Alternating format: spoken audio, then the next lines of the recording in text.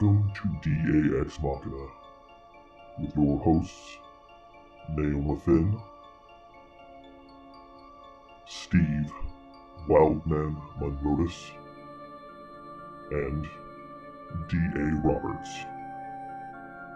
Join us as we explore writing, books, authors, and all things horror. We will delve into the sightings, reports, encounters, and tales of monsters. We will also explore the writings of D.A. Roberts along with others in the horror genre. We will investigate the possibilities that monsters may not be safely locked away in the pages of books. They might just walk among us even now. Grab some popcorn and lock the doors. It's going to be a creepy journey. Welcome to DA Ex Machina.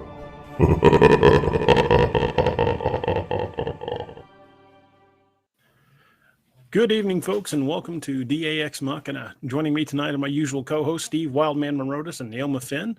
And joining us tonight is a very special guest, Jonathan Mayberry. I'm sure you're all very familiar with him. He's joined us once before. But if you haven't, he is a multiple-time New York Times bestseller, 5-time Bram Stoker Award winner. If there's something that can be done in the horror genre, the man has done it. Just an amazingly talented guy, and we're thrilled to have him back. Jonathan, welcome tonight, sir. Glad to be back. Nice to see you guys.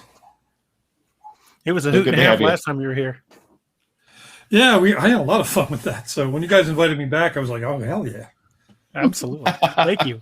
I appreciate that. Steve and I were like, do you think he'll come back? We didn't run him off, did we? No. I mean, a couple of super nerds, literally my peeps. So we're good. Awesome. Well, I was so excited when I emailed you, and then like less than 24 hours later, it's like, hey, I'm free this Saturday. I'm like, oh, okay. Yeah, I got like a frantic text from Steve. He said, yes, what do I do? I'm like, just get a hold of him and find out details. You know, I never said that I was normal, but I was so excited because we had intended to have you on right after Relentless came out. Mm-hmm. And DA had a family emergency come up, and we had to reschedule. And then when I'm like, well, what's going to be another good time? And then when Empty Graves dropped, I'm like, okay, perfect time. Another book's come out. We can, not that you need our help to boost your signal, but we're glad to help if we can. No, and I appreciate it. And also, it's just fun to do these things and talk pop culture and weird stuff, and like I said, be around the people who I get and who get me. So this is a hoot. So. Plus, it's good to see you outside of prison. Yes. We were talking earlier because Naomi looks so familiar, and I wondered where we met, and it was most likely a Turkish prison. It's There we go. Most likely. That was from Airplane, wasn't it? Have you ever been in a Turkish prison? Well, actually, I think it goes back to, I think it was Midnight Run. I think it was the movie where they wind up in the Turkish prison, and then they referenced it in Airplane. So yeah. That's amazing. Airplane was such a funny movie. A buddy of mine directed that film. Really? Airplane. That's awesome. Yeah. Oh, that's awesome. Surely you must be kidding. Man, don't call me Shirley. Don't call me Shirley. Roger. Yeah, Roger. Roger. Roger. What's the vector, Victor? Yeah, that's a highly quotable film. We could be here all night just doing that. I was going to say we're not going to accomplish much tonight. Yeah, that one and Big Trouble in Little China, I think, get the most play for me in terms of one-liners that I spring on people who won't get the joke because it amuses me that they have no idea what I'm talking about. Well, both movies are just so zingable. I mean, you could like, boy, did I pick the wrong week to stop sniffing glue? Yeah. That will get you some weird looks at people that haven't seen the movie. It's all about context. Yeah, when you get DA and me together, it's usually Monty Python, typically the Holy Grail, and then Tombstone. Tombstone. Oh my God, yes! Especially when we're drinking, it's Tombstone. But Nice. it's funny how these things kind of get stuck. We've also found what was it? Is it Hot Fuzz that we quote sometimes too? Yeah. Simon Pegg.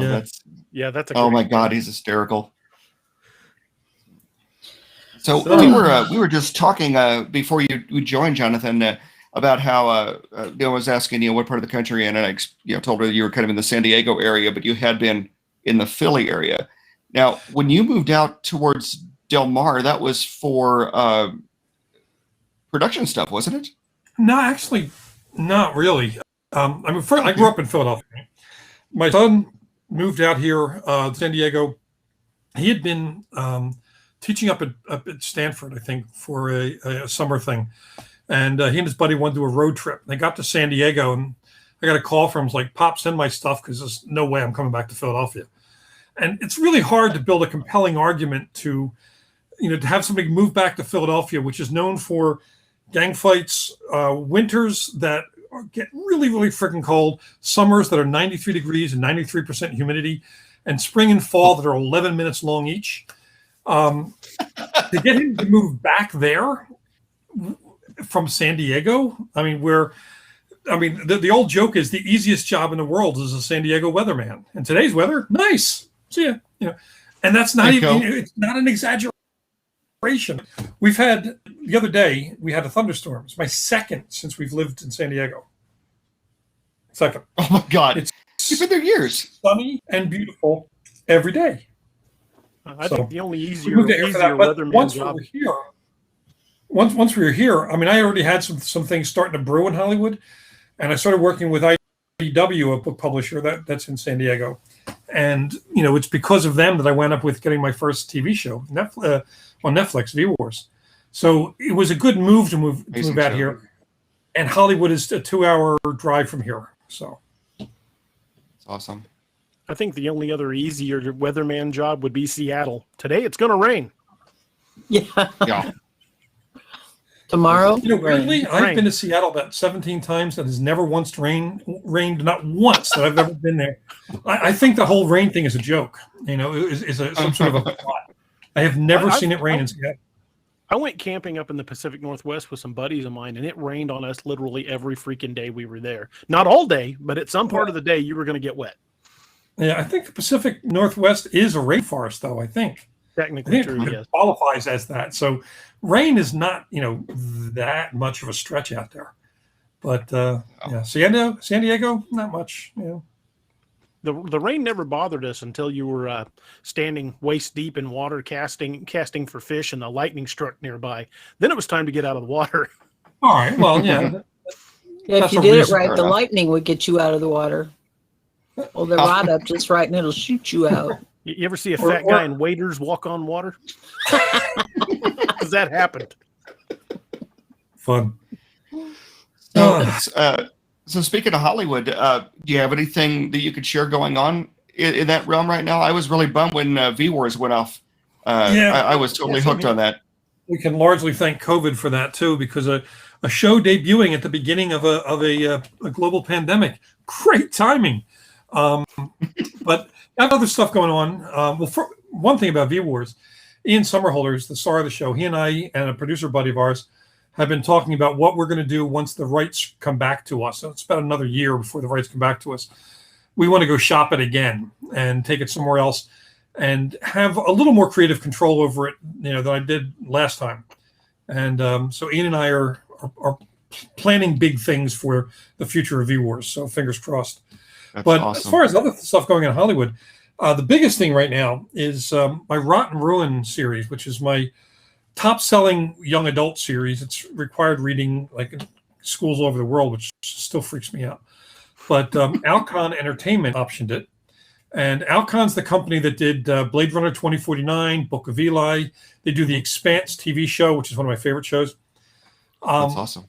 And they optioned it. And they have one of the Marvel screenwriters writing the script. I can't say who yet, non-disclosure agreement, but it's one of the top Marvel screenwriters. And he's on the third draft of the script. They just renewed the option because they want to keep the property because they really want to go forward with that as a feature film. So I'm totally jazzed about that. There's a company in Canada that optioned one of my short stories. I did a short story about a body positive girl who is bullied in school because of her weight, and then brings a knife to school to slash the tires of the bullies, and that's the day the zombie apocalypse hits. So she winds up being the hero. Fat Girl with a Knife is the name of the story. I was gonna say, Fat Girl with a Knife. Yeah, that's and which is in Empty Graves, But they want to make a TV movie out of it to use as a pilot for a possible show. And Vin Diesel is reading my novel Ink right now. So it's a couple of interesting things going on that we're just some conversations about Bad Blood, about Joe Ledger. There's a whole bunch of things that are in discussions right now, but we're waiting to see what happens. COVID is not helping things move along very fast in Hollywood. No, I would imagine not. Vin would be an amazing Monk Edison. That's the character he wants to play. So, or the people want him to play. Awesome. And I mean, he's awesome. He's absolutely perfect for that role. I mean, he's the guy I kind of had in mind when I was writing Monk. So right, that would be great. I noticed there's a comment that on the chat. Somebody said, "Please forgive me of ignorance. What's V Wars about?" Let me just answer that real quick. Sure, go for it. It's a series of books. There's 4 volumes of the book, and there's 2 volumes of the graphic novels. Because I do comic books as well. The quick premise is melting polar ice releases some ancient diseases, which is actually happening now. And one of those diseases triggers a set of dormant genes that code for changes in the body that basically creates somebody into a vampire. It's not supernatural. Turns out vampirism was always a genetic disorder. It just, we hunted to extinction the people who had that disease. But now it's coming back, and 5% of human population is turning into vampires. And because there are different vampire types all around the world, you have different types of vampires. And it becomes a war between what we call in the series the Bloods and the Beats, the people with heartbeats, and the vampires. And there are good guys and bad guys on both sides. So it deals with intolerance, politics, racism, diseases, you name it. And again, there's a lot of stuff about what's going on in our current world about politics and diseases and so on that may be a little close to home, even though I wrote V Wars in 2012, long before COVID. But it just seemed to hit a lot of the same notes. So we'll see what happens. Sounds interesting. An amazing series. I think I loved the Netflix series, and I kind of used it as a vehicle, because I'm always talking at work up to my other nerd friends, and I told them to check it out, and they really liked it. The only complaint I had with the whole thing, I think Ian was great. I think all the characters all the people they cast were amazing. I was just kind of disappointed that they didn't have as many of the vampire varieties as your stories. I love like the Chinese ghost and the loup-garou and some of the other things that were in there. That would have been second season. We were all lined up to expand out all the different subtypes. We didn't want to go too heavy in the first season because, we're already trying to get the politics plot, the intolerance plot, the genetics and disease plot. And we felt it would have gotten a little too top heavy to bring in all these vampire subtypes. Also, it would have blown up our budget. Right, that makes sense. There's that. Second season, you usually get a little more money to play with. But if we, if what Ian and I have planned comes to fruition, then hopefully we'll land on some place like Amazon or HBO, where they're a little more budget friendly for early seasons. So we'll see. Gentlemen, it's time for me to go sing happy birthday to my grandson. Okay. Jonathan, my husband, is here, and he has a couple of questions for you. Do you mind if we swap the conversation just for a few minutes while I'm gone? Any topic you want. Sure. Okay. Hang on just a second. We'll trade out. Travis, we're talking about Jonathan Mayberry's V Wars series on Netflix. If you get a chance to check it out, you should definitely watch it. Yeah, it's fun. The whole 10 episodes are on Netflix now. So yeah, they're a lot of fun. Hello, sir. Hey guys, I'm the stunt Naomi. Neoma.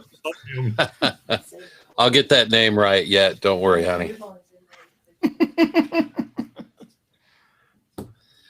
Well, while she sings happy birthday to her grandson, I had a question. This is related to Captain America. Okay. And One of the things that I wondered about, I'm like an old, or I used to be anyway, an old Marvel Comics collector. And I was kind of curious, when you did write the Captain America series, did you adhere to the Stanley Marvel method, or did you submit a full script? The Marvel Marvel method hasn't been used probably since 1966. I mean, that was early days of Marvel. For those who don't know what the Marvel method was, because Stan Lee was so busy and technically writing like all these comics, he and the artist would come up with a plot, and he would develop a little bit, give it to the artist. The artist would then draft out the issue, and then Stan would go in and write all the dialogue once the art was done.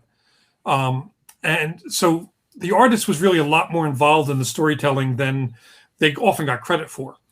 But that method of doing it that way ended in the mid 60s. And since then, it's always been about scripts. And the way it works is you pitch something to an editor.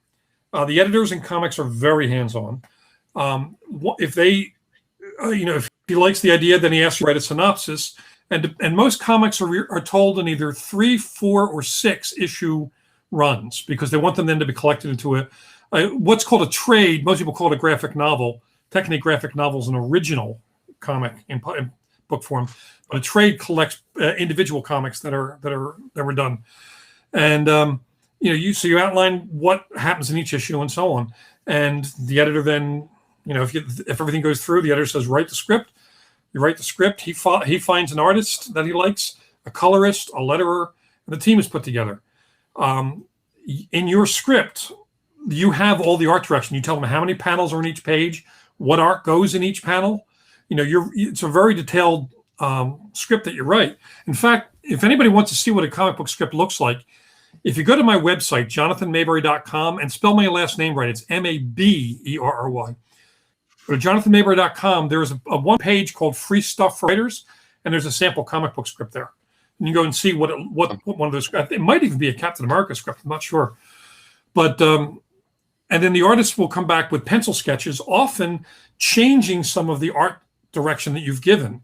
Because even though you're the storyteller, the artist's job is to be the visual storyteller. And it's a very dim-witted writer who does not listen to some of the artist's suggestions.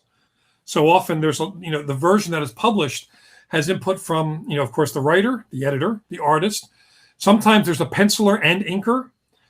They may each have something to say. The inker, or the colorist rather, often has stuff to say too. And even the letterer. I had one email from a letterer saying, I love all your dialogue, but at some point do you think the readers might want to see some of the art? Because with all that dialogue in there, there's nothing but dialogue on that page. I'm like, oh yeah, I guess I should scale that back a little bit so they can see the actual art. Lesson learned. But yeah, it's a complicated process. It's a fun process. And I've done a ton of comics. Punisher, Wolverine, Avengers, Captain America, Marvel Zombies Return, bunch of stuff.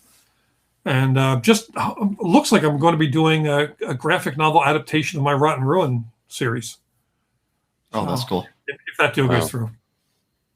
Do you have any, going back to the older Marvel stuff, do you have any of the specific issues that really stand out as milestones that maybe influenced your writing later on?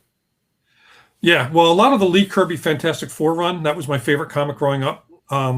Especially, I think it was 80, I might get the numbers wrong, but it's like 84 to 86, I think, were the issues of Fantastic Four, where they're in Latveria, and, it's a Doctor Doom story, but it was not the raving maniac Doctor Doom. He was the more nuanced, subtle Doctor Doom, the one that I liked, the version I liked. That it not only influenced me in terms of the way I wrote villains, but when I actually wrote Black Panther Doom War, where Doom was the villain, I based my version of Doom on that version of Doom, the nuanced version. But there are some comics that really, really did impact me. There's the Spider-Man issue, and unfortunately, issue numbers, I don't remember. But there's one where he was fighting Dr. Octopus, and he's trapped under wreckage. And he's thinking about water's filling up, and he's thinking about the people he's going to let down if he doesn't get out of there, because Peter Parker was very, very anxiety driven. So he manages to lift this massive amount of metal, and there's a whole single page panel where he's lifting it up, and it was the first time Steve Ditko drew Spider-Man where he's really jacked, really ripped. It's almost like he grew up from younger teen to older teen in that scene. And from then on, the artists, him, John Romita Jr. and others, tended to draw Spider-Man more wiry and muscular rather than just a kid in a suit. But that heroic moment, the moment where he needed to really level up in order to save the people he cared about, that influenced probably every novel I've written since. Because the heroes in my stories generally face something bigger than them, and the version of them that enters the story cannot win that fight. The version of them at the end of the story has grown and can.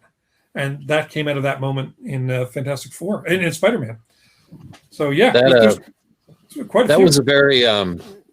was a very interesting issue. I believe that was where Spider-Man was fighting the Enforcer, and it was the lair headquarters, or wherever the bad guys were at, was under the river.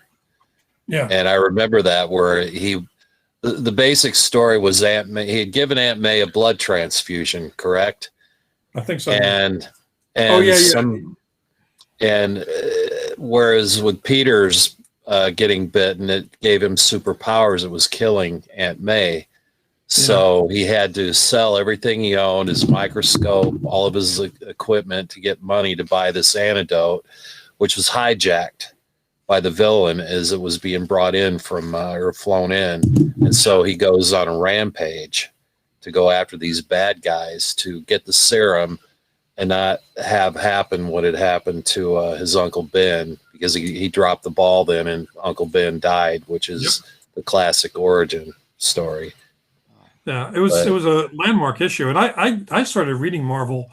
I have on one of my shelves the very first comic Marvel. Hold on, let me grab it real quick. This was the first comic I ever bought with my own money. Fantastic Four 66. Nice. And it was actually just. It became the next issue introduced the character of him, who then became Adam Warlock. Right. This copy of it was given to me by my brother-in-law as a Christmas present. My version of it was not graded 9.2. My version of it, unfortunately, got soaked, blood. But yeah, I grew up as a Marvel kid. I did like some DC stuff. When Jack Kirby went to DC, I followed him. But the Neil Adams and Denny O'Neil Green Lantern, Green Arrow run dealt with racism and drug use in America. I thought it was absolutely brilliant and also very landmark for me. Have you seen, it's a brand new book that's put out by Tomorrow's, the publishing house, and it's devoted to the New Gods series, Kirby. Really? No, I haven't seen that. Check it out. I actually have 2 copies of that. I ordered one accidentally. I don't know if you can see behind me, way up there on the shelves there, there's books that are laid flat.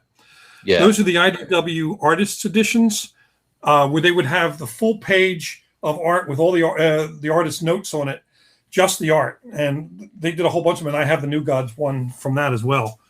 Fantastic stuff to look at the detail that went into the art, and also you see some of the pencil sketches and then the ink over it, and you see how that changed a little bit. Yeah. I gotta look into that one. Cool. Nice. But yeah, I'm a comics guy, and in fact, one of my favorite comics of all time is Dark Horse one, Hellboy. And I'm currently editing Weird Tales magazine, and we have an issue coming up in 2022 that will have a Hellboy cover painted by Mike Mignola with a Hellboy story written by him and Christopher Golden. And it's going to be great. That's going to be fun. Wow. Cool. I think that's about all the stories. When I started collecting comic books, this is way before they had any comic book stores. You were just kind of like the village idiot that collected comics. And at that time, people knew that the World War II era books were worth something because a lot of them were destroyed during the paper drives. Mm-hmm. But the Silver Age ones, nobody had a clue. And at one point, I bought a $5 stack worth of comic books from a couple of kids who were selling me their older brother's stuff, and they were dismissive.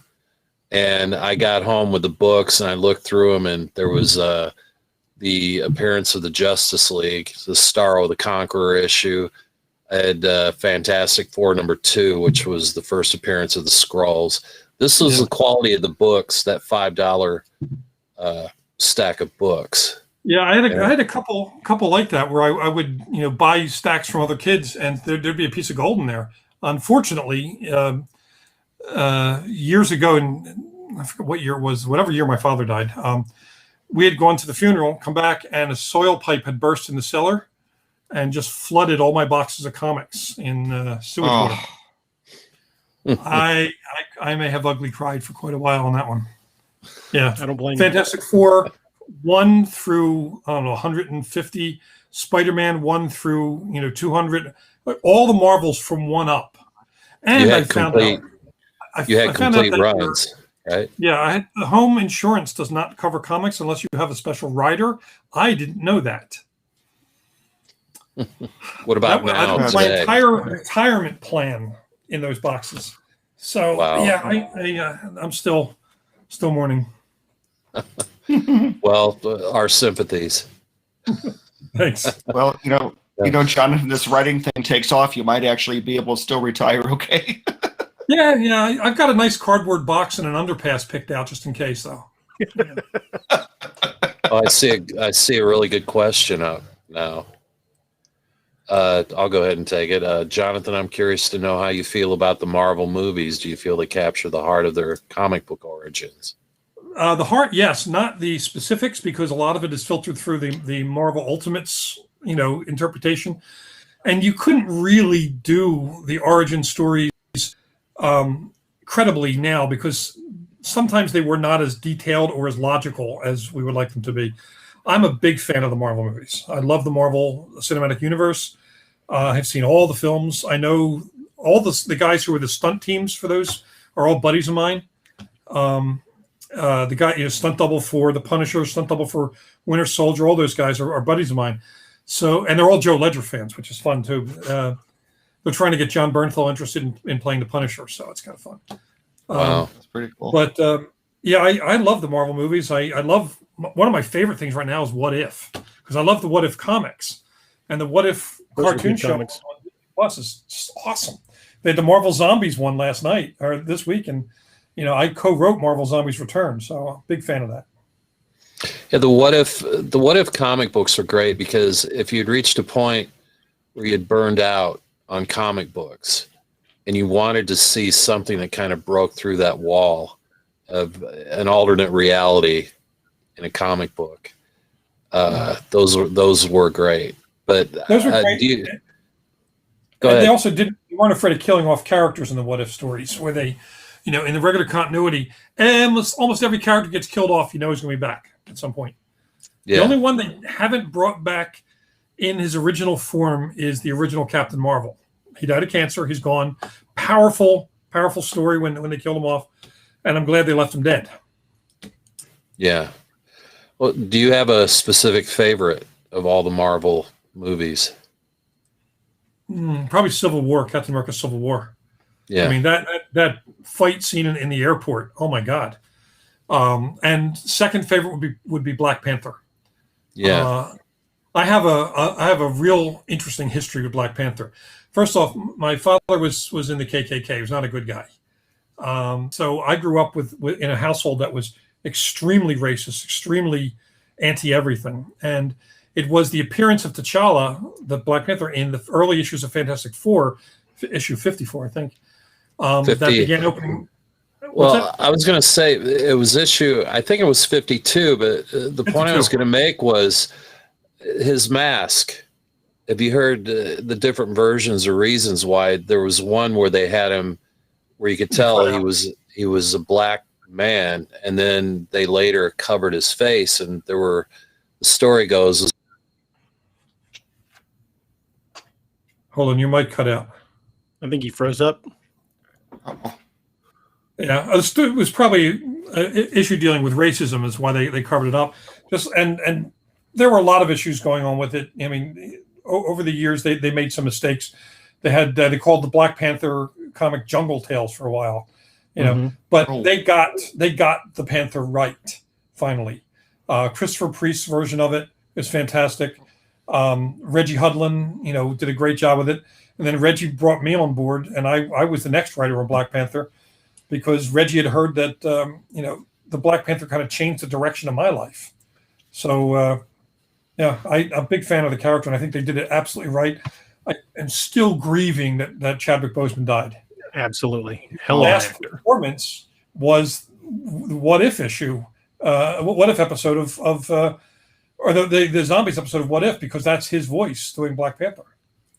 Wow. oh wow. I did not know that. I think, didn't he also appear in the bio of James Brown? Yeah. Mick Jagger had produced. He was in James Brown. He was in the baseball movie 42, I think. 42. He was Great movie. Yeah, he was in a lot of flicks. He was a fantastic actor with range, and I can't believe he did all those movies while fighting cancer, and nobody in the cast knew he was sick. I mean, heroic, hell yeah. Yeah. That Beyond man heroic. was T'Challa, and he always will be T'Challa. Wow. Well, I think you've answered all of my questions. I'm going to pass you back now to the. I appreciated my co-hosting duties. Thanks, Brad. You answered me. You answered a lot of cool questions for me, and pick that book up. My pleasure. I will. I'll definitely. I wrote it down. And here is Neoma. I'll try to make this exit as graceful as I can. Okay. I love it. So, it's funny when you were talking about John Bernthal earlier, of course, with him doing The Punisher and everything. I know he's one of the names that's kind of on the short list for like dream casting for Joe Ledger. Do you think we'll get an opportunity to see Joe on screen? I know ABC did their thing with Department Zero, and I'm a little bitter about that. But I would love to see him on the small screen or the big screen. Yeah, well, there's producers talking to my agent right now. So, and that's as much as I can tell you about it. All I can say is that they are having conversations about it. One day they're talking about film, one day they're talking about TV. Any version of it's going to work for me. Now, personally, I am a TV guy because I like the length of time you have for telling stories and developing characters. So, like 10 episodes of a TV show does more for me personally than 2 hours of a movie. Unless it's something that works best in the 2 hour, one and done format. But I'm definitely a TV guy, and I would love to see Joe Ledger on TV. I think a lot of us would. But we'll see. So it looks like we got a question from the gallery here, Jonathan. Papa Bear writes, he loved Patient Zero. Where did you get your inspiration for that story? Okay, so that was kind of an oddball thing. Let me see if I have. So I was sitting at a diner, and I was doing edits on the manuscript for this book, Zombie CSU. It's a nonfiction book about what would happen in the real world if suddenly we had zombies, like Night of the Living Dead. It was intended for the 40th anniversary of Night of the Living Dead, so it's it was published some years ago. And while I was sitting there writing, I just come back from a SWAT range, SWAT police range, where they were showing me how the SWAT teams would reclaim the streets from the living dead. You doing live fire exercises to demonstrate this to me, because they were all pissed off because of how incompetently the snipers acted in the movie 28 Weeks Later, which pisses everyone I know off who's ever been in military or law enforcement. Great cast, some really nice scenes, stupid plot, completely stupid plot. Anyway, so I'm doing notes in this book, and suddenly two characters started talking in my head. And this happens if you're a writer. If you're not a writer, seek help. If you are a writer, it's pretty much how it works. Scenes just start playing out. And it was like one guy being interviewed for a job with what was clearly some sort of a secret organization. And I'm thinking, so you take ownership of the conversation, start writing it down, thinking about it. Told my agent I had this idea, and she said, "Oh my God, give me some pages on that. That's great." I didn't have a name for the character at that point. And I know because I was working on a book about zombies, I figured, well, let's. How cool would it be if it was special ops up against zombies? Because they're not going to have a high attrition rate if they know what they're doing. And I just sat down and thought it through, and I came up with the idea for what was originally going to be called Code Zero, which, by the way, became the name of one of my later books. And I wrote 75 pages for my agent. She took it out, sold like that, and it was going to be a one and done. And the editor who bought it said, "Okay, we definitely want that. What are the next 2 books in the series?" And I was like, "Okay."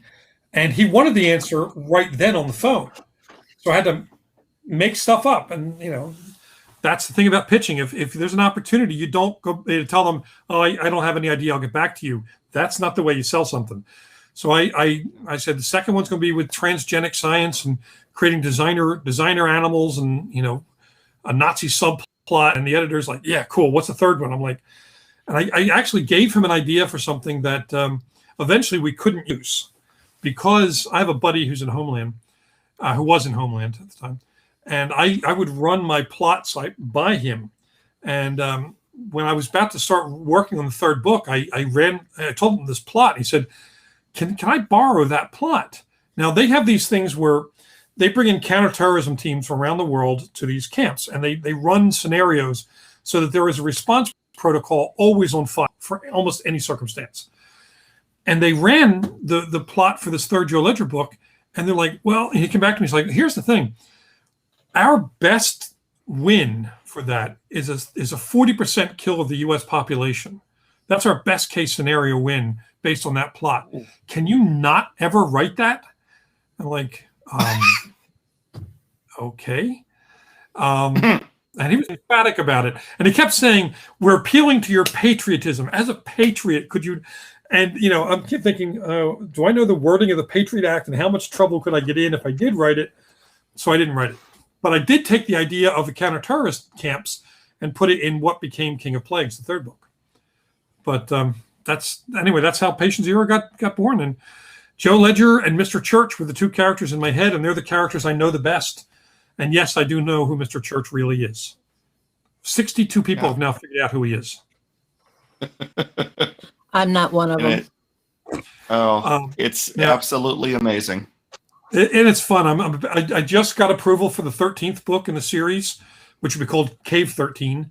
It's about a hunt for more of the Dead Sea Scrolls, but specifically the ones that explain how Aaron and Moses used magic, and how the Pharaoh's magicians used magic, because a terrorist group who can't go to war with a big country like us, or figure if magic is something that's real, that gives them their weapon, that gives them their WMD.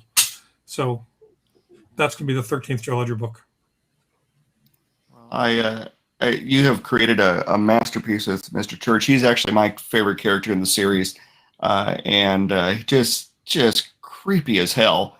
And what makes it so interesting is, by all definition, Joe Ledger is a freaking badass, and knowing that there is a small handful of things that scare him, and knowing that his boss is one of them, is absolutely amazing. It's like, he's not your stereotypical scary dude. He's not jacked. He's a middle-aged guy with glasses, but he's scary as hell, and you never quite get inside his head.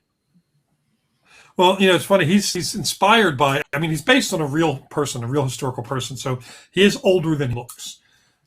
He's not based on a biblical character or somebody from fiction. He's based on a real person. But the thing about Church is, parts of him are inspired by people I knew. There was a fellow, Professor Ronald Duncan, who was a former CIA assassin in Vietnam, who became one of the world-class master instructors of ninjutsu, running out of New York. And I became a friend of his, having written about him in martial arts magazines. And you're sitting down with a guy who's older. He was probably in his 60s around the time I knew him. And here's a guy who has killed over 70 people as an assassin, in Vietnam. They would send him out on missions alone in Vietnam to take out a general or somebody. And you're sitting there with somebody who's looking in his eyes, and you can see that he's at peace with all the stuff he's done. And that's scary. And even a man in his 60s, I knew that I've been in martial arts my whole life. I was a East Coast full contact champion at one point. I was Golden Gloves boxer. But sitting in that chair with that guy, I knew which of us would walk out of that room if there was a fight. And it wasn't me. And I was younger, bigger, stronger, and I was totally at peace with the thought that I'm meeting someone who is in a whole different level. And that's so awesome. People like him and a couple others I knew along the way inspired qualities that I build into Mr. Church. He's being privileged enough to be one of the 62, is that what you said, who has figured out, his identity is really, it makes it so much more fun. I am not at all disappointed, with that information I'll read anything that he's in, and I would love to see like some of his earlier exploits. I remember reading a short story, and I forgive me, I don't remember the title. Borrowed Power. Thank you. Power. Yeah, where he's running around as a younger agent, and it was amazing. It was so good. So. Yeah, and that's where he meets Lilith, who now is his lover in the later books in the series. And she's another person that Joe Ledger would not want to be on the bad side of. She'd win that fight. But I'm having fun with the series. It's Joe's a character I can throw into any situation and have fun with what happens. He's in my Rotten Ruins series. He's in my Dead of Night series. Figure he's the one guy who's likely to be the last man standing. And Church, by the way, is in the Dead of Night series as well. He shows up in book 4. Yeah, and he's still alive and still a badass. Exactly the same, even though that series is set 31 years or 29 years from now. Interesting. Might be a subtle hint there. Just a bit. Well, I think the last time you were on our show, we were talking about DA's Codename Wild Hunt series, the military group that hunts the hostile cryptids or whatever. And we were talking about how fun it would be, how some of your characters and some of his would have interacted very well. And if you ever get a chance to read it, DA's got a minor character in his series named Margolin. And he's basically a shooter on this Wild Hunt team, and he is a phenomenal smartass. And no matter what the situation is, he's got some kind of a comment for it, and almost a level of detachment from it. He and Joe would go round and round and round. It would be absolutely amazing. And it's one of those fantasy things you just kind of think of, as a book nerd. But we'll have to figure something out to get a cameo for the Wild Hunt in a Joe Ledger book. That would be awesome. I would love to have that. That'd be fun. Oh yeah, because Joe has some issues with cryptids. He's dealt with a couple in some short stories, and more to come too. I sent you those PDFs, and I never did get. Yeah, I read the first one. The first one was fantastic. Definitely we'll get around to the others. My to be read pile is a mile high. Oh, I would imagine you've got a pile. This is just a little side note. Almost every day, I get asked by someone to read a book for a cover blurb, and I turn down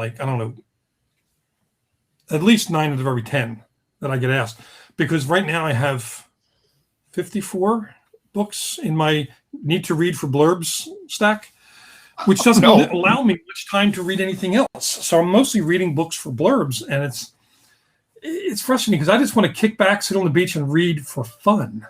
Because not all the books that you are asked to read for blurbs get blurbs. And if at some point you find yourself with some spare time, I would love to get a blurb. I read the first book in the series and really loved it, so I definitely am going to read the rest.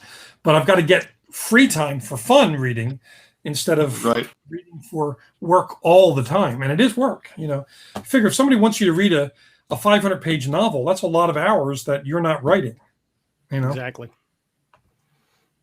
So I understand that completely. I think that's a common curse with authors in general. Authors by definition are readers, and you've got to put that. I mean, Nailmer writes, of course. DA is known for his writing. I don't write. There's probably a good reason for it, because what little free time I have, I'm reading. Steve is a hell of a good sounding board, though. Which is an incredible value right there. A lot of the origins of the Wild Hunt were created at his kitchen table while we were drinking scotch. Nice. What brand of scotch, just out of curiosity? Was it the Dalmore 12 or the Macallan 15 we were drinking that night? It was the Dalmore 12 that got the Wild Hunt started. That's right. And then Gideon came out of a Macallan 15. It took a little higher. He has a very mysterious church-like character named Gideon in his stories, and his origin took a little bit of alcohol to make that happen. Well, I won't say that has not happened here. But it's funny with Macallan, even though I love the 15, I actually like the 10 better. For some reason, the 10 is smoother than the 15, which sounds like it should be the opposite way. But the Macallan is my favorite of the Macallan bottles. I'm the same way with the Dalmore. I had, I think it was the Dalmore 18 at a bar one night, and I like the 12 better. I just really like the flavor of the 12. I have a friend, one of my comic book industry buddies, gave me a bottle of very expensive Pappy Van Winkle one year for Christmas, and it tastes like bad vinegar that a lizard got sick in. And I know it's really expensive. It's $1,500 a bottle, the version he got me. It wasn't good, And I had to fake a smile. Did you like it? I'm like, it was wet. Yes, I loved it. It's a nice looking bottle. It was something else. Yeah. It's kind of like that writer's tears, Steve. I swallowed some of it. But it's like when you see an ugly baby and they say, "Oh, isn't it cute?" You smile and say, "That's a baby." That's a baby. Oh yeah, we bought writer's tears to try with being a writer, and those. That's a pretty good whiskey. He and I didn't care for it that much. What we drank is usually a little smokier, and that was pretty gingery. But I remember D.A. does not like ginger at all, so he took a drink of it. He's like, "Oh, that's got a nice bottle." I could feel my eyebrow twitch. I was like, I suddenly it's funny. Jack Elam. That's nice. Writer's Tears is one of those whiskeys that benefits from actually being over ice, where a lot of whiskeys don't. But it does. It's more like a bourbon in that regard. Bourbons are best over ice, whereas Scotch and most of the better whiskeys are best neat. Mm-hmm. Writer's Tears is better over ice. The as it dilutes the ice a little bit, melts the ice a little, it takes a little bit of the ginger. So anyway, writers talking about pop culture, people talking about booze. When does that ever happen? There you go. Got a couple of questions for you from the chat group. Yeah. Facebook user says, "Does or will Joe Ledger ever meet Monk Addison from Glimpse and Ink?" Yes, he will. He will meet him. There's a book. It's funny. Right now, I have 9 novels sold that I haven't written yet. My agent keeps me, stocked years ahead. But I've also got about 30 or 40 books that I want to write that I know I'll get to eventually if I live long enough.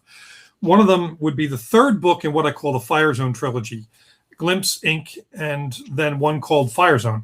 And in that one, I do intend to have Sam Hunter, Malcolm Crowe, Monk Addison, and Joe Ledger all in the same story. That would be an awesome story. Yes, and asses will be kicked. Sarcasm will be spoken. And Greg Price says, who do you consider the greatest influences on your style? That's a complicated question because style can be interpreted different ways. The people who were the strongest influences on the things that I write, when I was a kid, I through incredible good fortune that should not have come to a kid from poor inner city Philadelphia, I got to meet know and be mentored by Ray Bradbury and Richard Matheson for about 3 years. It's a long story. It's in a lot of my interviews, but anyway, that was amazing. Ray Bradbury was the nicest person I ever met. Harlan Ellison, who was there a lot for a lot of these same events, taught me a lot about paragraph structure and the dramatic beats that are in stories, which is why if you read my stuff, notice it's not usually big blocks of gray. There's small paragraphs, single word paragraphs. These are dramatic beats, and Harlan Ellison told me how to do that and how to think to do that. But in terms of what I write, the two most influential writers on what I write, in terms of plot structure, it's Richard Matheson, because his novel, I Am Legend, is the template for all outbreak stories, for apocalyptic and post-apocalyptic stories, because it starts with the outbreak and ends with the rise of a new dystopian culture. 1954, short novel. He was the first person also to write essentially a horror story with actual science in it. Like in Jekyll and Hyde and Frankenstein, they allude to the science, but they don't tell you the science. In I Am Legend, he talks about the science, his search to try to figure out this Bacillus vampiri. So you see a scientist at work trying to figure it out, and that's influenced Michael Crichton, James Rollins, and me. It's what we write. The big bad problem that that it's not enough just to have muscles and bullets. You need to come in there with a fully working brain to solve this. And I love those types of stories. The other person that influenced my writing influences my character development and certainly influenced the creation of Joe Ledger was John D. MacDonald, Travis McGee novels. Now, they're a little dated now, but when they were first published, starting in the early 60s up through the mid-80s, right before he died, 21 books in the series, the character is an intellectual, semi-lazy, big, strong guy who helps out his friends. If somebody gets conned out of his life savings, whatever, if he gets it back, he'll split half of what he gets back. He absorbs all the costs and all the risks. But the mysteries are interesting, but his personality, his humanism and idealism, are big parts of the whole story. And that character is one of the most well-crafted and believable characters in fiction. A lot of mystery writers cite that as their favorite mystery series of all time. Not as well known now in the 21st century. He's been dead since '85. Brilliant series, and they're all in audio, and those are my go-tos. But Travis McGee is enough of a template for Joe Ledger that if you listen to the Travis McGee books, you'll understand why. And in Relentless, the new Joe Ledger book, there is a unofficial cameo by Travis McGee's daughter, a girl who's introduced in the last Travis McGee book, who in my story is now older and accomplished and divorced and everything else. But it's that character, and she's in Relentless, the new Joe Ledger book. Also in Relentless is a cameo by two characters from Joe Lansdale's Happen Leonard's. Mm-hmm. That was something that Joe and I cooked up. Joe's one of my friends, good friend. And he said, you have everybody else do a cameo. How about you Happen Leonard in there? And I'm like, oh, hell yeah. So they're in there.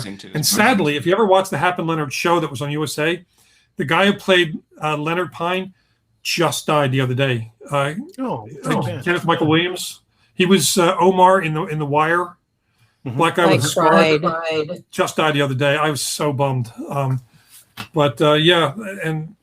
those characters are in the book too. And the byplay between those characters influence a lot of the byplay between Top and Bunny.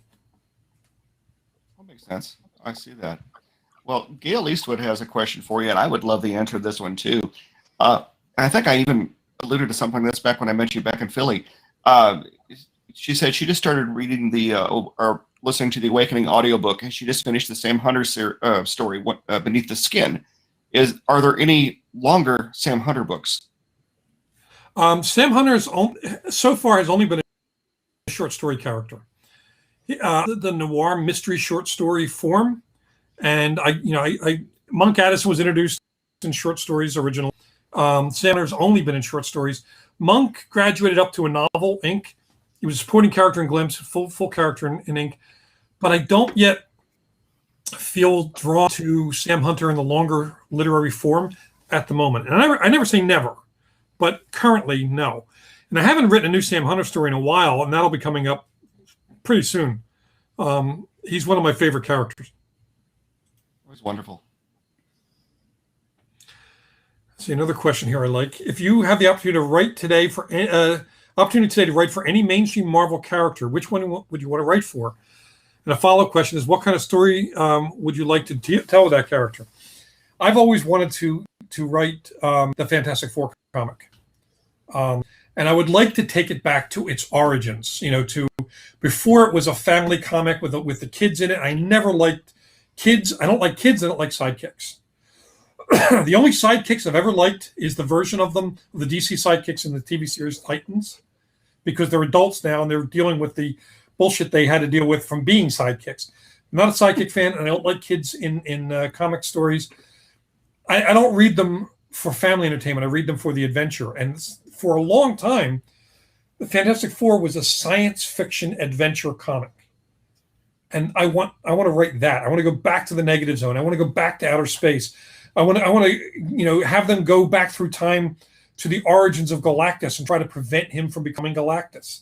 Storyline I actually very nearly sold to Marvel right before my editor there left. And we were working on that. Actually, it's funny. I was also very close to selling a steampunk alt history version of Fantastic Four. Professor Elongated in the Fantastic Four, with Nikola Tesla becoming Dr. Doom. And that would be incredible. That would be so awesome.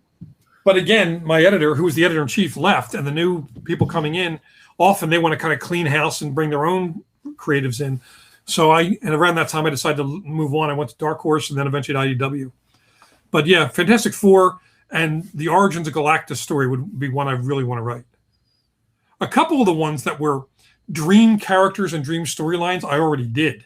Like the Captain America one, where each issue was a different era in Cap's career with a different art team, so that the art matched the different eras. That was a dream project. Got to do it. Marvel Universe versus Punisher was a dream project. So yeah, I got to do, and I got to write Black Panther up against Doctor Doom. So that was a dream project, with Deadpool having some cameos. That'd be amazing. I loved your Marvel Zombies. I thought that was just wonderful. When my wife and I started dating, I actually bought her the first volume of Marvel Zombies, and we got to where we read it together, and we were doing a long distance relationship, like 200 miles away. And so when I would see her, we'd be sitting there, on the bed reading the comic together, because of course neither one of us was allowed to read ahead. And we read Robert Kirkman's Walking Dead series the same way, and it was wonderful. It was really a lot of fun. Kirkman created the Marvel Zombies. That makes sense. I didn't realize that, but it makes perfect sense. It does make sense. I think part of the Ultimates universe, but he did the first Marvel Zombies comics, and then other people took over. I was part of a team. There were 4 of us who did Marvel Zombies Return, which was the 3rd run. It was Seth Graham-Smith, who did Pride and Prejudice and Zombies, David Wellington, who did some great zombie books, Marvel, Monster Island, Monster Nation, Monster Planet, and Fred Van Lent. We cooked up this idea, and each one of us, we plotted it out together, and each one of us did a specific issue. And I did the one with Spider-Man and Wolverine, where Wolverine gets to kill all the Marvel martial arts characters. That was fun. All right, what other questions do we have? I have one. Yeah. How do you feel about the distribution scandal that's going on, where they've changed the way the comic books are being distributed? Well, Diamond had a lock on it for years and years and years. And as a result, it made it very difficult and expensive for comic book owners, because it prevented them from returning some stuff. They had to buy certain quantities, and it was really hardship for these comic book stores, which were living, like week to week. They never were ahead in cash. And also Diamond sometimes, decide not to, they didn't want to carry this or didn't want to carry that, and there was no other option. And I have nothing against Diamond. It's just, I don't think, I'm not a big fan of anything that's a monopoly.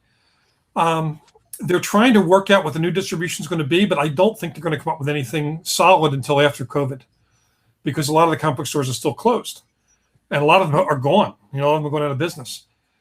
So I'll have a better opinion when I know what it's actually going to look like down the road.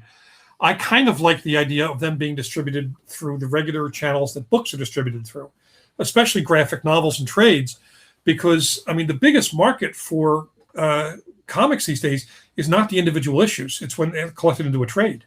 I mean, I see that in my own royalty statements. I get a lot more money for the trades in royalties than I got for writing the issues, even though Marvel pays well.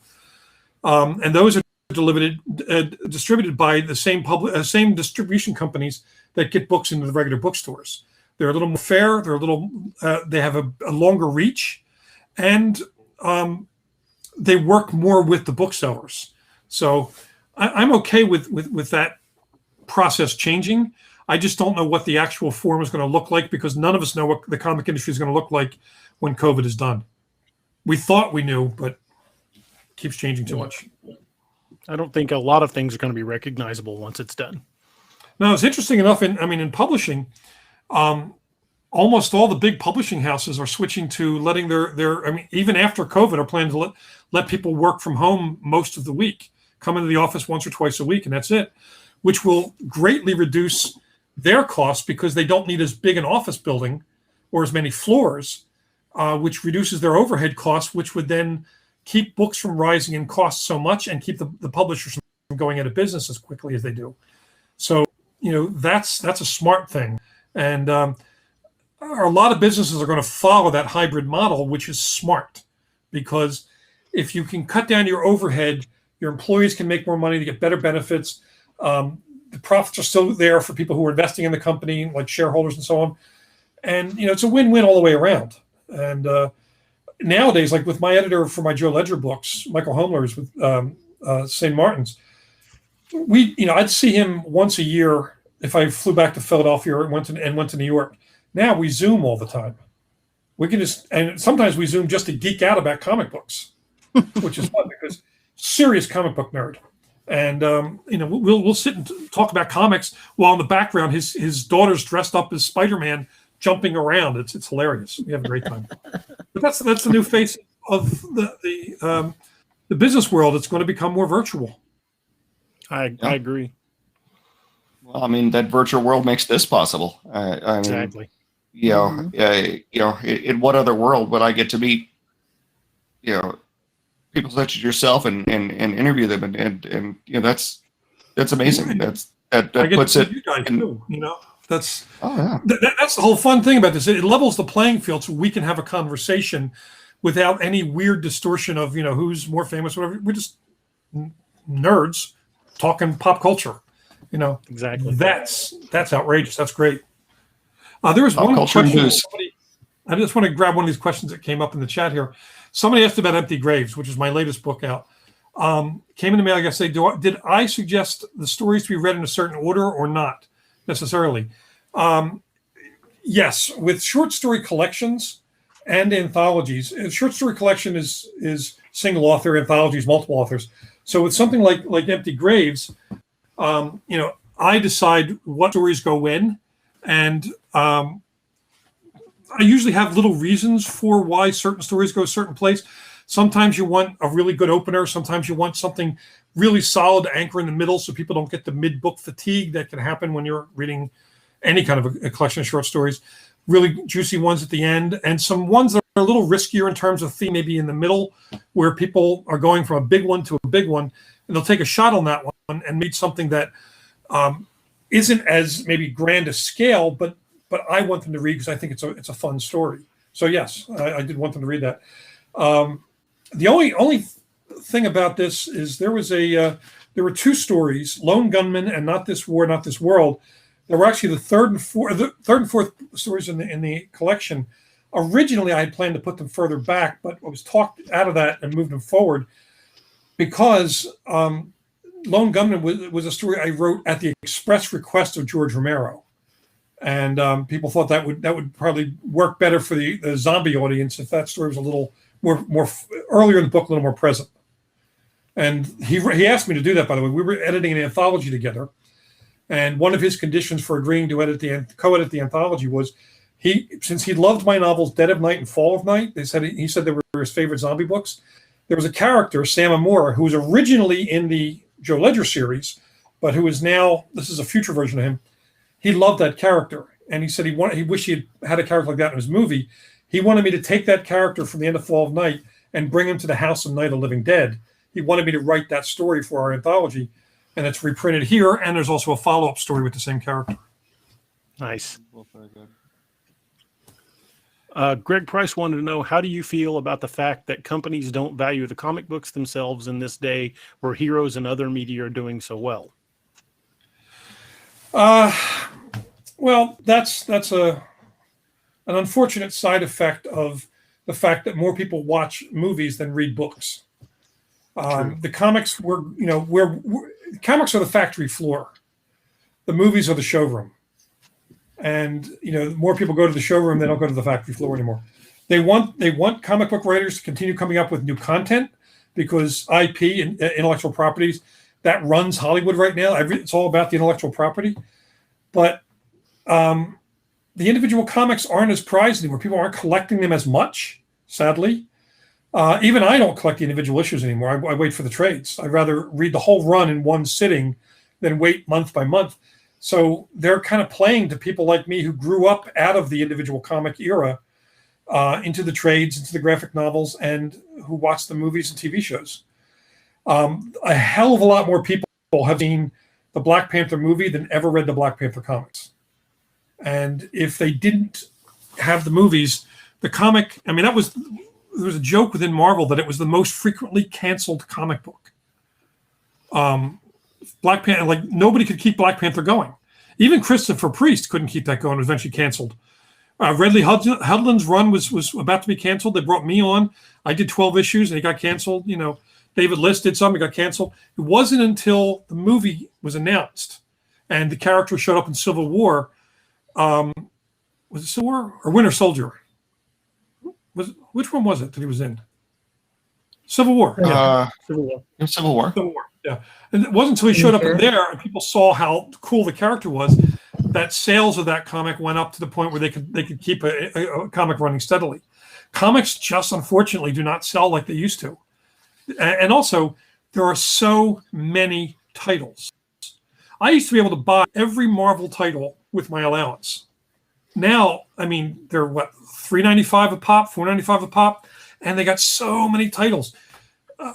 It's really difficult to stay with them. You can watch a Marvel movie and get all of that action, in a 2-hour format or a 6-episode series without having to wait month by month and read the static version of it. And we're also in a time in our culture where we're driven more toward graphics and movement. TikTok, Snapchat, it's all about the quick movement, the fast video. It's kind of hard to sell static comics to that market. And right now, a lot of companies are going direct to graphic novel. Like DC was doing a whole bunch of direct to graphic novel comics for middle grade and young adult because they were selling to schools. Schools didn't want the individual floppies, the individual issues, because they would get beat up too quickly or stolen or whatever.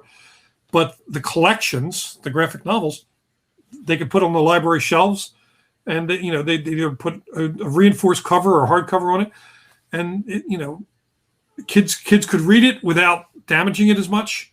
So there was that cost thing too. There's a lot of different reasons for it. I still want the comic industry to survive. Obviously, I'm a comic book writer, but it's not going to survive in its original form. It's going to change, and that's.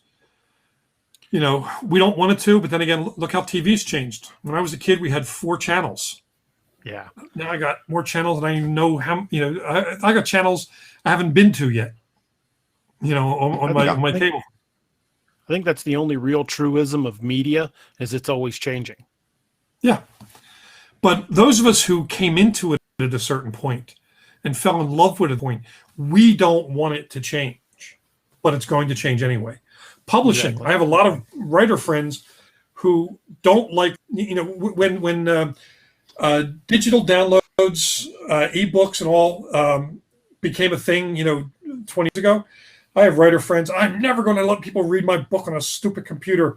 I would rather not be published. Well, then make room for those of us who are willing to have our books on any platform that will get our story into people's hands. If people are reading it, I don't care what platform they're reading it on. Yep. Yep. I mean, I've had stuff on Webtoon, a comic adapted on Webtoon, which are comics formatted for your cell phone. They did an adaptation of Rotten Ruin on that. When they first approached me, I had never even heard of Webtoon. 2 years later, Rotten Ruin's the #1 horror comic on the entire Webtoon platform. That's awesome. Yeah. So it's one of those things where if I resist the change, I don't move with that tide.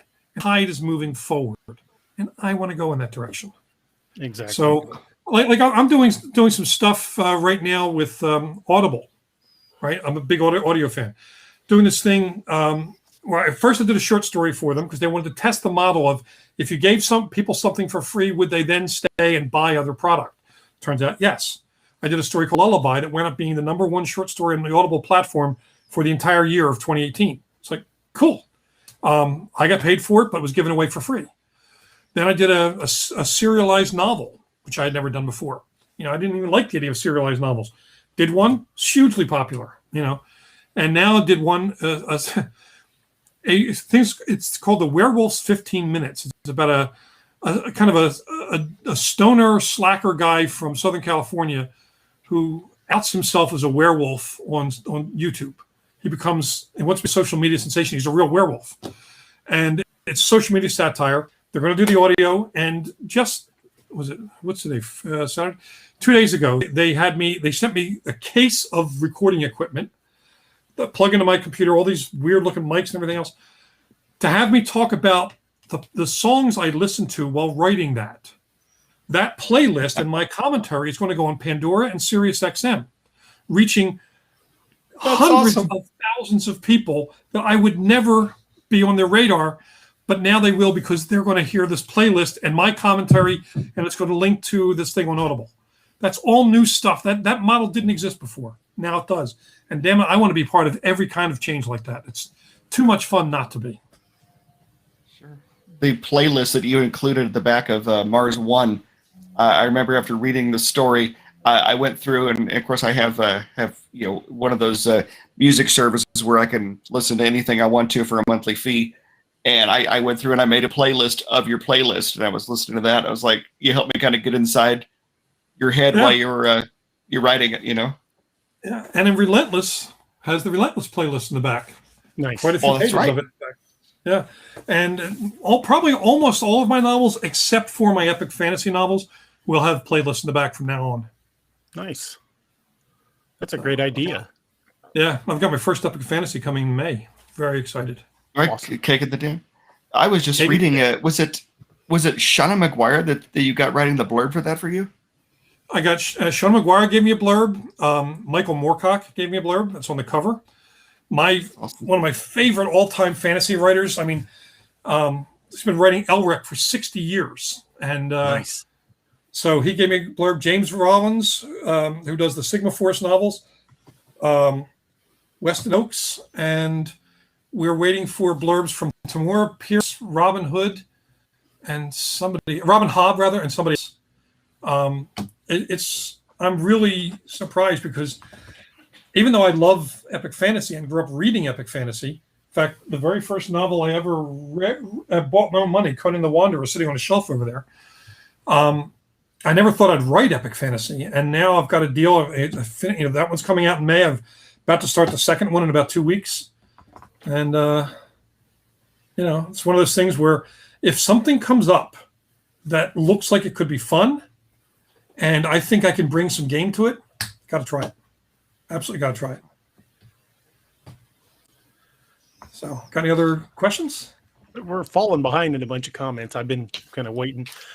Gail Eastwood said, is Odin's Call on audio? I want to listen to Cam, and I can't find it on Audible yet. Cam's still working on those. We're hoping to have those submitted to Audible by the end of the month, and we'll have more release information at that time. Mrs. Chef Yoda says, I was just going to say it's the writers of comic books who are the backbone of Hollywood movies today. I would agree with that. Josh Jones, I'm the same. I pick up the trades and the graphic novels. I might grab an individual issue or for a variant cover, but that's usually about it. Yeah. Like if there's a new comic coming out and it's getting good buzz, and maybe I know somebody who's involved in it, I'll buy the first issue, and put it in a bag and board and put it somewhere safe. But then I'll wait for the trade to read it. Absolutely. Irene says, I like movies, but when someone gives me a book, I'll read it till the pages fall out. I'm a true bookworm. All right. Greg Price says, it's a catch-22. Graphic novels don't get made because individual titles don't sell, but if everyone's waiting for the graphic novel, then the titles don't sell. It depends on how you're doing it. Like, I've done stuff that's direct to graphic novel. I've got this deal pending with Simon & Schuster for direct graphic novels. But everything else I did, even up to the most recent thing I did 2 years ago, or last year rather, was all individual comics first before it came out in the trade. So I mean, they both exist. Some people read the comics, and those who love the comic will get the trade. Some people go straight to the trade. So yes, you're getting comments on your beard, right? Yeah, It's pretty Brad's epic. beard is a popular thing. Yeah, Brad's beard qualifies as an extra co-host. Yes. Yeah. And considering I used to be part of a podcast called Three Guys with Beards, you have my approval. I love it.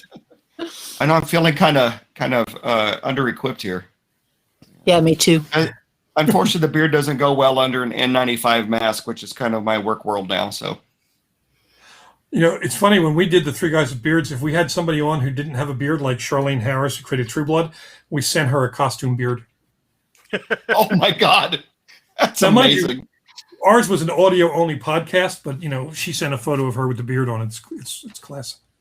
That's absolutely amazing. I'm going to grab another couple questions. Somebody asked if there are any more episodes of Bewilderness on Audible. There are 3, and it's one complete story. We are in early discussions about me doing a follow-up, and because I want to. That's something I would like to do as a comic book, though. I think Bewilderness would make a really great comic book.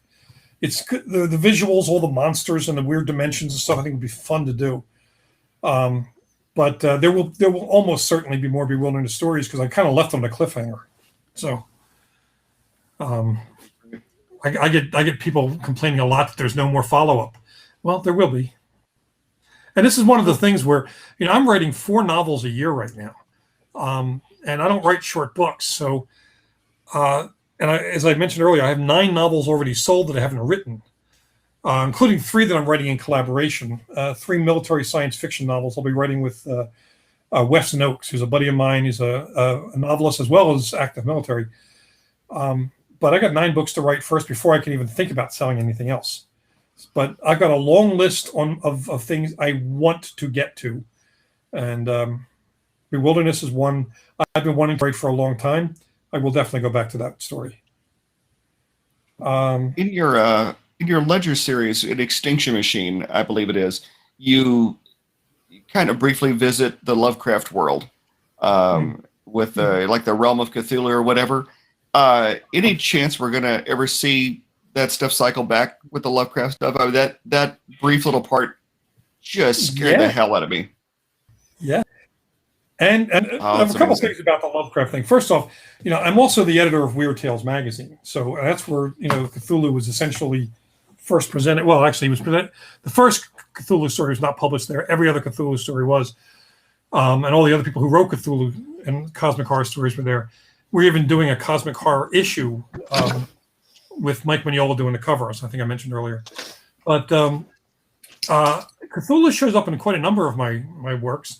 And Cthulhu and Hastur are parts of 2 warring pantheons of gods in Kagan the Damned. And the character of Nicodemus will show up in book 2 of Kagan the Damned. Because Kagan is set 50,000 years from now, after everything has fallen down and it's slowly built itself up to about the technology level of early Rome. So they don't know about our world, but there's parts of our world trapped in glacial ice that is being excavated by these scholars, these monk scholars in the story.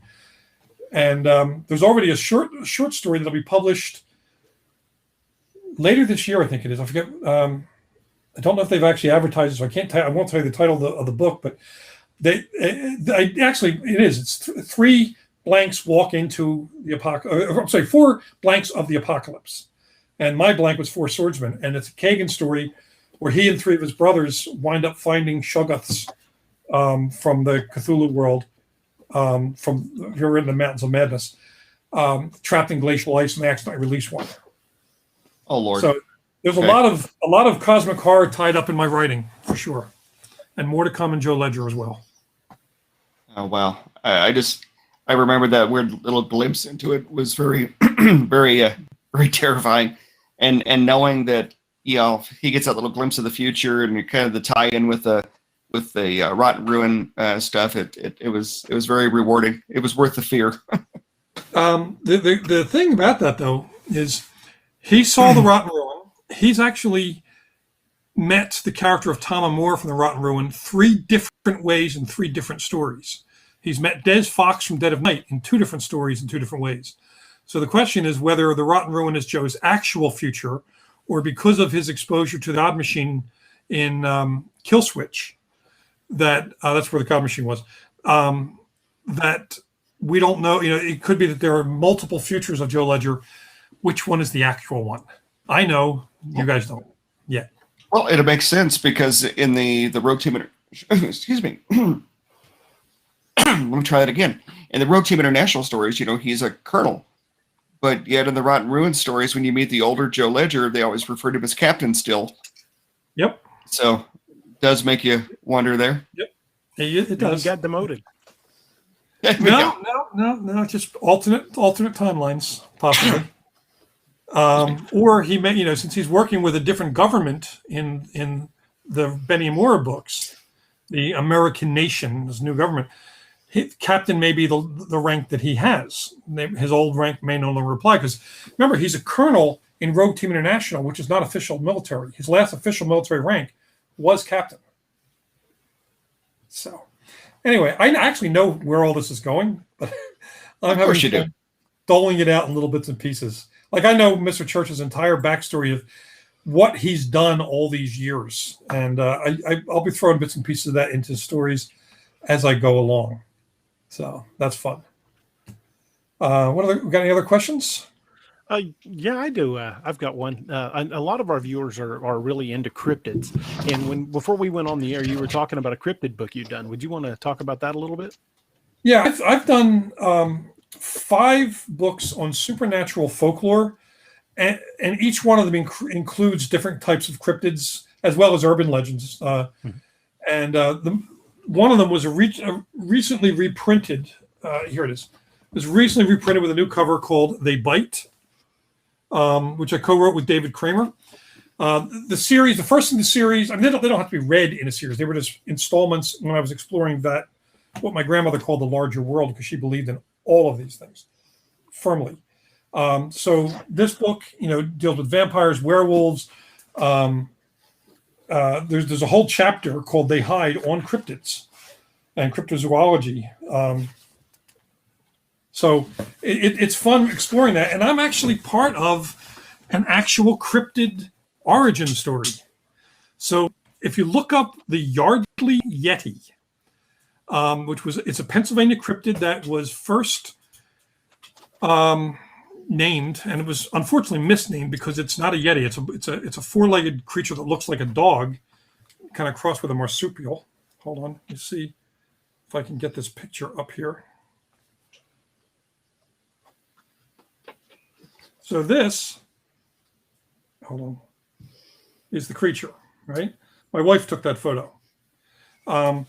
It was spotted all through the Philadelphia area, and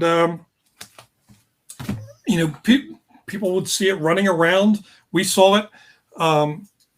Most likely, it is a red fox with mange, giving it its deformed nature. And I was on TV. One of the local news stations had me on, and talking about it. And then we had an exotic animals expert look at the photos. And actually we had 2. One said it was probably the red fox with mange. The other one said he didn't know what it was. But even though it likely is a fox with mange or something similar, maybe even a coyote, or there are coyotes in Pennsylvania too, no matter how much you tell people, they want to believe in the cryptid. People love the idea of cryptids. I grew up with the legend of the Jersey Devil being my number one cryptid, because it was right across, the river in Jersey, in the Jersey Pine Barrens, and we all loved the legend of the Jersey Devil. Yeah, somebody said it looks like a chupacabra, and versions of this have been spotted all around, and mange is pretty common, and it deforms bones and changes the pelt and everything else. There are some cryptids that have turned out to be real. Coelacanth, or I think it's pronouncing it correct, coelacanth. Yeah, the mountain gorilla. The billy ape. Which one? The billy ape. It was discovered. Oh, yeah. I think 15 years ago. Yeah, and then the hobbits, the little people, and a lot of those were legends. It turns out they're based on a real thing. So I like the idea. I like to keep an open mind of a creature out there that we think is just some spooky story turns out to be real. I love the fact that the world is often, as much as we have measured it, mapped it, explored it, it's still bigger and stranger than we know it is. I agree. A buddy of mine loved the idea. He did a book called Meg, which was made into a film about the megalodon, the gigantic shark. But he's a believer in the possibility that deep enough in the ocean, there's a layer that allows for certain types of creatures to continue to exist. You never know. So big fan. But They Bite, it just came back out in paperback, and it's a lot of fun. It's great illustrations, and we had a hell of a lot of fun writing this book.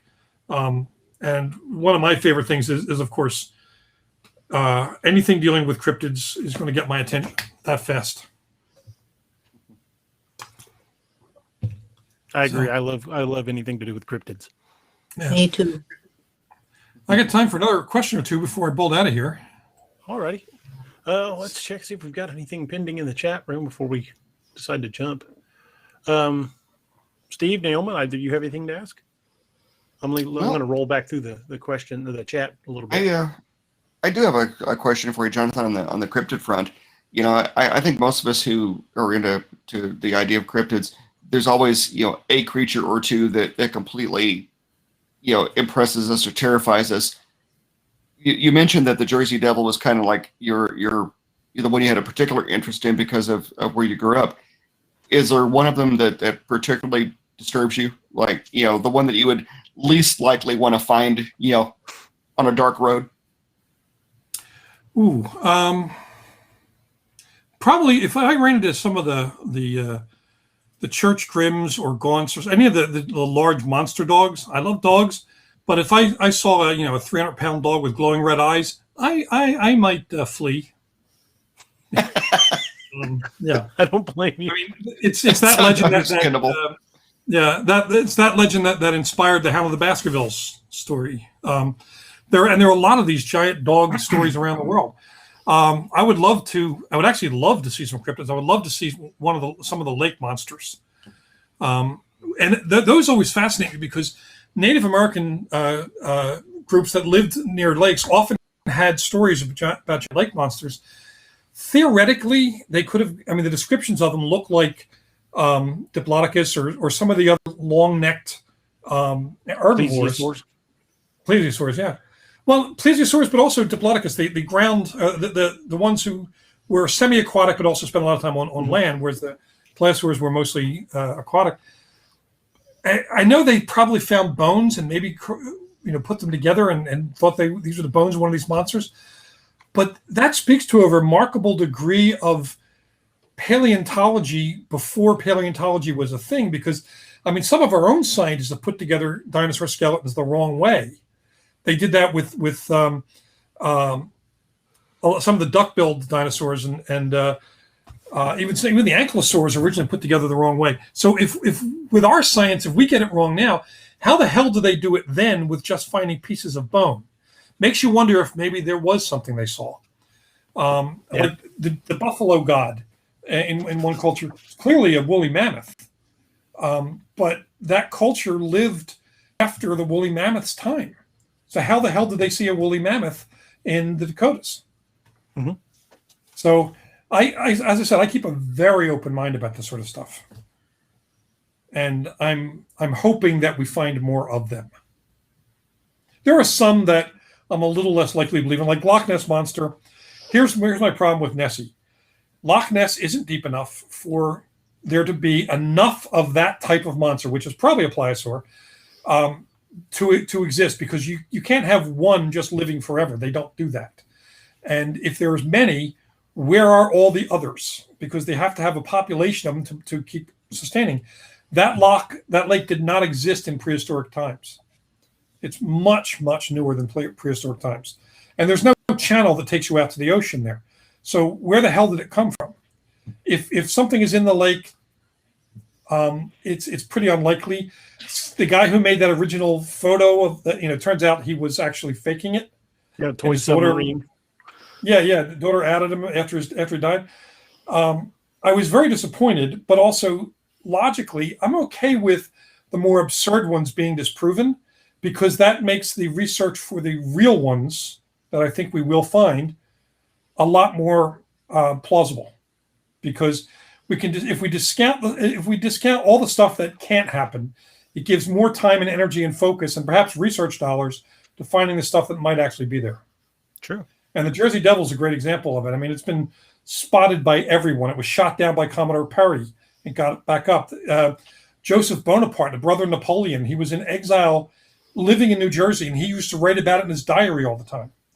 So something is out there. We just don't know what. Was there ever a moment when you felt like you might have been close to it in the Pine Barrens? Yeah, and it's also one of the moments that proves that I am not as bright as I would like to be. So I wanted to go. I used to go canoeing in the Jersey Pine Barrens. These little cedar rivers that ran through the Pine Barrens, and the Pine Barrens, the deep Pine Barrens, one of the most inhospitable places. You can't walk through the forest. It's thorn bushes. It's incredibly dense. There are ticks everywhere. It's just not the place you want to go. There's also quicksand. So but the little rivers have little like cutouts where you can like camp for a night. So I was camping. I wanted to get myself in the mood to write something spooky. I had Salem's Lot with me. This book had just come out, so this is like the 70s. And so I'm camping, and I hear a scream in the woods. And it sounds like a woman screaming. And it's like, holy shit, some woman's being attacked. I get my buck knife, flick it open. I run into the woods like Captain Avenger. I want to save the woman. I get it as far into the woods as I could. It's night, and it's inhospitable woods. And the sound stops. I'm like, shit. So I looked around. I called out, nothing. I finally went back to my campsite, and I hear it again. And I go running into the woods. And it's happened like over and over again. And I'm thinking, oh, my God, I'm being haunted by some sort of a monster. This is a Jersey Devil trying to kill me. So next morning, I canoe back to the end of the thing, and there's a forest ranger. I grabbed him. I said, look, I think there's something going on. I explained the situation to me. And as I'm explaining, he's going like this. I'm like, what? And he said, have you ever heard of a screaming tree frog? I'm like, no. He said, they're this big. It was probably right next to you on the tree, and it sounds like a woman screaming. And he said, you spent the entire night chasing a quarter-ounce frog who was probably laughing its green ass off at you. He said, I wouldn't tell that to anyone who wanted to respect you later on. I'm like, great. I need your address. You're getting a frog for Christmas. Yeah, it's funny. We have a tree frog living on our balcony now. My wife was watering plants, and it just jumped out of the watering thing. It lives in our watering can now. It doesn't scream, but it does sound like, hey there. Makes it sound like it's saying, hey there. So it's kind of creepy. We live on a wooded lot, and there are cracks and stuff in our older home, and every now and then frogs get in. And I was rushing down the hall because I had been to the store and needed to get to the bathroom quickly. And I sat down, and something cold and slimy climbed out onto my backside. I nearly broke the bathroom door down. But a tree frog was living on the underside of my toilet lid, and it crawled right out onto my backside, and it terrified me. I would probably still be in therapy if that happened to me. We're civilized people. I'm a city boy, for God's sake, and I'm not used to what the natural world really sounds like. Camping doesn't really, it's not the same thing as knowing what's out there. You camp in safe. So more recently, about a year ago, my wife was hearing this horrible sound from outside. We live in an apartment complex in San Diego. And, it's a little rural around us. There's canyons and woods around us. And she hears this horrible sound, and we didn't know what it was. It turns out mountain lions. I didn't know there were mountain lions in San Diego. Now I know there are mountain lions in San Diego because there was one in our parking lot, and it makes a sound like that. And if we had never gotten the explanation, like if I had never gotten the explanation about that screaming tree frog from the forest ranger, I would to this day believe I had been chasing the Jersey Devil. So a lot of it is just our inability to clearly understand the world around us. But at the same time, I know forest rangers who believe there's something out there. There are forest rangers who believe the Jersey Devil's out there. They look for it when they're on, when they're in the deep woods. They just haven't found it yet. So when experts who are not trying to punk you really believe something, makes you kind of wonder. And that is where that's a happy place for me, to think that the world is really bigger. Because my grandmother, when I grew up, who was a very old lady, she was essentially, if you know the Luna Lovegood character from Harry Potter, the little girl who believed in everything, imagine her as an old lady. That was my grandmother. She believed in everything: werewolves, ghosts, hinky punks, red caps, and she's the one that got me involved in all this stuff when I was a little kid. I knew about the folklore monsters and the cryptids long before I knew about Dracula and Frankenstein. And so I grew up, and she called it the larger world. Her philosophy was that the supernatural is simply an aspect of science we have not yet learned enough about in order to quantify and measure. And I just wrote a short story yesterday where I have characters talking about this very thing. She believes that at some point we will be able to figure this stuff out and find out that our world is much larger, but orderly, because everything has rules, even cryptids. I identify wholeheartedly with Luna. Yeah. She was me as a little girl, and I wanted her to find a crumplehorn snorecat so bad. Your point. I want a dragon. Yeah. Norbert. Norbert the dragon. All right, so I just want a little one that hangs out on my shoulder and growls at people for me. Yeah, I definitely want one of those, like Kitty Pryde had. Yeah, and Lockheed. Yeah. Yeah. All right, I think I'm just. I know for me it's running a little late. I actually have a little more work to do tonight. No rest for the writer, but this has been fun. I could chat with you guys all night. This has been a lot of fun. Well, we'll have to do it again sometime soon. Yes, we will. Maybe when maybe we can do something about Weird Tales, or when my fantasy novel comes out next year. But yeah, I'd love to come back. You guys are a lot of fun. No problem. Well, if there's a release we happen to miss and you're interested, you know how to get a hold of us. We'd love to have you. It's always an adventure. Yeah. I wish there was some way for me to arrange for have somebody just tap on your shoulder at that moment, just so I can say I'm behind you right now. That would have been fun. Heck yeah! I got to work on bringing in your family to scare the crap out of you next time I'm on. Yeah, there you go. It wouldn't take much. That's I would be like you chasing the tree frogs. Yeah. That's one I'm not going to live down anytime soon. Chasing a little, and I was ready to kick some ass too. I had my I'm martial arts. I'm ready to kick some ass, and I was looking around for a monster to fight. It's like, holy crap! So yeah. I'm surely not the only person who had such an experience. Oh, certainly. There's a lot of people who probably chased through the woods all night long, not realizing they were chasing a frog. But at least you have the anecdote. At least you know that you could have taken it out with one stomp now. So if you had, you could tell the rest of the world that you killed the Jersey Devil with one kick of your boot. Vanquish the monster. Yeah. And I'm lucky my bones are not being bleached somewhere lost in the Jersey pines that nobody would ever find. Yeah. Which, by the way, if I ever write that as a story, that will be the ending. That would be hilarious. Never found again. Yeah, I keep All right, telling you- DA if he really ever. amazing. Thanks for having me on, and thanks to everybody who asked such great questions. You guys rock. And Oh, thank you, Jonathan. I'll talk to you guys soon. Appreciate you coming It is on. always a pleasure, sir. Always a pleasure, sir. Thank you for coming on, and I hope you have a great night and happy writing and enjoy. See you in Thank you, Turkey. guys. Take care. Okay.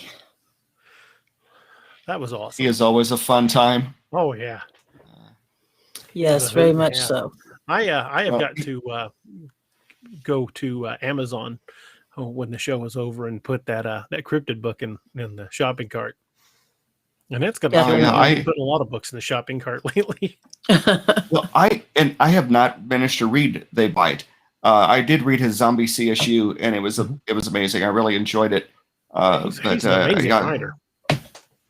Oh well, he's I think what's so fun about him is I can't speak for other super famous authors. Not present company excluded, sir. But I'm no Mayberry. But getting inside his head is very funny because he is such a nerd, and he's, in addition to that, I mean, he's a hell of a nice guy, and when you first meet him, he's larger than life, literally. I mean, he's like 6'4", 6'5". The dude used to be private security for somebody he bounced, and he's a black belt in like 3 different things, and had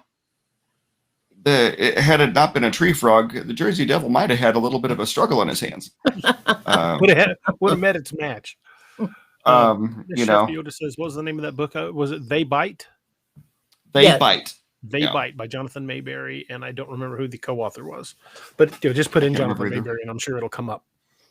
Oh, I'm sure. But yeah, his stuff is just great, and it is kind of neat to get some insight to his universe. Much like you, he writes his stuff in a shared universe, and whenever he gets his characters from multiple stories together, it makes it particularly entertaining. Like, imagine your series and have Wiley Grant meet Clark and have them interact on the same case or whatever you will. There would be lots of bickering and smartassery. Oh, yeah, and it would make a very good reading. And Jonathan did a short story a few years ago called 3 Guys Walk Into a Bar, and Malcolm Crowe from his Pine Deep story, Sam Hunter from his Werewolf series, and then Joe Ledger all met, and the 3 of them hated each other, and it was absolutely phenomenal. It was something. And when I started reading Margolin, I immediately thought of Margolin and Joe Ledger in the same story would be so great because they're such smartasses. And I mean, Joe is entertaining because he's psychotic, but then he's a phenomenal asshole. And of course, all the stories are written from his point of view, so you're not meant to like him. I was just thinking, I'm going to write for my own pleasure. The 4 blanks of the apocalypse. Mine's going to be the 4 winos of the apocalypse. I know, funny, right? But think about it. You got 4 people who are basically thrown away by society and really don't have much of a desire to live. And their only goal is to get a drink. And as the apocalypse explodes around them, that desire to drink is going to really drive them to do some crazy things. And then in the end, when they get their drink, they won't care anymore and they'll be killed. There you go. I could see that. Yeah. I've been sitting here Wiley working Grant out. story. Yeah. Oh yeah, I love it. Well, I remember DA when I was reading Ragnarok. Now granted, Ragnarok, is written as the world is ending. Not post-apocalyptic, so to speak. But whenever Wiley is running across these little stocks of Bushmills and some of the other alcohol he runs across, it's a big deal when he runs across a $50 bottle of whiskey. Just because like there's not going to be any more. I'll shoot you all. Yeah, that would be the 2 of us. Don't make me shoot you over this because I will. You're replaceable. That alcohol is not. I just think it's amazing that I had to thinking about it. If the world ended and you and I were, the the able-bodied adventurers who were left to clean house, we'd be scooping up the guns, the ammo, and the booze. I mean, that would be how it would roll out. Gotta have your priorities. Just remember, when you see me right between the eyes, because I'll be a zombie, make it quick. I don't want to suffer. Yeah, there you go. Well, I have my new cane for the next visit to LBL or anywhere else for that matter. As I still need the cane for walking distance. It's a little different than my old cane, and I can't quite reach it. I got a bunch of junk in the way.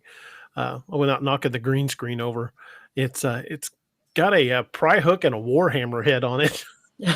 Oh, how funny! See, I just assumed you would have. Yeah, I just assumed you would have taken my Cobra sword cane, so you had some kind of a weapon there. Hey, Josh. I didn't even think about that. Hey, Josh. Hey, everybody. Hi, Neilma. Hey, how's it going, Josh? It's going. Yeah. Did you get any writing done today? I will this evening. I had domestic chores to do. Oh my man. goodness. It's a breaching tool. Too. Yeah, it's basically a breaching tool. I was gonna say But that looks like something right out of the Heart of Iron. It's got the stopper on the other end for my cane. That's amazing. So now I can. They're like, what? It's not a weapon. It's a cane. Really, I need it to walk. Oh man! Try explaining that one to Transit Authority. Yeah, there you go. Yeah. The TSA. Like, what the hell is that? That's my cane. We're gonna need you to check your cane, sir. We pull the Gandalf. You're not going to deny an old man his cane, are you? We'll walk you to your seat, sir. Oh. Well, I remember when I bought that Cobra cane, I didn't realize it had a sword in it. I just thought it was cool because it had the pewter snake's head with the garnet eyes, and I'm messing around with it at home. I'm like, oh, hey, this is loose. Oh, crap. And then it's like, there's a 28-inch sword in it or whatever it is. Lenny says, now that's a cane. Those are fun surprises. Sal wanted to know if I got a telescope adapter. Yes, I did. Oh, nice. It's 12 by 50. I thought it was 100 times magnification, but I'm still playing with how to get the phone mounted to it correctly. But as far as whether or not it works, I can pop the caps off of it and it works perfectly as like a monocle. I mean, it's got great magnification. It's very, very clear. So I can't wait to get the phone set up and go. Let me go try to go down to the lake tomorrow and try to get some images with it. Hey, everybody. Hey. Getting highs in chat. Oh, Mr. Chef Yoda's got one for you. Someone mentioned in the last episode that they thought Grey Eagle reminded them of the one actor that comes to mind for his part, if you ever make it into a movie, would be Zan McLaren. Zan McLaren is a great actor, but he's not a very big dude. Will Grey Eagle's a big guy. I mean, I've always described him as being a very low, like 6'4", 6'5", a big dude. Trying to think of the actor I was thinking of. Well, remember when V-Wars was out, you and I were talking, the Native American actor that plays on V-Wars. Mm-hmm. I told you I thought it was as Grey Eagle. He was I think he was an undercover cop or something in the V-Wars story. Can't remember the actor's name now. But I will look it up. Yeah, when I saw him, like, that's Will. Adam Beach would be good. I like him a lot whenever he's in anything. Jason Momoa. There you go. Doesn't really look Native American, but yeah. Doesn't matter. It's just Jason Momoa. Your argument is invalid. It's Jason Momoa. Nobody's gonna care. Yeah, I'm certain that a lot of women would be happy with that decision. My wife would probably be one of them. He'd look exactly the same in wolf form. Yeah, exactly. He couldn't be able to tell the difference when he changes or not. I mean, it's Jason Think Momoa. of the money they would save on the makeup on that. Irene says when I The was Rock. reading it, I actually pictured Adam Beach when I was reading it. I'm not even sure I know who Adam Beach what he looks like. You will recognize him when you see him. Let me pull him up.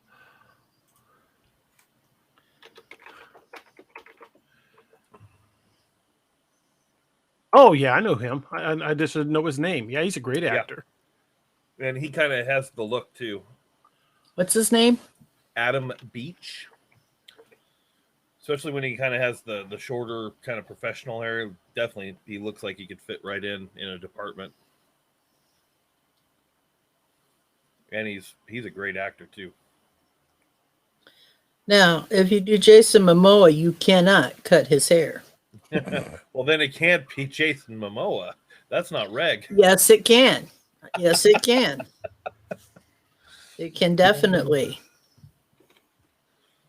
Oh man, That's too funny. I'm trying to find that other actor. David Midthunder It's- would be another good one. He's a great actor.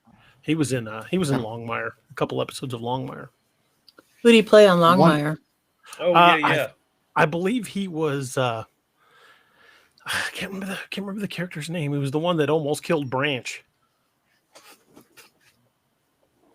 The one I I was wasn't- thinking of is Michael Gray Eyes is the name of the actor.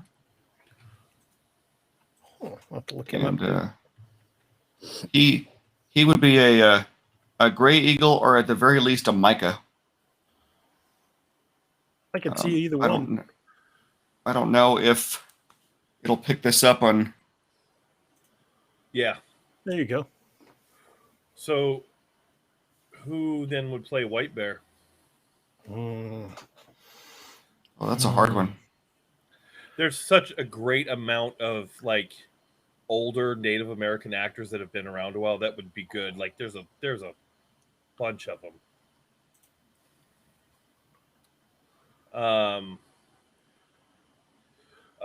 Wes Studi would be. Yes, I think a he would good be one. perfect for White Bear. He was the one I was thinking of, and as soon as you said his name, I'm like, that's the guy I was trying to think of. And then what's his name from Dances with Wolves? Graham Green. Graham Greene would be good too. Mhm. Like I said, there's a lot of older Native American actors that I think would be good choices. Oh, guess who came up on my list of famous Native American actors? Jason Momoa. I know. I saw it. I did too. That's funny. Yeah, I'm telling you, you got him right there.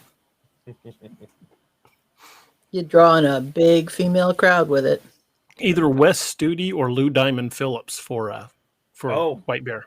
Lou Diamond would be good Well, yeah. too. The Diamond's old enough now. Yeah. He's not actually Native American, though, is he? Mm-hmm. I Mhm. believe so. No, I think he's actually Filipino. I thought he was Native American and Filipino. I thought he was biracial, but maybe I'm wrong. I Well, don't know. I He's a could great be wrong. actor. Yeah, he is. Played a lot of Native Americans in the movies. It just says American and Philippine. It doesn't specify. Yeah, I'm looking along here. Oh, Are we, he's 1/8 Cherokee. Oh, okay. Yeah. So are we just fan casting all the main characters now? So How if about we're doing Larry that, Sellers? What about Clark? Daniel Sellers? Daniel Not Clark's bad. kind of a little guy, isn't he? Yeah, I always mentally pictured him as being your Rick Olshafer type of guy. Not built for power, built for distance. More about endurance than about being somebody huge like The Rock. Trying to think of somebody that would Well, and- probably pull that off. He would probably have the poise kind of like Rick. Rick is only about 5'9", 5'10", and he's a scary dude. Mhm. He gets the job done. But typical tier 1, individual. Oh, who is this man?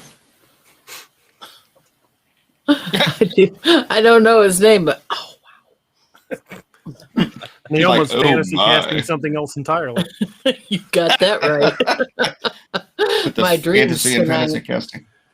So this is if your books get cast on Cinemax and not. Cinemax, no, only fans. Oh, Oh geez. my God. She's casting her very own Harlequin romance novel Yeah. set in her bedroom. You know, it's really funny. I really have a tendency for blue-eyed blondes, but that one kind of made me feel all funny inside.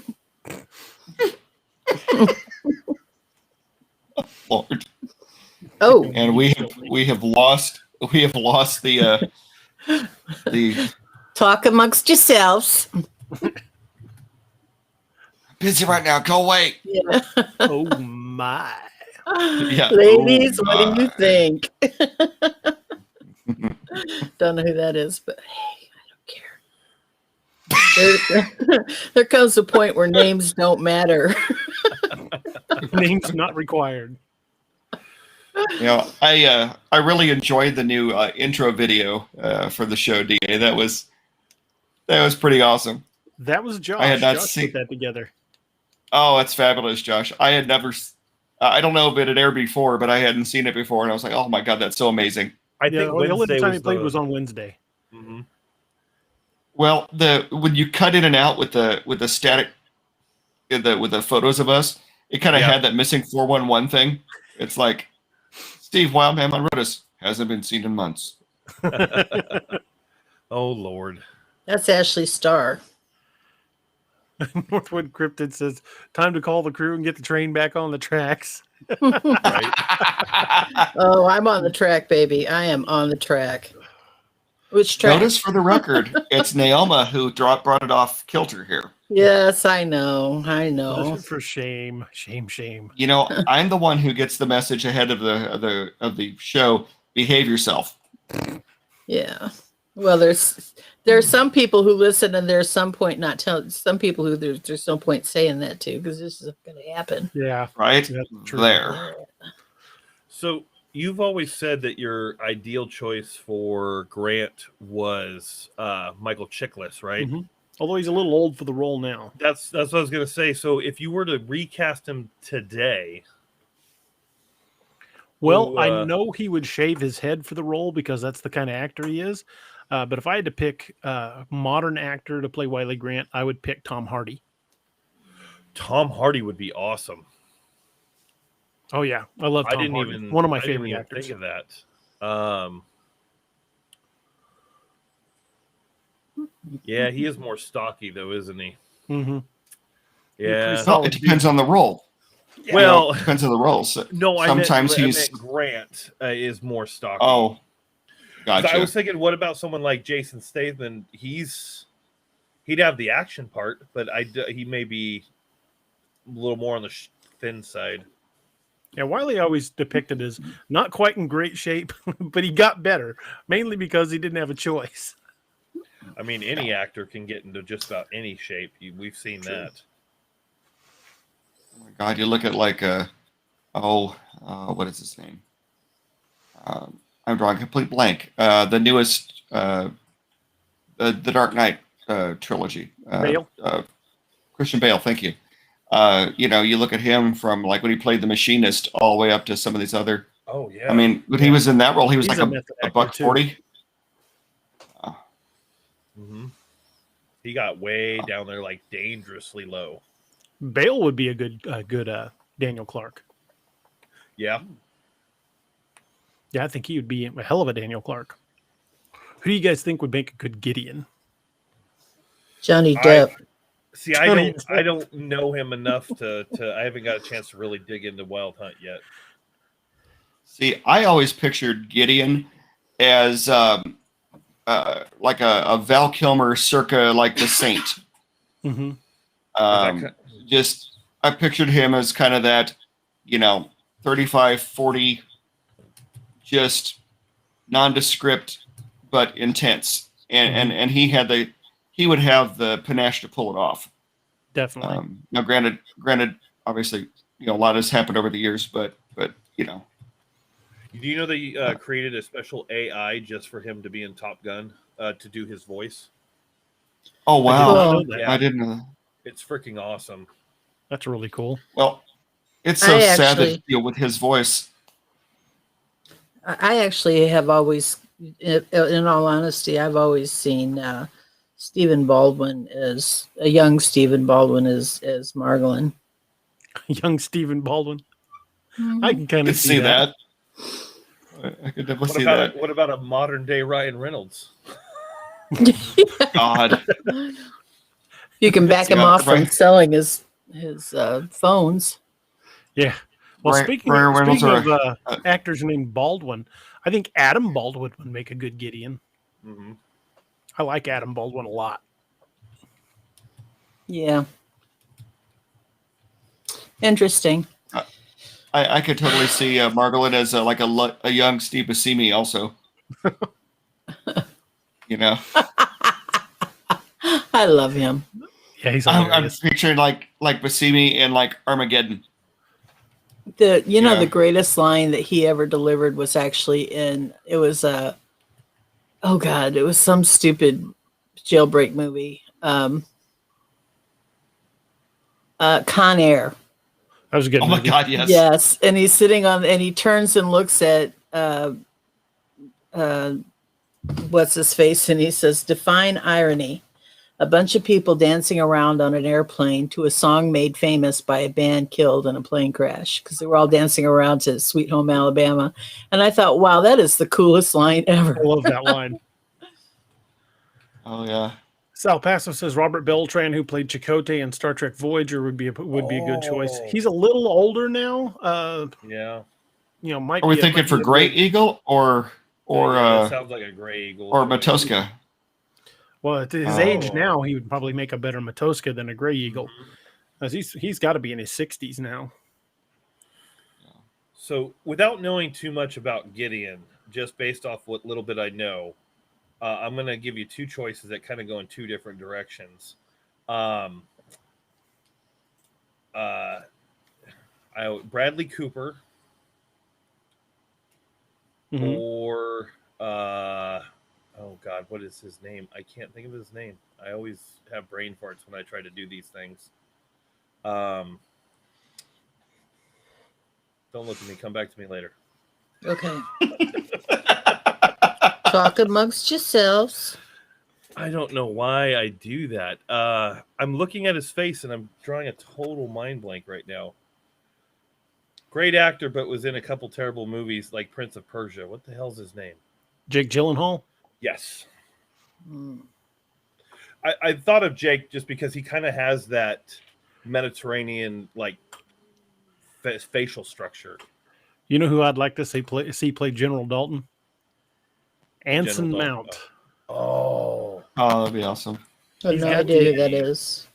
Hell on Wheels. You know it. Cullen Bohannon from Hell on Wheels. If she doesn't, she's gonna know who he is here real quick. You're gonna see her face light up.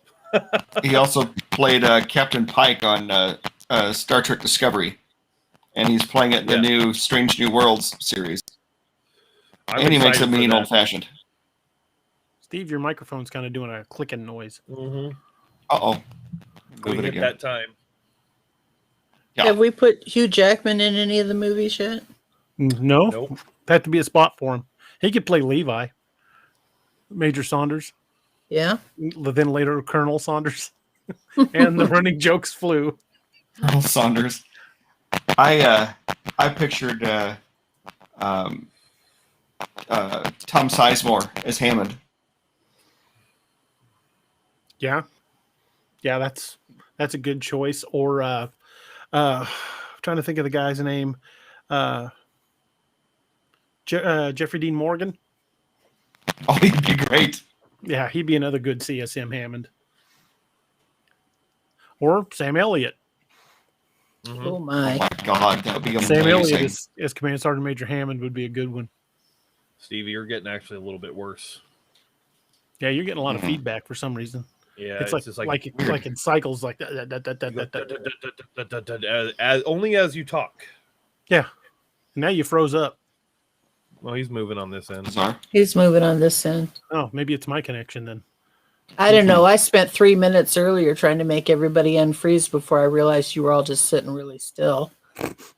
I did. We're listening intently to Jonathan. Yeah, and all of a sudden I realized, wait a minute, Jonathan's mouth is moving, so it's the rest of it. It just everybody was sitting really still. We were still trying not to geek out. Yeah, well, that's why I was popping in and out because I thought you guys were all froze up. So go figure. That's why I waited to come on. I would just sit here and just be like, you know, had he not passed away, the perfect guy to play Mike Blanchard, the poor bastard that keeps getting ripped apart and survives, would be Bill Paxton. Yeah. Like, Oh my are you God. serious? Cryptids again? Jesus Christ! Why do I have to move to Florida? Yeah, try that. how old is Margolin? Margolin would probably be late 20s, early 30s at the most. Oh, never mind then. Yeah, he's probably got 10 years in the military, so probably 27, 28. So if you cast this in the early 80s, you could have used Randy Quaid. I was just trying to think of someone greasy. Not like physically greasy, just personality-wise. Yeah. Though, you know, National Lampoon's Army. greasy. Man, my heart just broke. I just realized Chris Hemsworth is a year younger than my oldest son. Did you look up Anson Mount yet? No, Oh. I'm still going through this list. I'm on James McAvoy. Give me a second. McAvoy's a good actor. Yeah. Speaking of McAvoy, there's heavy insider rumors that he's going to appear in Doctor Strange 2, reprising his role as Charles Xavier. Charles Xavier. That's a good rumor. Cool. And it's coming from like people with verified like 99% accuracy rumors. So there's a good possibility he's going to show up. S. Dresden says Elliot or Kurt Russell as Hammond. I could see Kurt Russell as Command Sergeant Major Hammond. He would certainly be a take no crap off anybody kind of Hammond. Yeah, I can see Kurt Russell Oh, playing Wyatt Ow. Earp. Steve, you might have to back out and come back in. You were really bad, really hard to understand.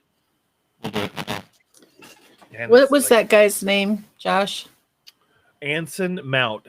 ANSON SON MONT.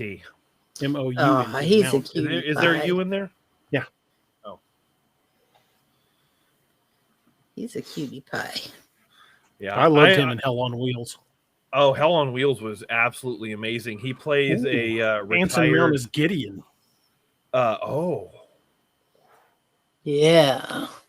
Yeah. Well, he plays a retired Civil War soldier who ends up working for the railroad as they're building the Transcontinental, and it's just such a damn good show. I think Steve's having trouble coming back in. Valkyrie.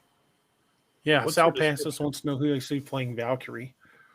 Ooh. Aw. Did you know Gregory Peck is such a cute something or other? I'll Grandson? take your word for it. Yes, Mrs. he's Chef Yoda. cutie pie. Oh. Mrs. Chef Yoda says, just no Tom Cruise. Yeah, I'll pass on Tom Cruise. Thanks very much. We could cast Tom Cruise as Mr. Blue. Yeah. Candy Miles says Kate Beckinsale for Valkyrie. I think she is so pretty. I like Kate Beckinsale. I don't know. How old is she? Because Valkyrie would be in her probably late 20s. She was Okay, on. she'd be too they old now. just- She's older. Yeah, but still a tremendously great actress. She's in a series right now on Netflix, I think, or Amazon Prime. Mhm. And she doesn't look that old. Really? Yeah. Huh. I'm trying to think of somebody that not What- only what- would look the part, but could pull off the action sequences convincingly. Because Valkyrie is not a I broke a nail kind of girl. She's a take charge, kick ass character. So I would want the right actress to play her. That's the What's- series she's in right now. Jolt. Might have to Mhm. check that out. It's Amazon. by the way, Okay. not Netflix. Lanita Bryant says, "Who would play Steve Lilly?" Well, that's Cam's That's up character, to so I don't know Cam. that I would be able to cast Steve Lilly. That would have to be What Cam's does choice. Valkyrie look like? I described her as blonde with blue eyes, probably about as tall as Clark, probably 5'8", 5'9". She's not a small girl. What about Natalie Dormer? Don't know if I know her. I think I suggested her once for Spec 4 back in the day. Oh, she's actually a comedian, but she's on a TV show now. She's a dead ringer for my stepdaughter, who would be an ideal Valkyrie. But I can't think of the actress's name. Because she's about... The general says, "Get Josh a drool cup." Too funny. Of course, I don't have a picture of my stepdaughter even to show you. Josh, we lost you there for a second. What happened? Yeah, I thought all y'all froze, and then I realized it was me. Oh, Yeah. So is my audio better now that I came back? Oh yeah, Yes, yeah, it's much clear, better. clear as crystal now. Did you Well, look up Natalie? I did Natalie. not. I will do that real quick. I can share screen if you want. Make it easier.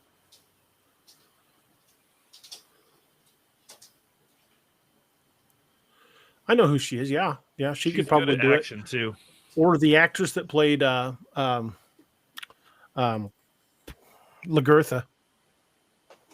on Oh, Vikings.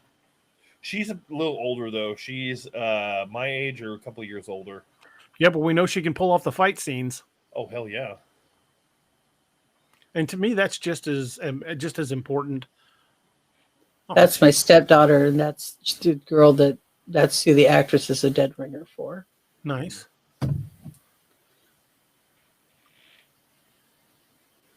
But for the life of me, Dresden says Valkyrie fighting blonde, the tall American Valentina Shevchenko. Yeah, bleh. I can't say that. I'm not sure I know her. I will look her up.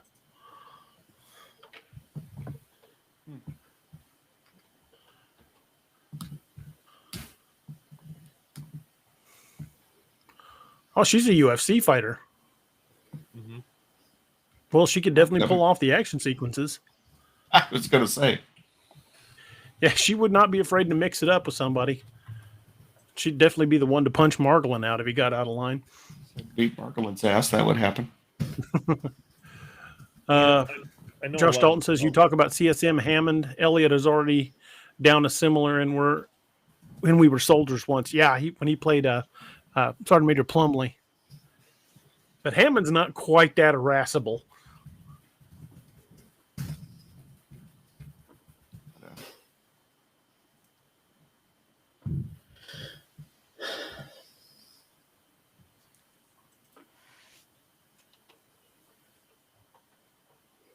and the crowd goes silent.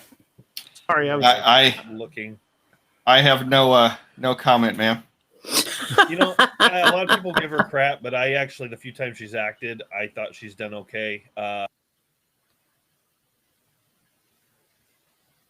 Josh, we can't hear you. Oh God, thank you. I thought I lost my volume. Neoma thought she had a stroke. Josh, you're just suddenly quiet. You can't hear a thing. Nothing. You're moving, but your lips are moving, but there's no sound. And Naoma thought she had a stroke. Noma's sitting there. I literally was freaking out trying to figure out what happened to the sound. Josh is there with his mic. We still can't hear you, sir. Hey, Josh. Talk to me, baby. I can't hear you. Talk to me. I can't hear you. How about now? There you go. There you go. Oh, there Much you better. go. Mrs. Yoda says, "What about Joe Lupo from Eureka?" So she said for Valkyrie. I pulled her up. I don't think she'd be one for Valkyrie because she actually looks Native American. She does. Valkyrie is like you're very Norwegian looking blonde. However, Joe Lupo would probably be a great Sarah McAwee for play opposite of Will Grey Eagle. Oh yeah. No, I was saying when my computer decided to, not let me speak. I actually enjoyed the few times I've seen her as an actor, and I think she's a better actor than a UFC fighter as Ronda Rousey. Ronda Rousey, true. And she could definitely, you get a UFC fighter or wrestler, they can pull off the action. Oh yeah. So long as you find the diamond in the rough that can actually act. Yeah, they have to actually deliver lines too. There's been a lot of wrestlers that have tried to act, and only like a couple of them are halfway decent at it. The Rock, John Cena is not bad. Like in Suicide Squad, he's at least funny. He's good as because they gave him a role that just makes no sense at all, and I love it. It's absolutely ridiculous. But then there's been other ones that have tried to act, and it's just like, ugh. S. Dresden's got a good point. Casting Valkyrie is similar to casting Murphy from the Dresden Files, just taller. The Dresden Files are fantastic books.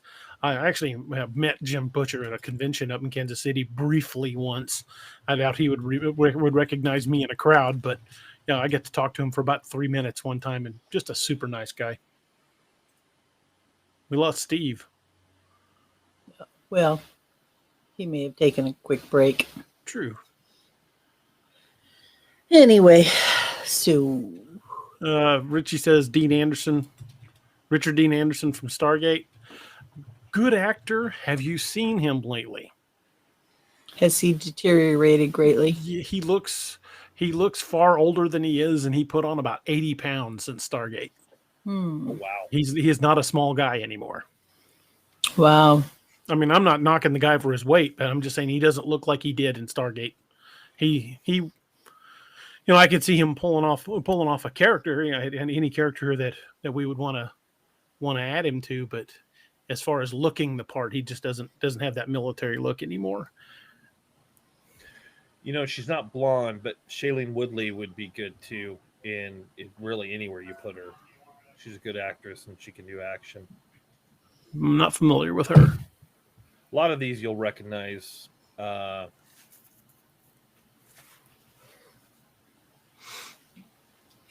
Anna Taylor-Joy would be good too. She was in the latest X-Men. The Queen's Gambit.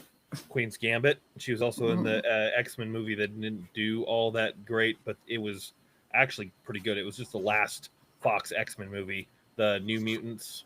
Mm-hmm. It's like the horror one. I believe she played Magic. I just don't get to watch as much television as I once did. I spend a lot of my time at a computer anymore. I actually think Anna Taylor-Joy is weird looking, though. She has very large eyes for her head. Yeah, and a very triangular face, so she almost looks alien to me. I mean, I think she's a great actress, but very alien looking. She looks like she should be one of those little figurines from the Precious Moments collection. Yeah. Only a really tall one, because I think she's like 5'8", isn't she? Yeah. Dresden says Yvonne Strahovski in her prime. Yeah, when she was in Chuck. Yeah. Yeah, she could have pulled off a Valkyrie. As the fight scenes she did in Chuck, while Chuck was meant to be cheesy, the fight scenes she pulled off were pretty good. I mean, she's not one of those, like you watch a lot of movies and they show a girl that weighs about 75 pounds with a backpack on, and they're beating up 300-pound linebackers. I'm like, physics just doesn't work that way, guys. He probably didn't even feel that punch, let alone flip over backwards. It's a fun fantasy, though. Yeah. I mean, I fantasize about it all the time. Hey, well, don't get me wrong. When the fight scenes are done well, I enjoy the hell out of a fight scene. But the illusion of an 80-pound girl knocking out a 300-pound bodybuilder just probably isn't going to happen unless she's got a baseball bat or a truck. Yeah. Johansson. What's her first name? Scarlet. Scarlett. I absolutely. I have to tell you, even though they say that her origin movie sucks, I fell I've in not love seen with it. her. Well, I She's a fell great in love actress. with her. Her And- fight scenes look really, really good too. Like the way she uses her body weight as a fulcrum. Like she'll jump up and like wrap her legs around somebody, and then use her body to twist and flip them. That would Mhm. work. That would Yeah. work every time and twice on Sundays, especially if you caught the guy napping. I fell in love with her the minute she was being interrogated by I think they were Russian guys, and she was about to fall over I love the. that scene. It's like I have these idiots right where I want them. What do you want? Yeah, and you're like, They're looking at each other like, "Skull? You're the one being interrogated. Do you not understand how this works?" She's like, "Fine, give me 2 minutes." Yeah. And she nods at him. They take the phone back, and she breaks the chair and beats him up. That is such a love good scene. It's one of my all-time favorite scenes ever. She is definitely one of my favorites. Yeah, Candy's right. You know, you start doing joint damage, you know, and even a tiny person can do it. But I like my fight scenes to be believable. I mean, you know, there are plenty of officers I worked with, female officers that could have easily put my ass on the ground, and a few of them have in hand-to-hand training classes. But it's just when they pair you with the person that you outweigh by 150 pounds, you've pretty much got to go with it to let them get the wrist lock in, because you know you could just snatch your arm away and throw them across the room. So I like my fight scenes to be more believable than that. I do believe that, you know, positioning and you know, using judo throws and locks and wrist locks and everything have their place, but they only will equalize things so far. Yeah. What is? I think that's Steve's chair. Oh, I'm sorry. It was the drawer Oh, that I opened and closed. You like did that Yeah. shift? You were like click, click, click, click. Oh, sorry about that. No, I I need was to apologize. We just wondered what it was. I yeah. was putting my notes in a drawer. I'm running out of desk space, and I went to grab myself a beverage, and needed to. So that remember when I was telling you about that Philippine beer? Mm-hmm. That's the stuff there. Well, I It is bought a bottle surprisingly of good. I bought a bottle of Maker's Mark the other night, and Did you? have been making my own old fashions at home. Now you use lots of salt around the top of the rim, right? Oh yeah, put it in the shaker and mix it all. Yeah, I I mixed get one- this message from him. No eye shine. I am, however, a little drunk. That's all I get. Who is this? That was me. From I TA. went out to let idiot Harley the Wonder Dog out, and I shined the flashlight around, and I was out there, and I'd already had a generous double, and drank it fairly Oh quickly. Lord! And so I go to let Harley the idiot out, and I shine the flashlight around. I'm like, I'm gonna tell Naomi I didn't see any eye shine, and I started to set the flashlight down and missed the deep freeze and just dropped it in the floor. Went, and I'm a little drunk. And that's exactly what he told me. I love it. Yeah, crack me up. That's one of our famous. I've not yet begun to defile myself. That's right. Scenes. Dresden has a good point. In real life, the lightest person would be focused on being deadly. They would not brawl. Yeah, they would not be the person to go toe to toe with the 300-pound guy. They're the person that's likely to pull out a freaking basket-hilted rapier and run them through, which is totally believable. Oh The yeah. rapier is a great equalizer. Northwoods Cryptid says, you couldn't get me to drink anything bottled in the Philippines, even if you paid me $1 million. Well, you know, I will say that it's Northwoods Cryptid. It's the subtle notes of formaldehyde that make it all that much more entertaining. Little formaldehyde, little urine. Yeah. It Yummy. does help that it's 8% alcohol too. So you know, you kind of forgive a few things. Yeah, it kills off a lot right there. It makes me crazy that I can't find this actress. Oh, good night, Irene. What? Eh? maybe I'm overreacting, but never mind. It just surprised me a little bit when I saw that picture. Oh Lord. Yeah, she's got to be funny.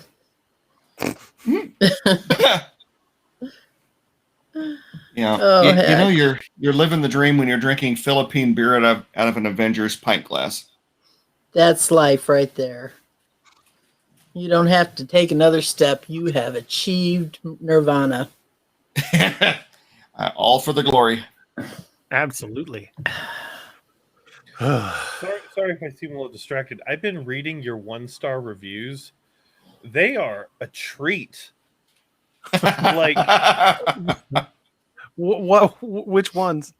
I Which bounced around for like 4 different books at this point, and it's just like, what? Half of them don't make sense. Only like 3 of them are actually verified purchases. The rest aren't. Yeah. And it's just, one was talking about his drunk left toe could write better. And that the author must not know military or police terms very well or their conduct. And I'm thinking, oh, okay. 30 years, you didn't learn a darn thing. Met a cop. I just took a guess. Oh, and also, it's fiction. Yeah, you're gonna take a few liberties to tell the story. Fictional characters. Right. It's not a book based on real life. It's an alternate universe. Calm down, Karen. What? Oh, Karen. Amazing. Oh, but yeah, no, they're a fun read.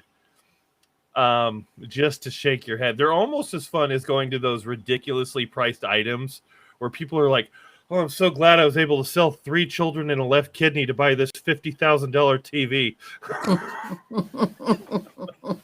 Oh. Well, I love how we've gotten to the point in our society, thanks to social media, we've become categorically antisocial.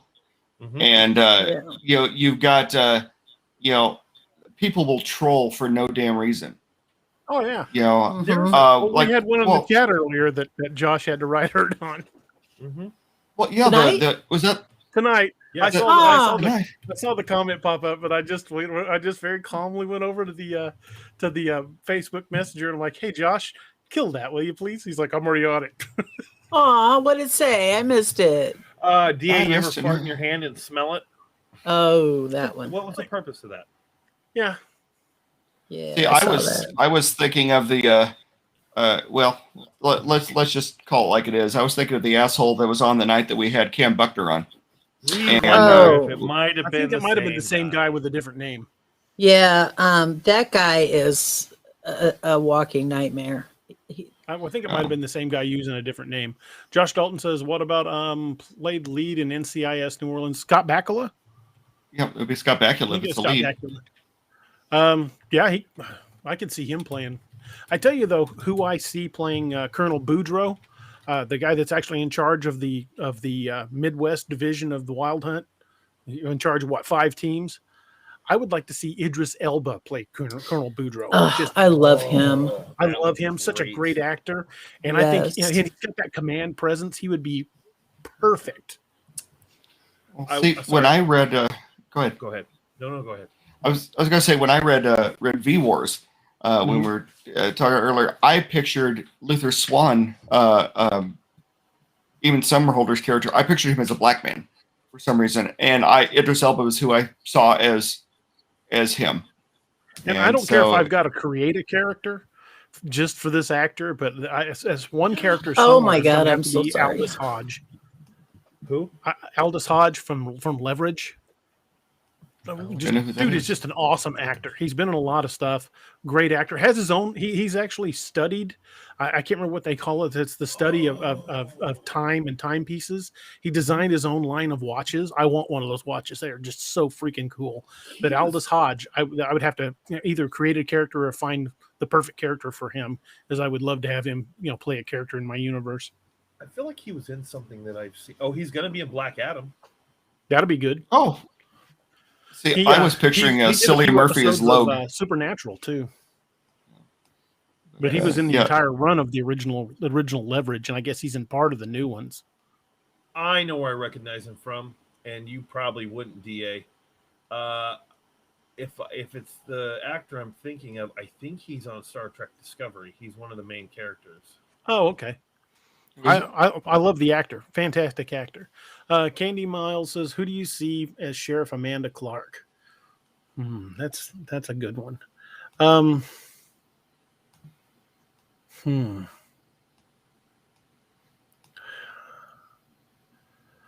me think.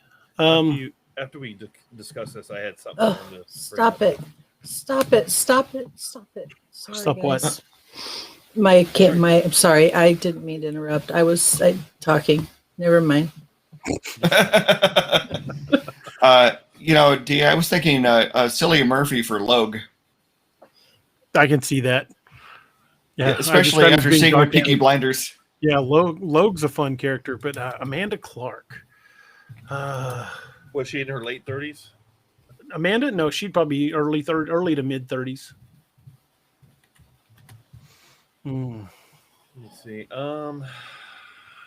Dark hair, Hispanic. Sanchez Clark. Oh, her maiden name Sanchez. Gotcha. That's right. It's been a minute since I've read it. There was someone I was picturing when I read it, and I'm trying to see if I can find her. Give me a moment here. See, I pictured Michelle Rodriguez when I originally read it. Yeah, that's who I pictured. I don't really like that. I can't stand the actress. I can't stand the actress, but that's who I pictured. I like Michelle Rodriguez. I don't think she fits. I'm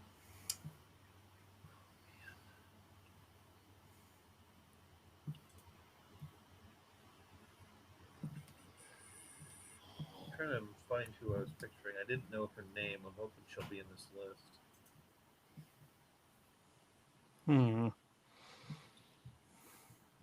You probably wouldn't know her, but Camila Mendez is good. She's actually on the Riverdale series. No, I haven't seen that series, so it was good in the first couple seasons. It's gotten kind of weird, but she's a great actress.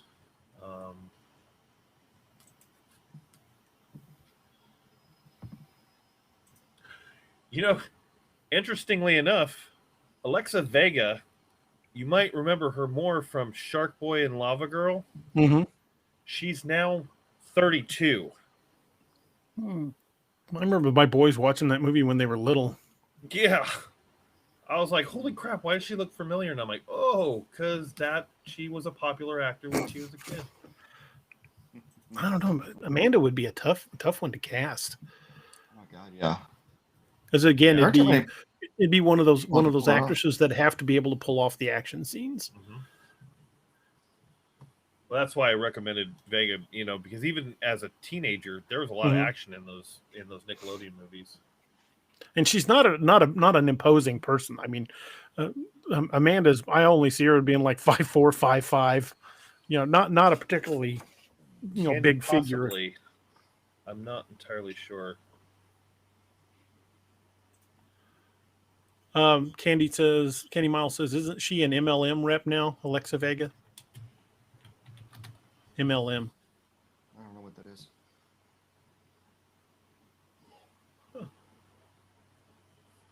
That's how passes. To quote Peter Griffin, get Samuel L. Jackson. That guy's in everything. Can you imagine him as somebody like Dalton in the story? Like doing a briefing. So we got a Bigfoot, motherfucker. Oh, Candace is multi-level marketing. Multi-level marketing. Yeah, it's...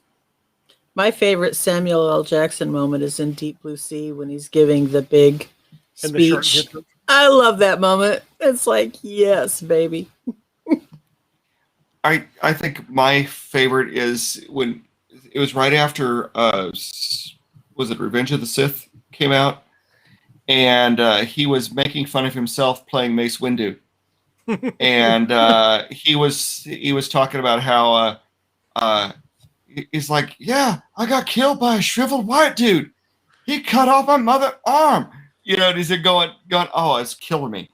And it's like, why am I yelling? I'm not yelling. That's the way I talk. And I was absolutely dying. And he was being so serious, but satire and making fun of himself. Oh, it was amazing. Absolutely amazing. I love the guy. He's hilarious. Oh, he's great. Well, he's got the acting stones to pull off almost anything. Mm-hmm. Well, I finally found the girl's name. Hey, you know who would make a great Amanda Clark? Who? Cody DePablo from NCIS. Oh yeah, that would work. She's Israeli, isn't she? No, she played an Israeli. She's actually, I believe she's either from Colombia or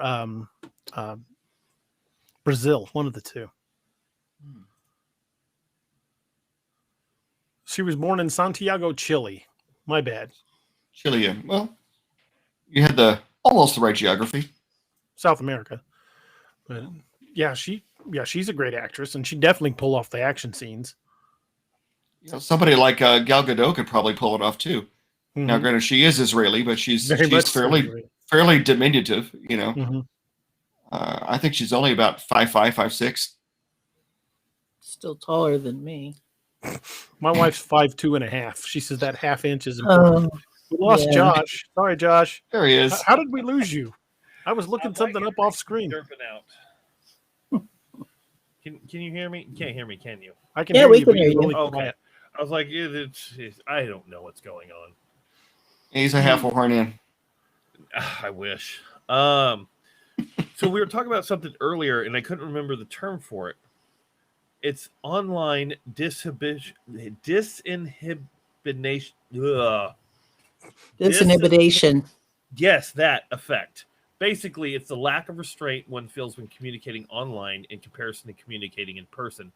People feel safer saying things online that they wouldn't say in real life because they have the ability to remain completely anonymous and invisible behind a computer screen.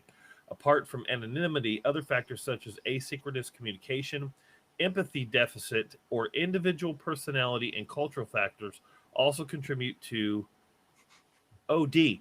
The manifestations of such an effect can be both positive and negative directions. The online disinhibition. Thank you. Can be classified as either benign or toxic. They haven't met me. If they think that's a new thing, I've been like that since birth. You're that way face to face. So in my case, what you see is what you get. I am pretty much the same guy away from the computer as I am right here tonight. Unfortunately, for good or for bad, I am what I am. I've gotten into a lot of trouble in my life because I apparently suffer from in-person disinhibition. Now I can't say it, Josh. Disinhibition. Well, they think they said a lot of it started. I actually saw a video on YouTube about something completely different, but this got brought up. A lot of it started back just, people would do it through newspaper articles. They would banter and fight through. Didn't even know who the other person was, and then, it persisted to cars. This is a form of road rage because you have that layer of distance between you and someone else. And now with the advent of the internet, people can just do and say as they please, and it's really, really sad to see that someone has the capability to just tear something apart for literally no reason. There's no gain because they can doing it. Yeah, they're not getting anything out of it except some sort of thrill. And I think the key part of what I read is that empathy deficit. When you're talking to a person, you may be angry, but when you start to see how your words are having an effect, most people tend to scale that back a little bit. Not pointing names or pointing fingers. But online, you don't have that. At least a lot of people don't. I try to go out of my way not to be that way. Now, I will attack someone who's already being that way because you've opened those doors. Right. I will slam them on your toes. if someone come just says crashing through something like the Kool-Aid Man. dumb, if someone says something dumb or presents something I don't agree with, I'm not going to attack them for the sake of attacking them. That Right. Yeah. doesn't get me anywhere. And I won't do that either. I don't, but my thing is, I don't get my feelings hurt quite as much as I should. Therefore, I don't notice when I've hurt other people's feelings by what I've said. Mhm. And my mouth functions at a much higher level than my brain, and therefore it outwits my brain on a regular basis. And a lot of times something will come out and I'll be like, they probably took that wrong. Nah, I'm not going to mess with it. Well, another Where's this thing that going you'll on? see. Oh, that's perfect. Yeah. Well, another Yeah. thing I've noticed is in the world of the social media influencer, people could get on to some kind of a TikTok or Snapchat or whatever, and they get their 15 minutes of fame or sometimes even 15 seconds of fame. And they think because they have that, their opinion's important. It's like the celebrities when they get into politics, for example. Nobody cares about your opinion more than anybody else just because we watched your movie. And I think when you're online, you have to kind of have that perspective that you're really not that more important than anybody else. I mean, like tonight, I'm not a writer. I'm not anything important at all. I'm just a huge nerd who loves Jonathan Mayberry. So it was cool to be able to ask him questions. I'm a huge nerd when it comes to D.A. Roberts. I mean, we already talk about that. Oh my God, you're D.A. Roberts, I'm a big fan of the Dixie Cryptid. I think it's freaking awesome to be sharing a show with Naomi. It's you got to keep your perspective. Yeah. The thing is boil it that down, you can't go too far the other way either. Just because they're famous doesn't mean they're not allowed an opinion. We just have to learn to take it for what it is, an opinion. And you can agree or disagree. And it's okay. This is the biggest problem we have in the world today. It is okay to disagree. Right. You don't have to be on the same side, and you don't have to be 100% with people. It's okay to say, I disagree with that. Yeah, and apparently I disagree, but I don't hate you. That's right. The issue is how some people are disagreeing. Right. It's fine to say, I understand your opinion, or maybe I don't understand it, but this is how I feel. And you're entitled to your opinion as I am mine. Other than, you got the people that are like, you're wrong. You're stupid. You don't belong on here. You're this, that, and the other that have nothing to do with what we're talking about. That's how a lot of people. And then, Dresden brought up a comment how anything can be taken as offensive. Mm-hmm. And I think what we're talking about is, yes, some things can be taken offensive. And I think some people are a little too sensitive about things. But what we're talking about are direct, toxic comments, conversations, made just because they can. Yes. Right. If someone says something that someone else takes offensively, well, that was just either out of context or they don't understand or they're having a disagreement. But when someone goes on to a forum or something and specifically goes out of their way to attack someone, you should be offended at that because that should have never have happened. So it's not that it's portrayed as offensive. We're talking about the ones that are specifically made to be offensive. Right. Yeah. Yes. I think it's on the rare occasion we get to do anything in person, thanks to the pandemic. Rachel and I'll go someplace and I'll say something, we'll have a conversation, and I'll just watch her facial expression, and I'll get and I'm like, I'm not trying to be offensive. I am just socially and politically retarded. I apologize. Look, I have a friend who once took me to a wedding. It was an out-of-town wedding. Her husband couldn't make it. And so she called me up and said, hey, you want to make this road trip with me and go to this wedding? And sure, I'm up for any road trip. I'm like the family dog. Want to go for a ride? Want to go for a ride? Yeah, I am terrible that way. So I jump in the car with her and I go, and we're driving down there. She says, Andy, her husband, really couldn't believe that I'm taking you to this wedding. And I was like, why? And she says, well, there is that thing about your mouth. And that was the first time I realized I might have issues with the way I talk to people. And I think that may be a big problem with it right there, is that people don't even realize how offensive they're being. It's just how our society expects us to be this way, and we are, and we're not even thinking in terms of the reaction. And communication is not communication until it's received. And most people don't understand that it's not what's said, it's what's received that makes it that defines it. Perception is reality. So we need to make our kids somewhere around the age of 14 take a class in communication and explain to them that it's not what you're saying, it's how it's being received that matters. Right. We could teach that to a lot of adults too. That's a fact. I agree with Candy on her last statement. I had made a written comment to TFE. He was saying that how everything needs to be, the only way is face to face. And this is a good opportunity where people can disagree. I get where he's coming from, but I disagree. Sometimes I feel socially anxious, either on the phone or in person. But I do a lot of, even with my close friends, I do a lot via text and messenger. Just because I feel more comfortable with that. Like Candy says, it gives me more time to think, and I can be more direct and concise. Where a lot of times in person, I tend to vamp, and there's a lot of dead air, and it just makes me look silly. You guys watch me here. Well, the dangerous thing with the texting stuff, though, is you can't convey the tone sometimes as easily. You know, I mean, like I wouldn't think twice about communicating with you through discourse or something like that because I know you personally. And you kind of know my, you know, random smartassery sense of humor, where if I say something that could be interpreted as offensive, I'm kidding.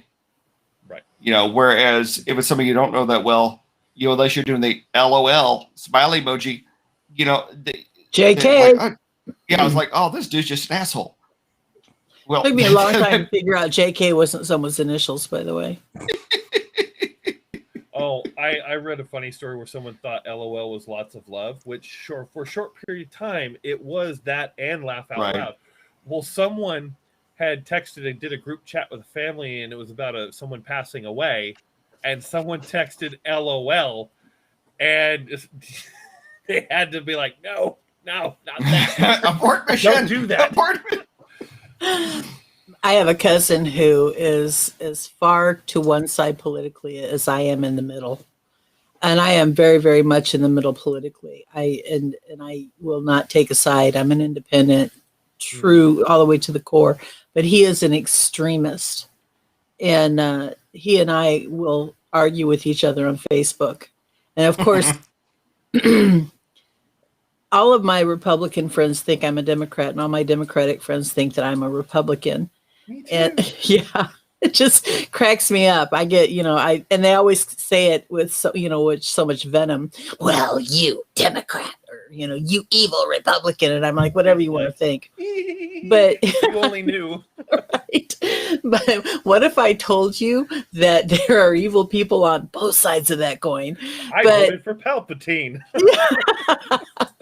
But I used to have a bumper sticker on my car that said "Vote for Cthulhu. Why choose the lesser of two evils?" Yeah.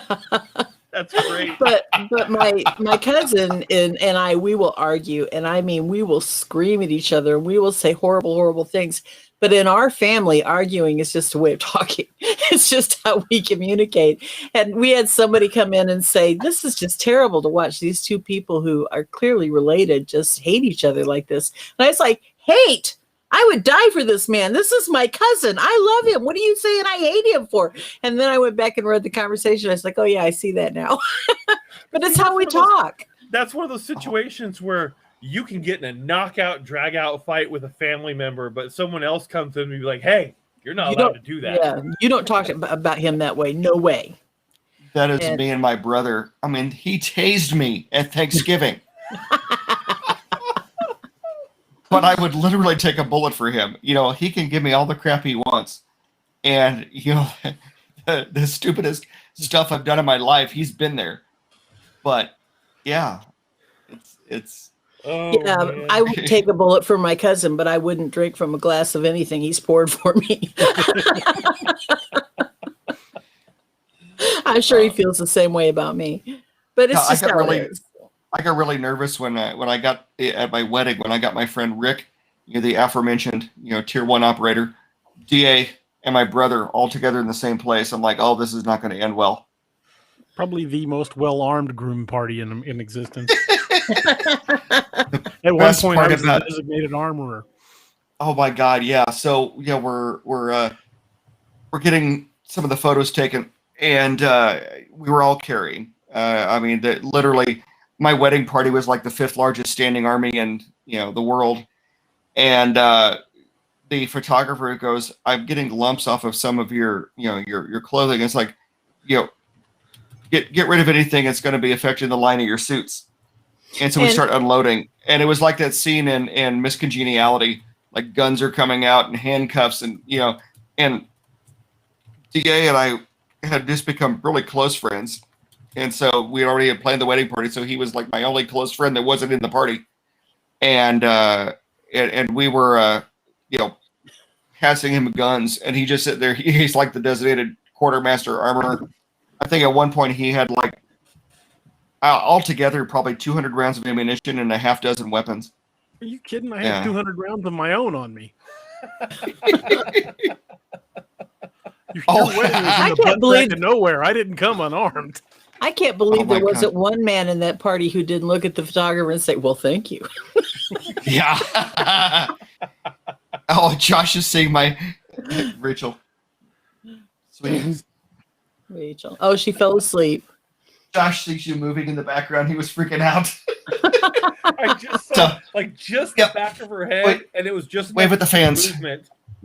Yeah, that's my wife, Rachel. So we share an office, and she's completely like redesigning her online curriculum for her class. So she's like, "I know you got your podcast." I'm like, "It's our office. No one's going to care. Anyone's invited to DA Ex Machina." Half the time, Laura is literally right on the other side of my screen, but she's in Toledo tonight with family. But yeah, we share an office as well. It's nice. I like it. And for those of you who are fans of the books and have commented on Steve's Pub and Grub and the Shepherd's Pie, she's the one that makes it. This needs and it to is be good. A thing. It needs to be a thing. It's absolutely fabulous. Let me show this one. I used to work for a social services agency, and my job was to place people with intellectual and physical disabilities in jobs. And I had a lot of Aspies. And unfortunately, on Facebook, I made a snide comment about wearing of certain facial apparel that I'm all for it. It was not at all intended. It was received wrong by everybody, and it was my bad. I misworded it. But one of my Aspies was also, or former Aspie, because I was done with that job, was also on my Facebook page, and he made a comment, and a friend of mine climbed down his throat. And there are certain ways to talk to people with Asperger's to convince them, and to yell at them is not one of them. And I jumped down her throat. And to this day, she still resents. And I couldn't tell her why I did that because I could not identify him as one of my former individuals. But it's led to a bit of a rift between us because she just went tooth and nail at him. And it all stemmed from a comment. And then I got 15 or 20 different posts from her explaining why it was important to wear those. And I thought, I don't disagree. I don't know why you're telling me this. But that's one of those cases where if she'd been standing in front of him, she would not have acted that way. And ultimately, I had to laugh because she told me that if I ever spoke to her again the way I did when I stopped her from doing that, we would not be friends anymore. And I told her, well, that won't be a problem. I'll be the one that pulls that trigger. So she's something else, but she's definitely one of those people who suffers from online disinhibition. Yeah. Well, I was joking with a patient one night because basically my bedside manner is me in the real world. I happen to love the job that I do. And my philosophy of the whole thing is nobody goes into a healthcare setting because they want to, unless you just got some weird, Munchausen's kind of thing going. You're going there because you want help, and you're not there on the best day of your life. But if I could tell a dad joke or two and make it the second worst day of your life, I've been successful. And so, you just be yourself, and the patients get a kick out of it. And I think with somebody the other night, it's like, you got to do stand up. No, I'm just a dumbass, but I happen to love what I do for a living, and it works. It works, and when you have to put that human side in. When you go to the emergency room or you go to the hospital, having a nurse like that makes things so much more easy. I have the trifecta of veins. They're deep, they're tiny, and they roll. And I know that. So when I go into an emergency room, I warn the nurses, and the hematologists or whatever they're called, that phlebotomists, thank you, that they're going to struggle to get blood from me or to hook an IV to me.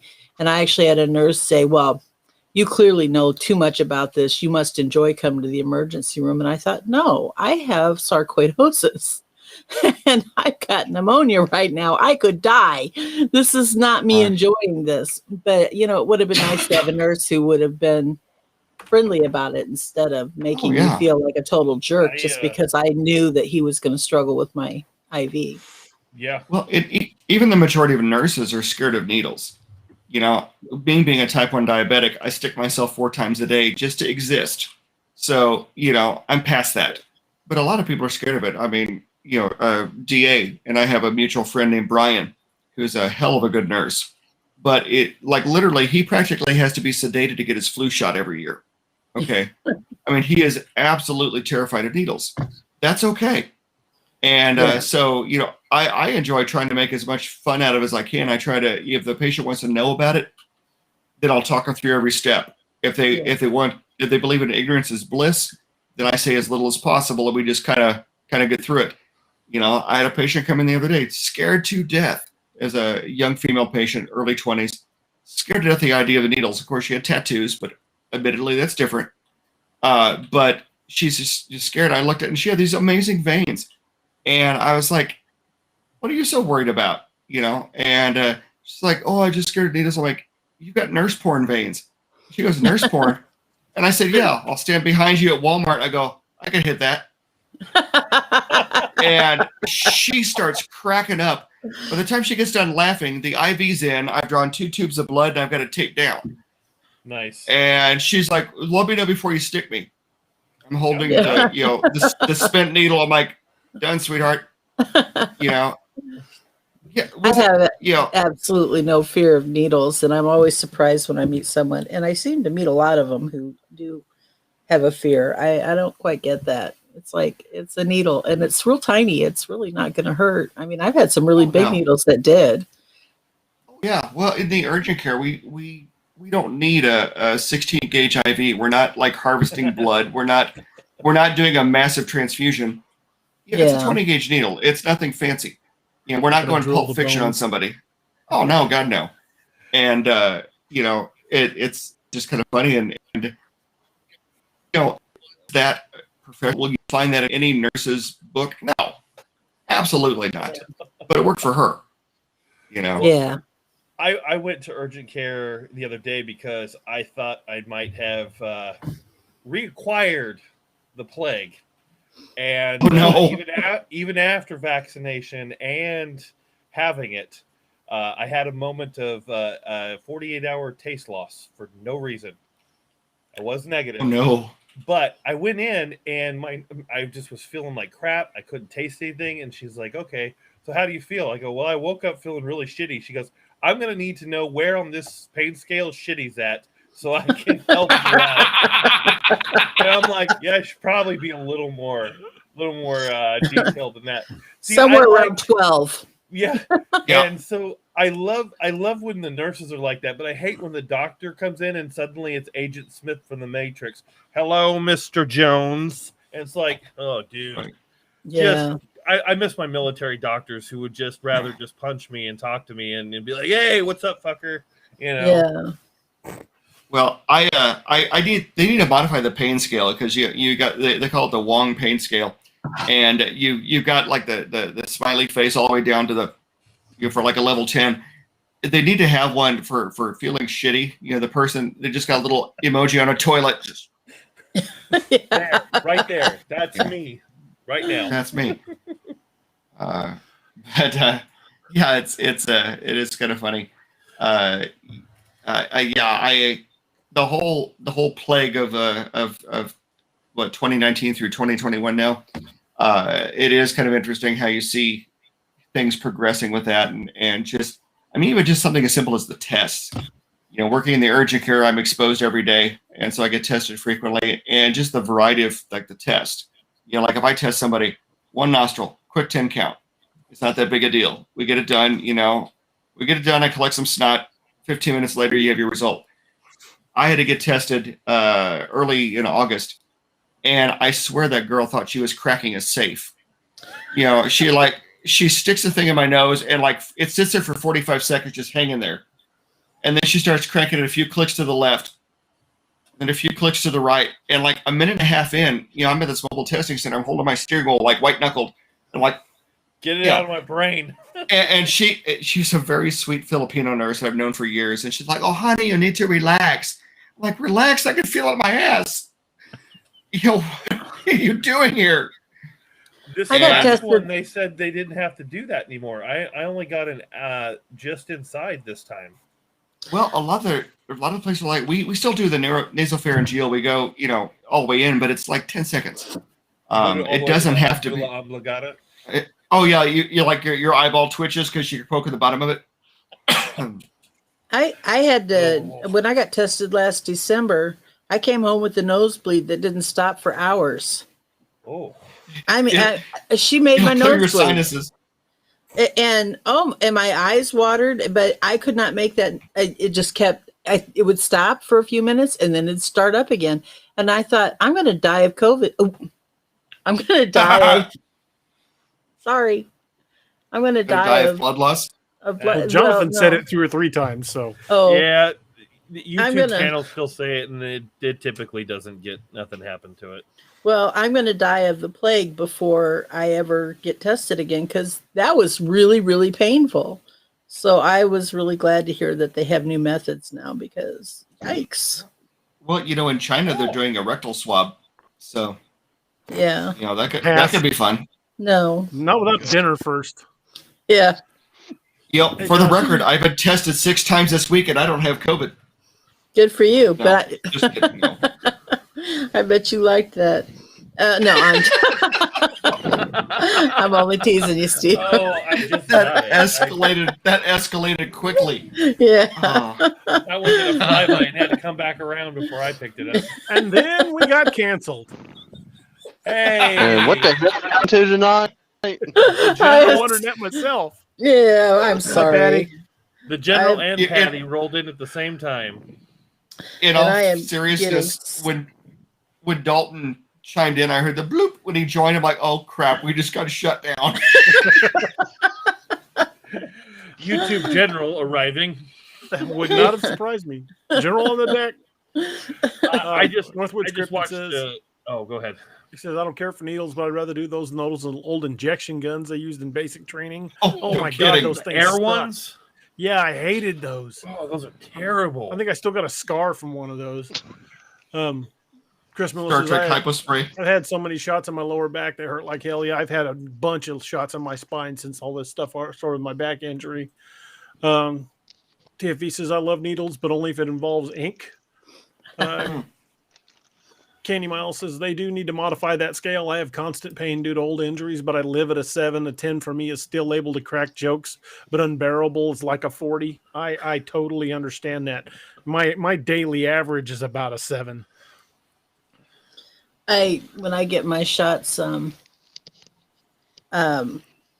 for my knees, which I haven't gotten in a while, I have that 30 seconds of calling the guy that gives me the shots in my knees every name in the book. I mean, just I don't hold back. But then when the shots are done, I love him because my knees feel so much better. So I don't care. When I But get we that do. rooster- Shot, Naoma. What's that? I said you getting that shot made of that rooster comb. That did not work for me.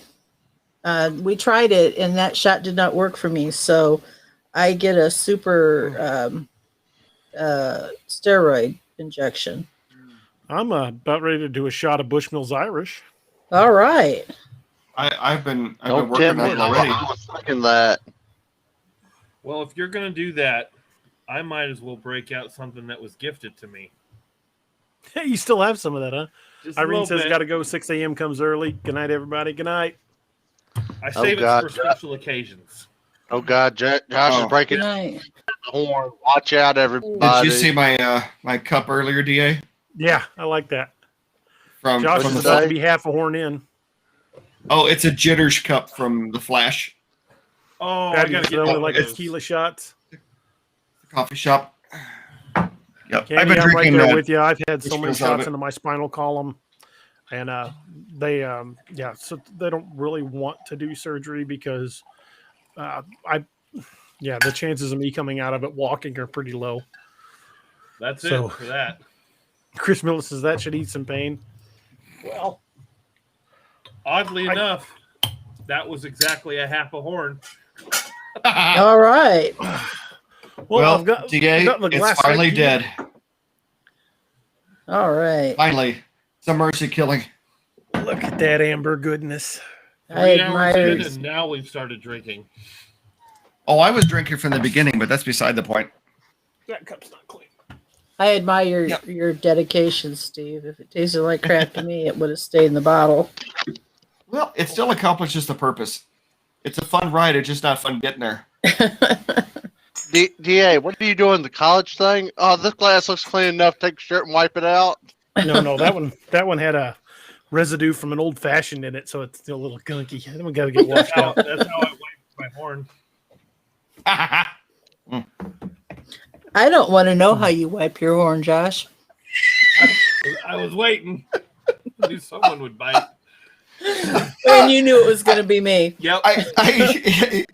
You ought to see the video replay as he says that. I go, Just give it one more second. I was says she- holding on to it. I didn't want to say it, but somebody had to. Lanita says she likes that bottle. That was a birthday gift last year from Steve. It's a crystal decanter with matching glasses. well, what he's not telling you is, it was really kind of sacrilegious to buy the bastard good whiskey and have him drink it straight out of the bottle. So, You know what? This mead smells strong, but it goes down so smooth. I wanted That to mead ask, does have a kick to it. I wanted to ask the chat room and you guys too. What do you guys think of this animated background that Adam made? It's Oh, can I- trees, I love it.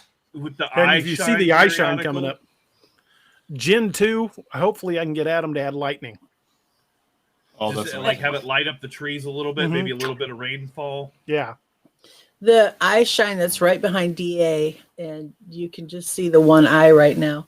When that goes off every single time, I'm like, what's that? Oh yeah, I forgot. It's the it's the background. It is Like I squirrel. love it. Yeah, exactly. We got Oh. one right over here next to chat, which is really cool. Mhm. Yeah, that's the one I keep saying. It's popping up on my screen between Naoma and Josh. Yeah. I'm hoping you can And, add in some lightning and rain effects. I think it's cool.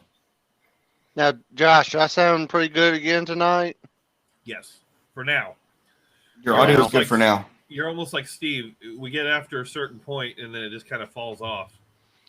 Yeah, my signal's not real strong right now. I think my son might be pulling a little bit of bandwidth tonight.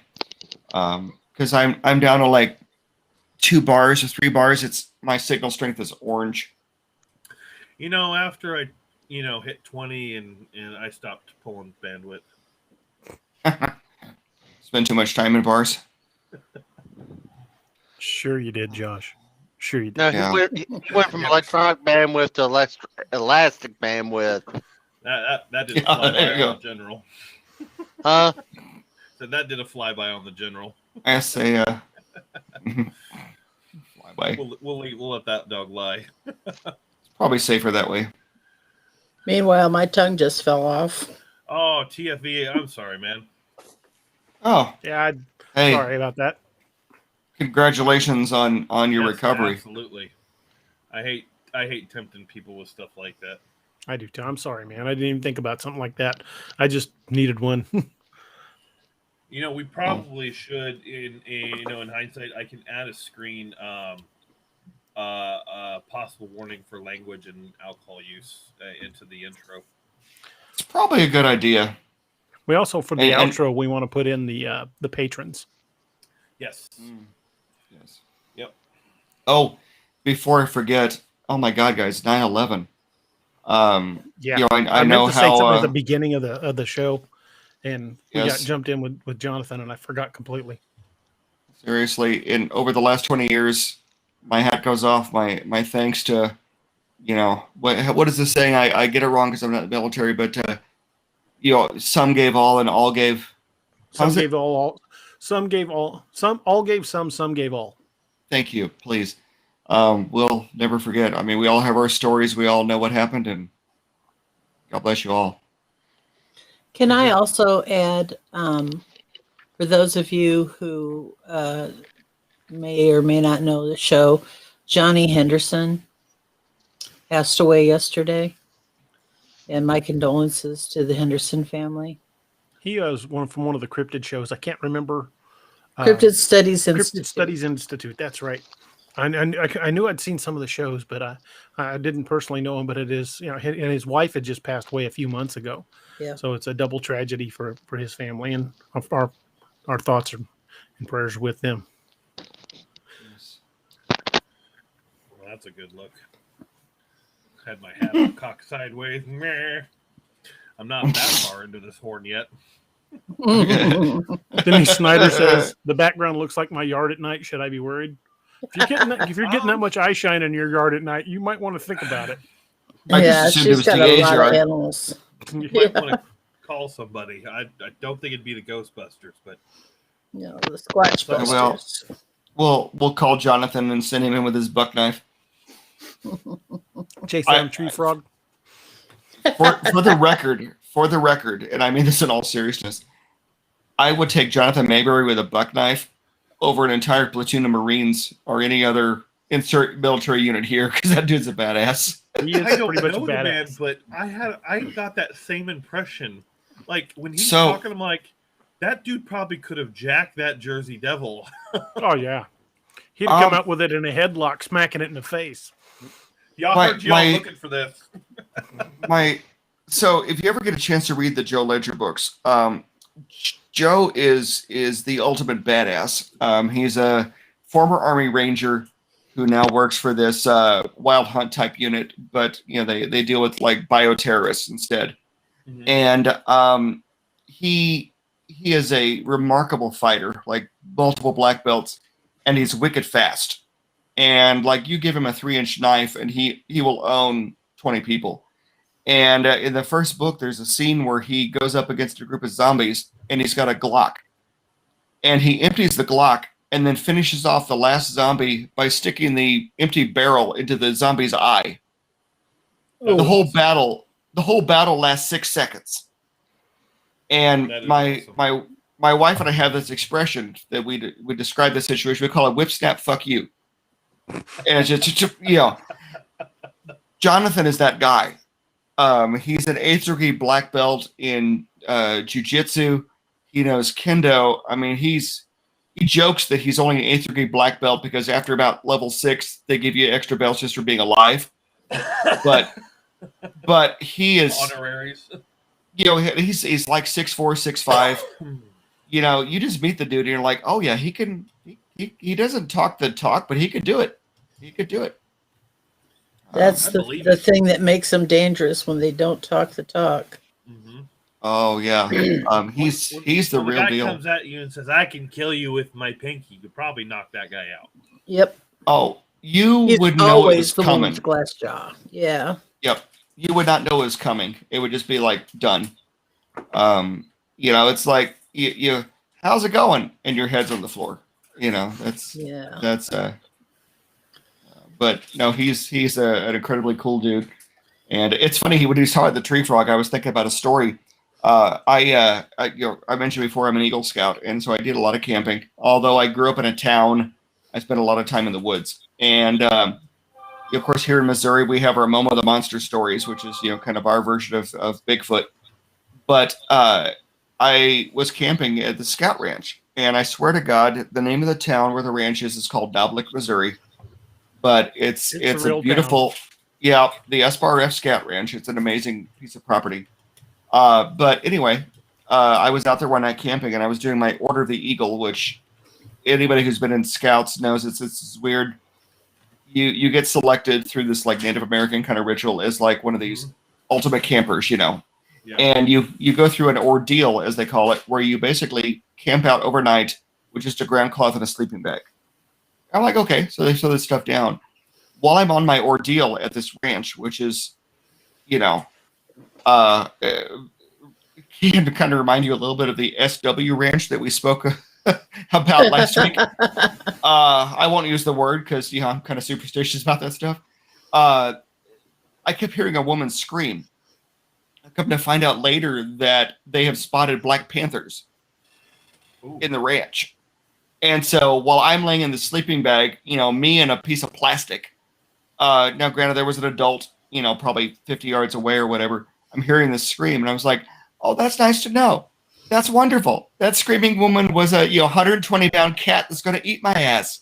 But nah, they don't like sugar. Yeah, It was I've got too high cholesterol. Yeah. It was just a tree frog. Yeah. Hey, that's before I learned how to draw in dogmen with urine. Yeah. Oh, Your skills have really increased. Do they have a badge for that? I wonder. Yeah, achievement. I've got my merit badge in cryptid attraction. There you go. You just gave me a fantastic idea. Oh dear God. Uh-oh. So I want to talk to Adam about having a random outhouse in the middle of the forest of the game, and if you use it, you're going to get attacked by a dog man. Oh my God. And in the wall of the outhouse, it's going to say "Wild Man was here." It's amazing. That's funny.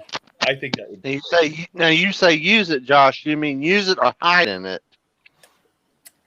Use it. It'll give you the option to use it if you're hiding in it. That's amazing. It'll be like an Easter egg death. My father was towards the end of my scouting career. My dad was an assistant scoutmaster, and dad never got to be a scout when he was younger, and so he really embraced it as an adult. And so we were out at the SBRF ranch, and he was using the outhouse early one morning, and like most of these little latrines on these scout ranches, it was like surrounded by wood, but there was like a gap about a foot tall between the concrete slab and the wall. And so as he's sitting there, he's doing some important paperwork, and he sees this timber rattlesnake all coiled up, sunning itself. And it's occurring to him. He's like, well, I've got my pants around my knees. I'm like mid-deuce here. I can't run. If I move quickly, the snake's going to bite me. And he's there telling me the story. I'm like, and you're just like, waxing philosophical with this 6-foot snake ready to bite you. And it was pretty funny. That is funny. Shower curtains are going to come, Patty. Hell or high water, we're getting them. That's funny. I want the Dogman one. Dresden says, I have a question. Is it possible that Black Panther sightings in the Americas are not simply black jaguars? It's possible. It could be a melanistic jaguar, or it could be a black mountain lion, which is known to happen in them as well. Or it could be a black superhero. Well, one of my instructors when I was in undergraduate school was a biologist who was actually researching mountain lion sightings in Missouri. And the consensus is they were actually melanistic mountain lions. We call them Black Panthers, but they're not. They're technically a black cougar, black Yeah. And from what I can say from firsthand experience, they sound like a woman screaming. You know, they don't roar. Oh God. The first time I heard it, you know, I was camping on that little, you know, we were on the kind of, you know, LBL side of the scout ranch there, and there was a probably a 6-inch wide cold spot that went from the crack of my butt all the way up to the base of my skull, and it was, you know, it was frightening, very frightening, and you know, and we've got black bears down there. We got a whole bunch of stuff. I don't know how many acres it is, but it's a, you know, pretty woolly kind of place. You know, down in southern Missouri, we got a lot of national forest. You know. Steve. Yes, sir. Did you ever come east to a scouting location called Goshen Pass? I have not. I barely gotten east of Missouri in a scouting world, but no. Tell me about it. I found this out just by happenstance. I was watching something on the History Channel with who was it? What was it? Post Cereal, the lady that had cereal. Oh, okay. There's a was it Maberry or something like that? Post. I'd have to look it up. But anywho, there's a scouting ranch compound about 150 miles off of 81 and outside of Lexington at a place called Goshen Pass. It's like 4 or 5 campgrounds on several thousand acres butted up against national forest. Oh, wow. Sounds like a great place to get carried off by Bigfoot. Yeah. Well, I was thinking more to the fact this is close to DC. It'd make a hell of a fallback location. And number 2, right at the frontage, on the frontage road of it, there's a huge ass tie yard. There's a huge tie yard that does rail ties and a sawmill. Oh, wow. So what better built-in defensive can you do? Good point. There you go. I think I don't mean to interrupt, but I am literally zoning into zombie land here. I'm going to have to say goodnight to you. All right, Naomi, you have a great night. Thank you for being here. Locked and loaded if your head. Yeah. Give Good our night, regards guys. to Brad. It was so fun to have him on the show tonight. Yeah, thank you for having him. Belching. Yeah, he really enjoyed that opportunity to talk to Mayberry. So we had you fun guys, with him. Good night, guys. Good night. Have a great night. Night, I'll talk to you later. All right. Bye-bye. Bye. Josh had a question for you from Bob Foot. He says, question about the game. Is it going to be free or pay? I will get it either way. So we're still early on in the process. It will be pay because, you know, we like money. You're going to put a lot of work into it. You might as well get paid. We're going to put a lot of work into it, and All Tower Media wants to build itself as a game studio. So we definitely want to pay. But the structure will be, it won't be a $60 like AAA title. Again, don't quote me on this. We're discussing between $15 and $20. A lot of it will depend on the final product. And we do plan on doing this as a series going forward, picking up with the books after this one. So we do plan to have some sort of model where you can pick up individual titles, or maybe you pick up all 3, all of the Lakeman series as a whole group and get a discount, or all of the Apex Predators as a full group, or all of the Wild Hunt, etc., or the whole thing. So that's the plan as we go forward. Again, that is a fluid plan, but hopefully that answers your question. We do also, hasn't been ever discussed about online. We have some mobile games on the back burner until this one gets done, that we can get done fairly quickly once Adam can go full time, that will be free to play. Good night, Northwoods. Night, Northwoods. Well, I'm excited about it. I mean, just the I mean, a shout out to you in particular, Josh, but Adam and the rest of your All Tower group. I mean, just the new intro video. Oh my God, I was impressed. You guys can do some amazing things, and we're pretty blessed to call you guys friends of the of the industry. I mean, God bless. I was joking saying that every time Josh sees a message pop up from me, he's got to roll his eyes and go, "Shit, what does he want now?" No, that usually doesn't happen till later when I feel like I'm hitting a hammer against a concrete wall. I'm not that tech savvy. I'm sorry. It's fine. You're better than Roper. Love you, brother, but DA can still do circles around you tech-wise. Well, thank you, sir. It is amazing. When you were talking about the troll that we had earlier, and DA's like, Josh shut him down, and I was like, I'm already on it. It's kind of funny that it's gotten to the point where you are so in tune with what we're doing that all he does is kind of look at you. It's like, oh, even before because I was washing dishes and I've got a Google display in my kitchen. I had you guys up on that, and I could see the chat. I also had it up on my phone. Because, right now I'm the only moderator in the YouTube chat. So I try to stay active. And so I saw that come up and I was already, I got to get that guy.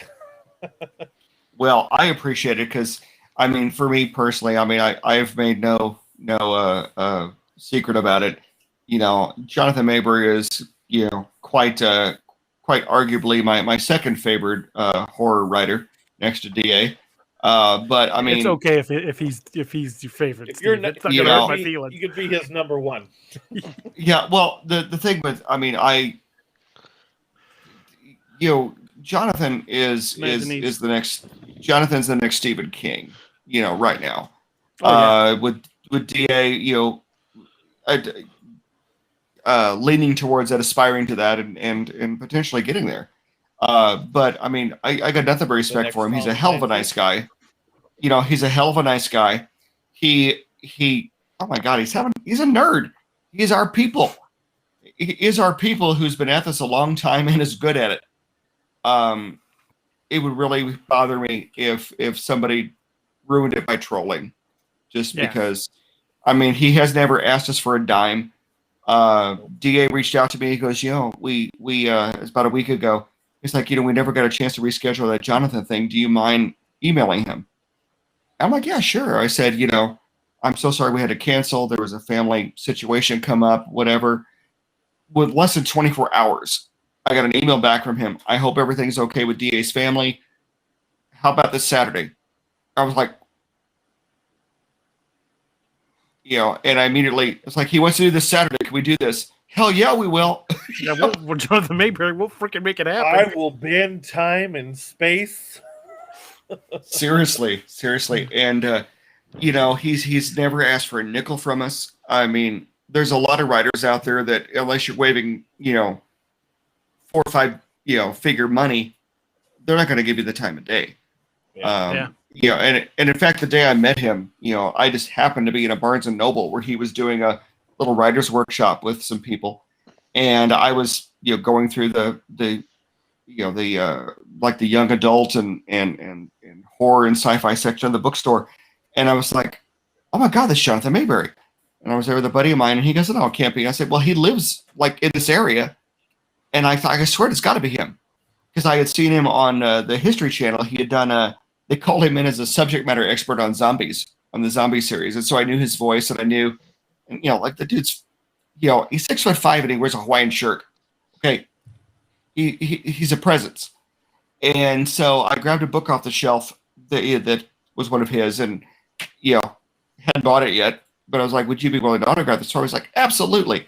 And he autographed it, and I paid for it, of course. And we were sitting there talking, and we did they shot double the price for the autograph? They didn't know. But in fact, my signed copy autographed edition. We're gonna have to try add an extra $20 to this. Yeah, Barnes and Noble. Thank you so much. But no, this is my autographed copy of Rotten Ruin, And my friend Matt got Patient Zero autographed the same way. And we're sitting there talking, like, we shot the crap with it for like 45 minutes. And he's like, I hate to leave. I got a class I got to teach. He was doing a thing at Temple University or something at the time. And he's like, are you going to be in town, the next couple of days? I said, no, I'm leaving town tomorrow. He's like, oh, that sucks. I'm like, why is that? He goes, well, I want to go have a beer. I was like, oh my God, he wants to have a beer with me. I mean, he had me at beer. Well, he had me at. I don't know if you caught the moment earlier when he said that how much he liked my my Codename Wild Hunt books. I was like, I saw your face. I was washing dishes and I heard him go, I really loved it. I went, oh shit. And then I saw your face. I'm like, ha. Yeah, I had that. Yeah, that odd screaming sound you heard was DA's butthole. So wait a minute. So you said Mayberry is read the Wild Hunt series now? Loves it. He's read Odin's Call, right? Mm-hmm. Yes. Yeah, he's read the first one.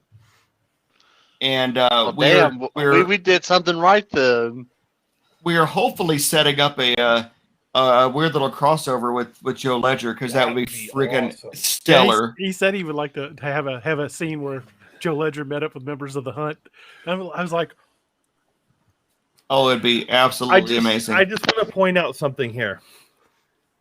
Remember I said I was reading your 1-star reviews just for shits and giggles earlier. Uh-huh. You've got a 1-star random ass Amazon guy saying that his drunk toe can write better than you, and Jonathan Mayberry going, I really loved that book. I wonder if it's any good or not. Yeah. Whose review should we take? So Jonathan, that little workshop that I descended upon when I got his autograph awkwardly, he was doing a free little workshop for aspiring writers. That's awesome. And they were talking about writing fight scenes.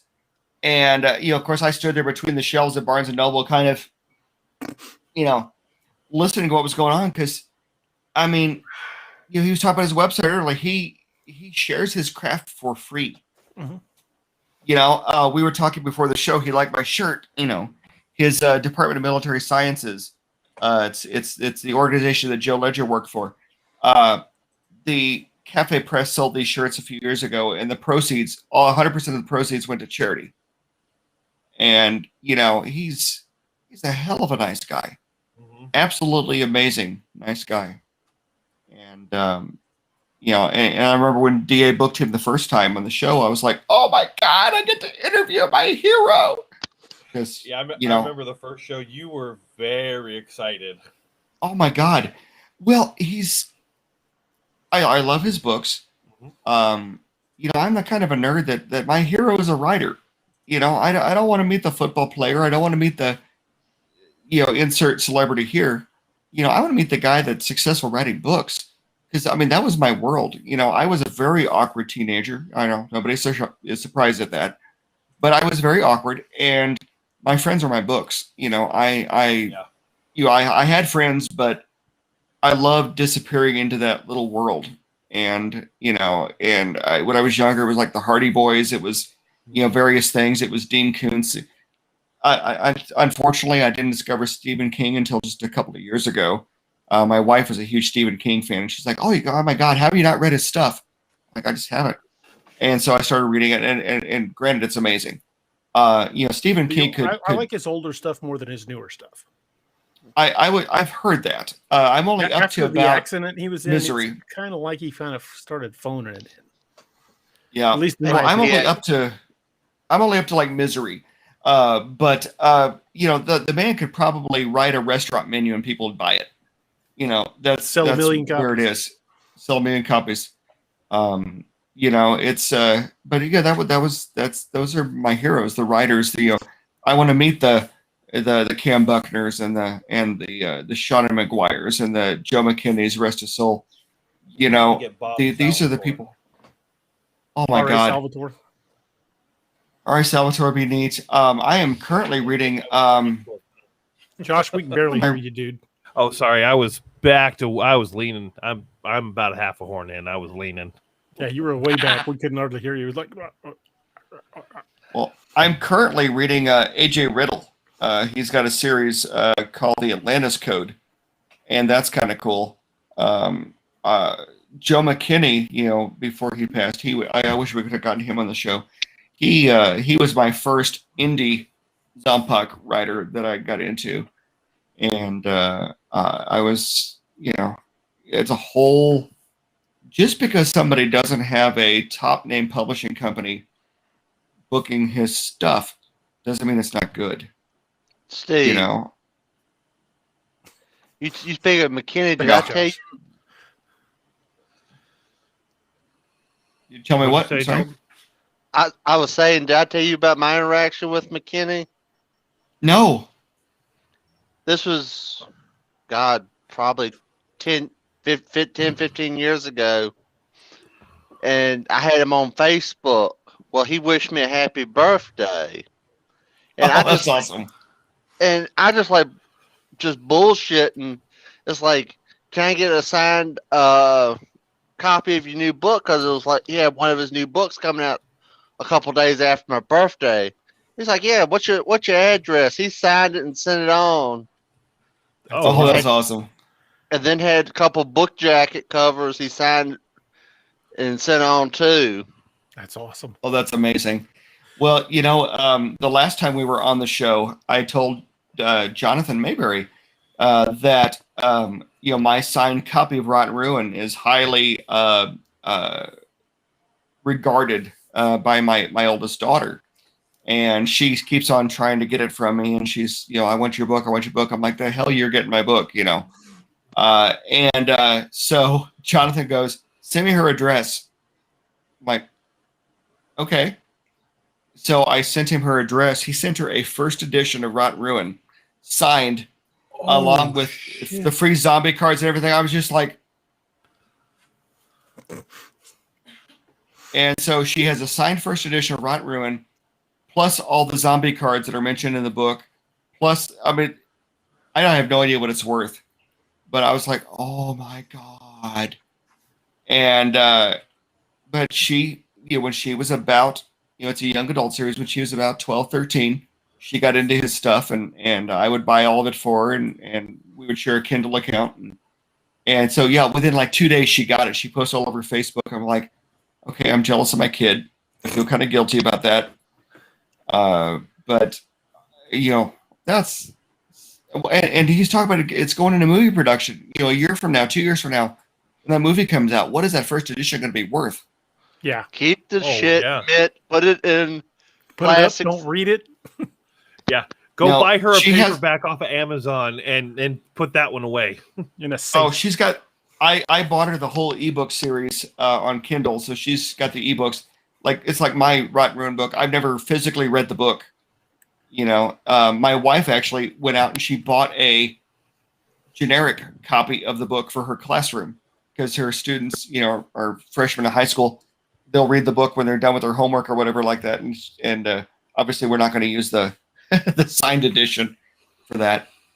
But yeah, it's crazy stuff. Hey, Candy Miles asked, DA, what order do you tell people to read the books in? I've been jumping all over the place. Well, I brought the graphic up. We need to do a new version of this timeline. Yeah, we do. This one's kind of bad, and you can't blow the images up very well.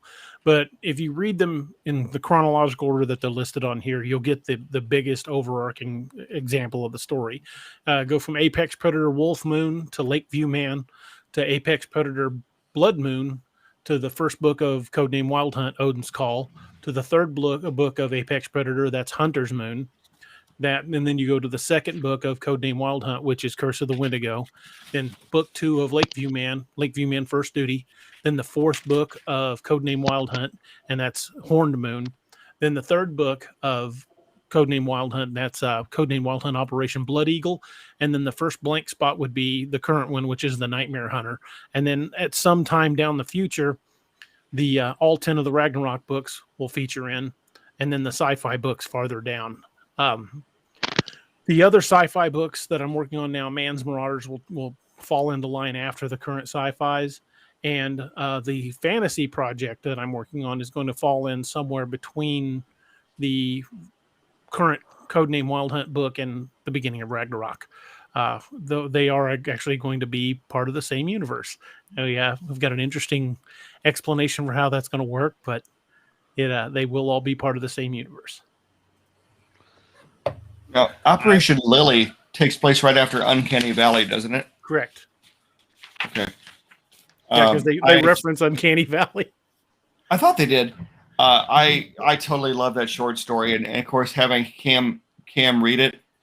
I think part of what was so fun about that was I speak very fast. I worked in call centers for years and years, so I got a motor mouth. Cam, being the wonderful Southern gentleman he is, speaks so slowly that it forced me to listen to the thing at more of a normal reading pace. And it was such an amazing book. And hearing Stephen Lilly, being read in Cam's voice was so cool. I love it. I can't wait for him to do the finish the narrations on the Codename Wild Hunt books. He's doing all 3 of them back to back. And last time I talked to him, he said he's hoping to have them all done and edited and uploaded to Audible by the end of September.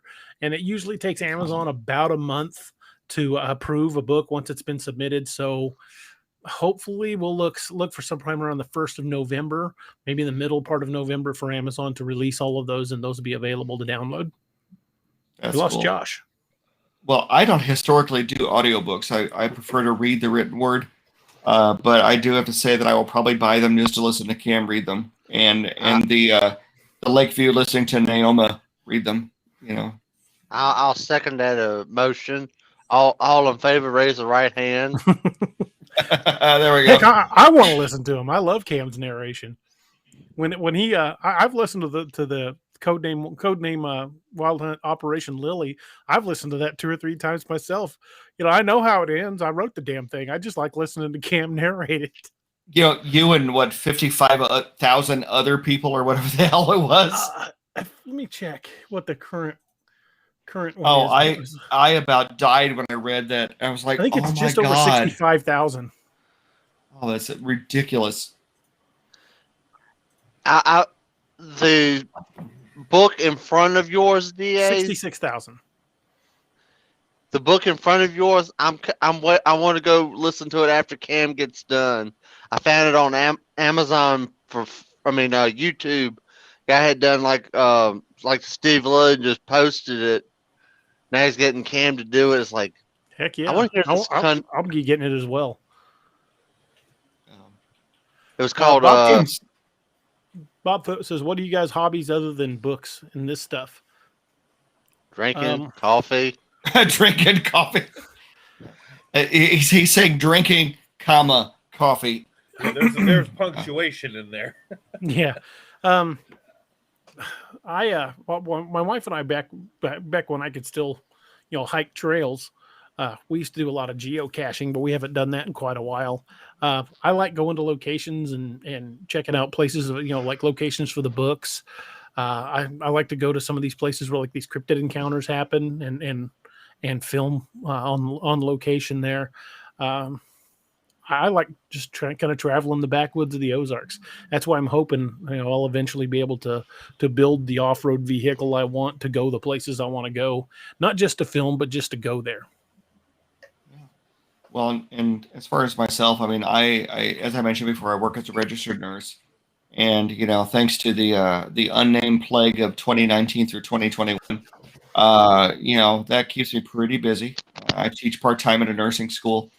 When I get free time, I read, but honestly, my favorite hobby is music. I love live music, and before the plague shut the world down, you'd probably find me in a bar, sipping on scotch, listening to a band, and it's still one of my favorite things. Shameless plug. There's a local band here in Springfield named Innuendo.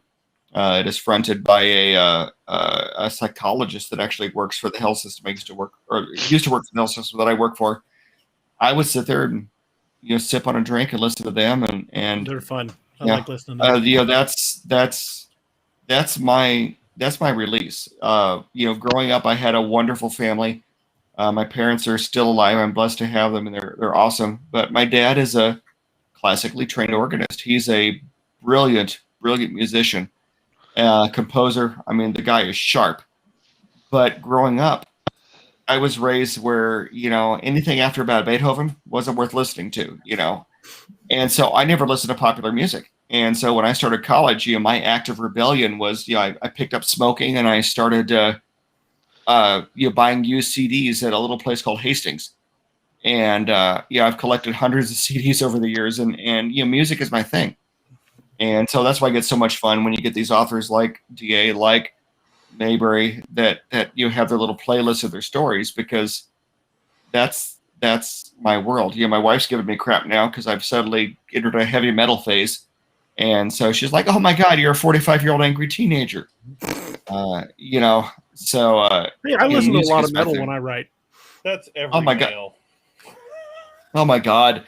So I've gotten on a Disturbed kick lately, and so on the way to work, I will usually play some of their stuff, and they have a song that came out a couple of years ago called "The Light," which is the video. Is a healthcare related thing, but on the way into work, I played "Down with the Sickness," because I'm to the point where you've seen the masks out there. I won't say the name of the disease because YouTube doesn't approve. But you see the masks out there say "fuck." Yeah. Insert disease name here. That's where I'm at. That's where I'm at.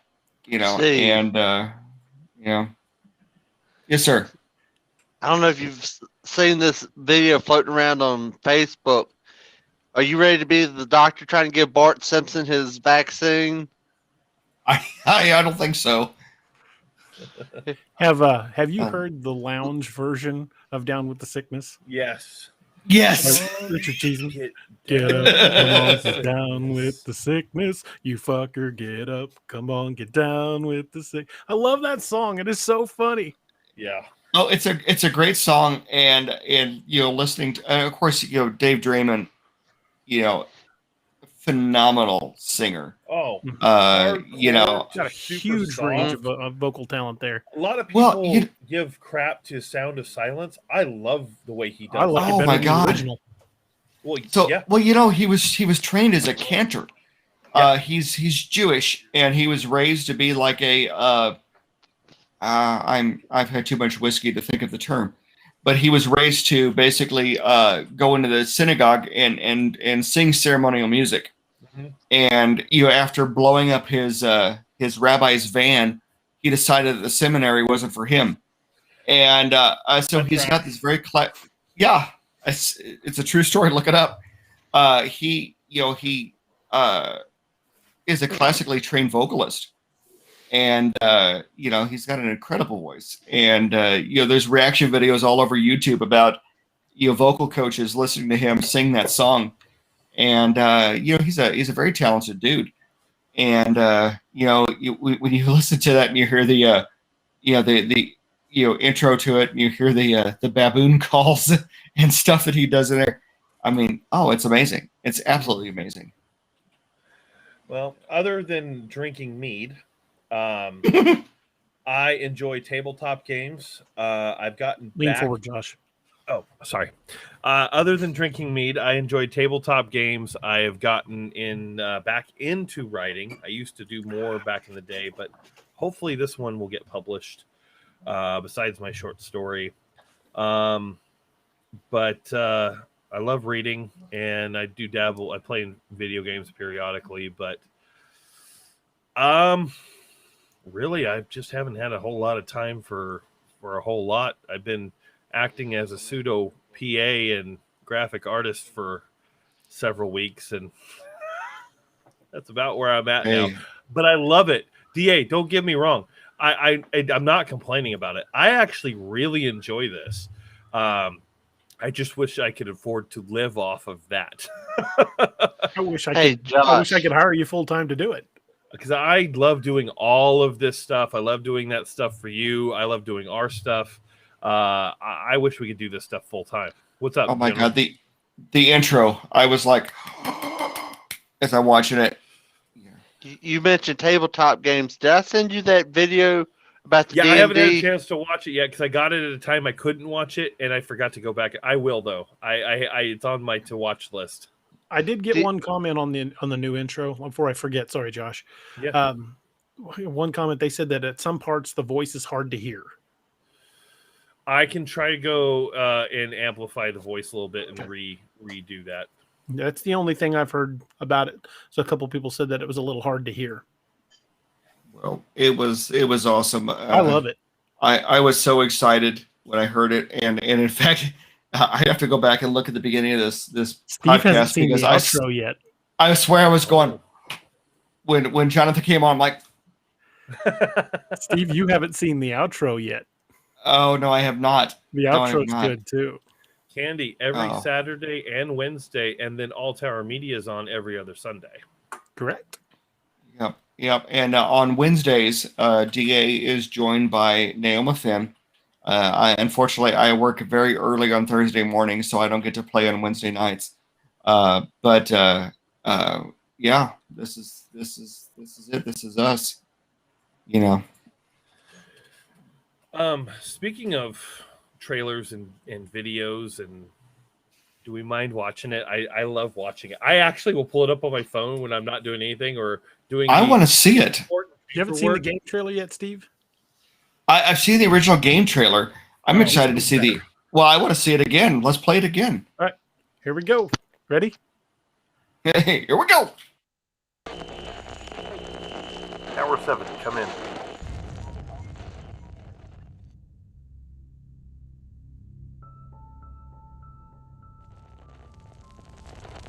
Come in, Tower 7.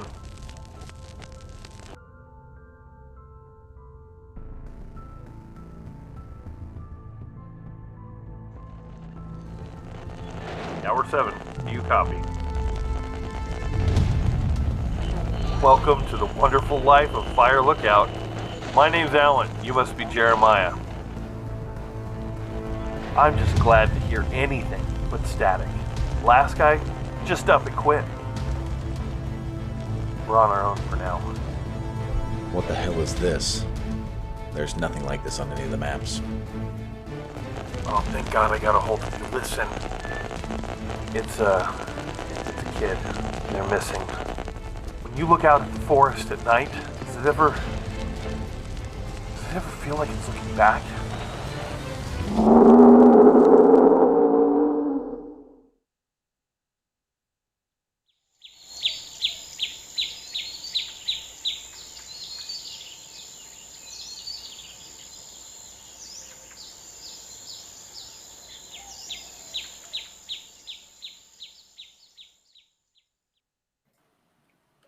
I still love that the poster with my picture on it says "Wanted for questioning." I think it's great. Suspicious looking individual out there. He's kind of shady, definitely sketchy.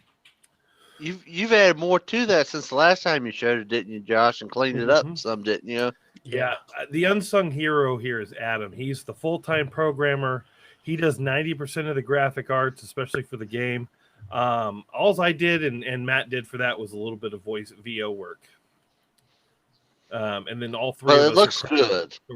Yes, it does. So I can't wait to play it. I can give a little bit of information on the story. I don't want to go too far into it. But stuff that you'll see in the Kickstarter is you're actually playing two characters. You're going to play as Jeremiah, which is the current time frame. That's like your main character. But you'll also jump to a character named Chavez, who is the guy that just up and quit. We find out that maybe he didn't just up and quit. Something else may have happened. So when you play the flashback sequences, you kind of see what happened to him. And by doing so, playing as Jeremiah, you might see areas that you didn't know that you could get to. Or maybe Chavez will drop a tool that you need, but you see where he drops it, and then you can go as Jeremiah and go pick that tool up. So there'll be a lot of cool back and forth through the timeline as you deal with two very aggressive cryptids and maybe some people who might be involved as well. Some interesting people. Now you speak of that. Did you see my little thing I posted on the Wild Hunt under the Wild Hunt tab on the Discord, Josh? It was at the draft of the resolution there. Yeah. Yeah, all right, Karen. If you say so, we'll get it done. Now you speak of that. You bring that up. I had a guy come by the mill Friday. He was in 2 different spec ops. He was in 3rd and 7th team, and then also did a tour down at JSOC at McDill. And I was talking to him. He's like, "Yeah, that bitch doesn't know what the hell she's talking about." It's like if you're dealing with spec ops community, what you're talking about would be so black. It would be in the black hole. Yeah, it absorbs light. It's so black ops. Adam just texted me a subplot that I didn't know about, and it's kind of juicy. Can you share? He goes, "Oh, there's people. I'm working on blank blank subplot."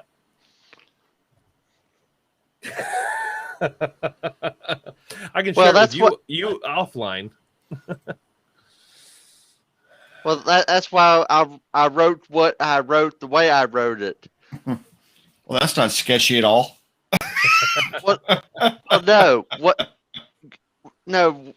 wrote out. I don't know if you've seen you mess with the Discord or not, Steve. But the way I wrote it was like saying you have your cryptids like Bigfoot and all, but also if you run into any damn cultist, their tails are fair game as well, because it'd be essentially the same thing as aiding and abetting. That could. I got you. It's funny you mentioned that. Uh-oh. That's why I wrote it the way I worded it. Yes, it's hunting monsters, but also sometimes you run into nut jobs who rather throw a wrench into it.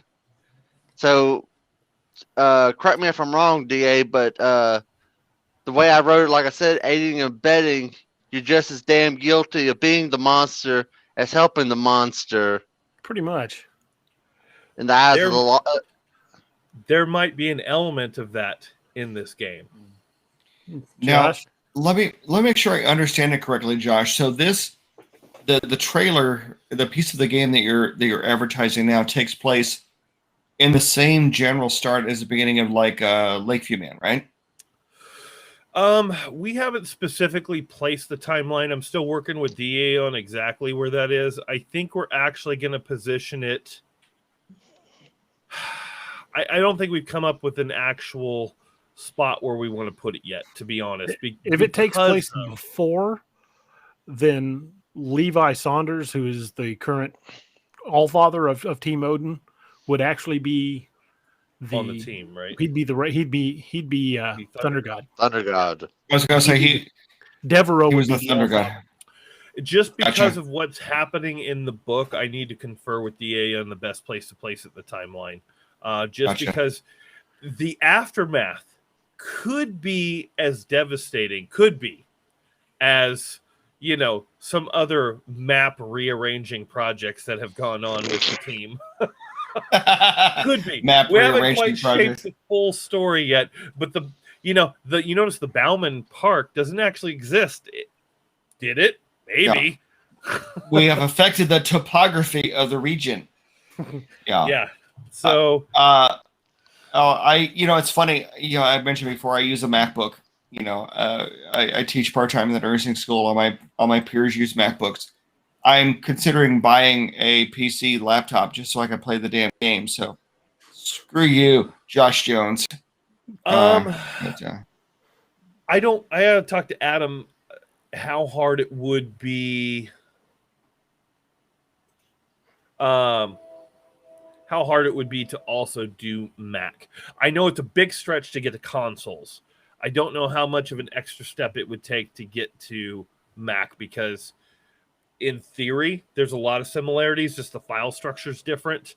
Right. So I'll talk to Adam to see if we could possibly add Mac. The issue, I think Steam is available on Mac. So that's what I was thinking. To say once think it's on it is. Steam, I think Steam's available on Mac. He sent me a gift. Well- Super easy, barely an inconvenience. Oh, well, I have a 2017 MacBook Air. I love it to death. I've had PC for years before I got this. I have an iPhone because, frankly, I'm too stupid to use a Droid. It's not that I have a personal issue with it, but I do love my Mac, and if I could play it off of there, I would love to. I mean, obviously, the reason we put Windows on there is because Steam throws a hissy if you say that it's coming to Steam before they approve your project. Same with Kickstarter and all this other stuff. So there's some legal issues why we can't just say it's coming to Steam. It's coming to Steam, but we can't put it on the imagery. That's where we plan to launch at. So shouldn't be an issue. So and I know a lot of the older Macs use Intel chips anyway. So, I mean, I've got it's coming to computers. Yeah, there you go. But no, I'm excited to play it because gaseous liquid. Gaseous liquid. I love gaseous liquid. Oh my Hey, god. guys, let's do a trivia question for a $5 gift card for Amazon. Sounds like a good plan. And coincidentally, my books on Kindle are at $4.99. So you can use that. You can use it to purchase whatever you want. I'm not saying you have to buy one of my books, but if you do choose to purchase one of my books, $5 gift card is the perfect size. So let's do a trivia question. In a sheer matter of coincidence, you can buy a book. Yeah, that's just an absolute coincidence that never occurred to my wife when she came up with the idea. But here's the trivia question, and this trivia question is from the most recent book, The Nightmare Hunter. So if you've read The Nightmare Hunter, or if you already have it on Kindle, or you could probably look this up. But we're going to go with the first person to be able to answer this question. What is Margolin's middle name? Oh. It's revealed in The Nightmare Hunter. While we're waiting on that answer, what did Bigfoot post? You had it up there for a minute. I read it. It's actually still up at the top there. Do you ever look out the woods, feel like it's looking back at you? I loved recording that line. I did like 3 of them, and I'm glad he picked the one that he did because that was my favorite one. It was so cool to hear you and Roper. I've never met Roper face to face, but I was like, oh my God, it's Roper. So Roper is going to be voicing Jeremiah, the main character. I am going to be voicing Alan, the supervisor, over the radio. And I can now reveal something new. Because he has signed the NDA paperwork and has agreed to come on board. Thomas Dream is doing the voice of Chavez. Awesome. Oh, that's amazing. I need to make an addendum to that. I gave you guys some bad information. It is not in The Nightmare Hunter. It's from Codename Wild Hunt Operation Blood Eagle, where I revealed Margolin's middle name. See, you're messing everybody up. Blood Eagle. Operation Blood Eagle. Codename Wild Hunt Operation Blood Eagle. And we will have a $5 Amazon card for the first person that gets that. Well, I'm going to step away for just a minute, guys. I'll be right back. Yep. Yeah, that's what I was going to say. I got to step away for just a second. I'm running out of water. All right.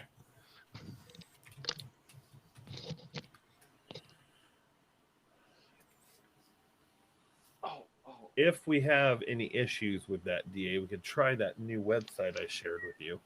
Okay. I've got that bot installed.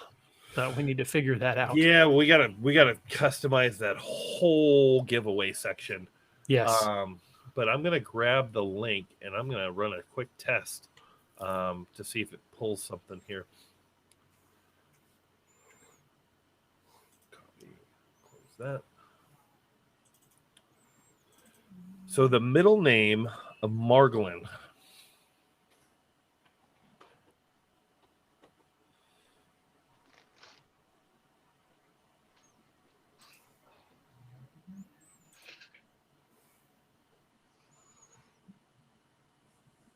What? That's weird. What? It said comments on this video have been disabled. That's not accurate because we're looking at them. I'm watching comments, people. I don't like that. Maybe because it's a live video, it's not seeing chat. What's wrong? I bet you that's what it is. It's not seeing chat. Let me try this. Oh, we're waiting to see if someone can come up with Margolin's. Go, if you have the book, go get it. Get it. Get it, boy. I'm not going to tell you what chapter it's in. So while we're waiting on that, does anyone have any other questions about the game since we're kind of on the topic? I mean, they can toss out guesses if they want to, but I'm telling you, it's an obscure middle name. Is it Clarice? No, it's not. Oh, damn. I'm trying to think where the hell it was at. Were we talking the deep soul cleansing Marglin unload on Clark? Nope. No, Grey Eagle. Nope. Grey Eagle. It won't end the soul with Grey Eagle? Nope. It's in it's toward the middle of Operation Blood Eagle, and I don't want to give away too much. It's just Clark looks up and that's who he sees, and he immediately registers his full file name. He's like looked up into the grinning face of Sergeant blank blank blank. You're talking going to the climax of Blood Eagle. It's toward the middle, about. Yeah, actually, it would be closer to the end. It's probably in the 170s somewhere on the pages. I forgot that you added me as a moderator. Let me see if I can just jump in here real quick and see if we can set that up.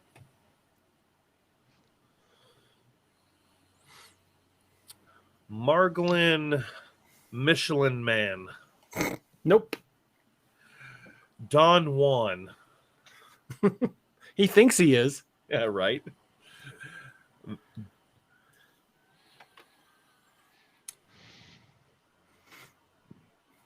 Nope. That's not going to matter if I'm on my channel. Gotta switch to DA's channel. There he is. Wild man himself. Hey, sorry. The wild man had to get a refill, so. Nobody's guessed yet, Steve. Oh, my God. Really? Nope. Oh, DA, Slackers. I don't have to do anything. It's all here. All I did do is click a button. Really? Yeah. Awesome. So, turn mods off because I don't want to win.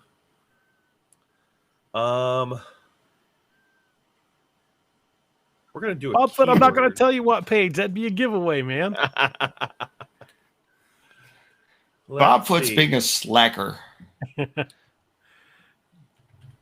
Nothing but respect. My we've already hummed enough damn just bars. Go right to it. You know, Amazon has a little thing where you can go into the story and type in Margolin and search that away. If you've got it on, Morehouse. They are correct. Franklin Morehouse Margolin. Yep. He gets saddled with possibly the worst middle name I could imagine. I just can't think of The Simpsons. Millhouse. So, DA, they can either send me a message through Facebook, or send me a message at my daroberts@daroberts.net email, and I'll send you that code right away. Yep, Toothache and you won. Go ahead and send that email. That's my email address if you need it. I would like to test the bot that we have on the channel to also do a giveaway. Now, All Tower Media is going to offer a $5 gift code as well to test this. So I will pony up for this. I want everyone in chat who wants to be eligible for this, just type the word Odin. Only type it one time. If you type it twice, you're disqualified.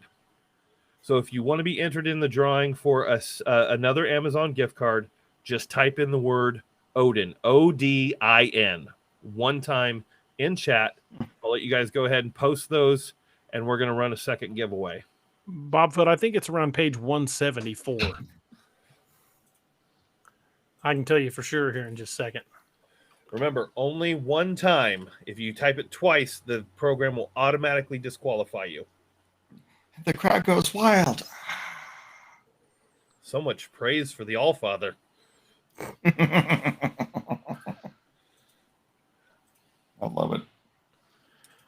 I'll let it go here just a couple more minutes. If you want to be entered into another drawing of a $5 gift card for Amazon, go ahead and type Odin in chat one time. Bobfoot, it's about page 174 on my promo copy. I don't know if it's the same on the Kindle or not. I would assume it would be, but oh. Okay, well, I'm going to go ahead and run the giveaway in 5, 4, 3, 2, 1.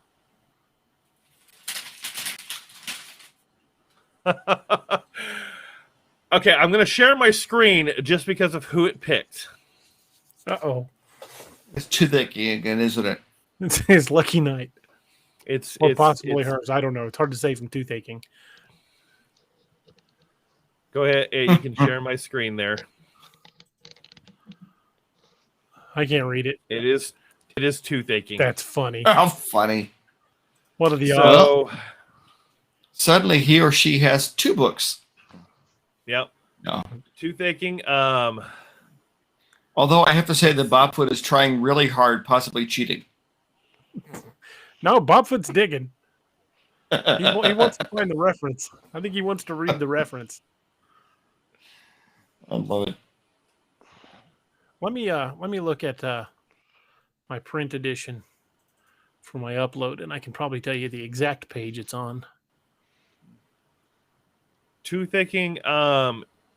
If you can go ahead and shoot me a message at josh.jones@alltowermedia.com, I will chat for you.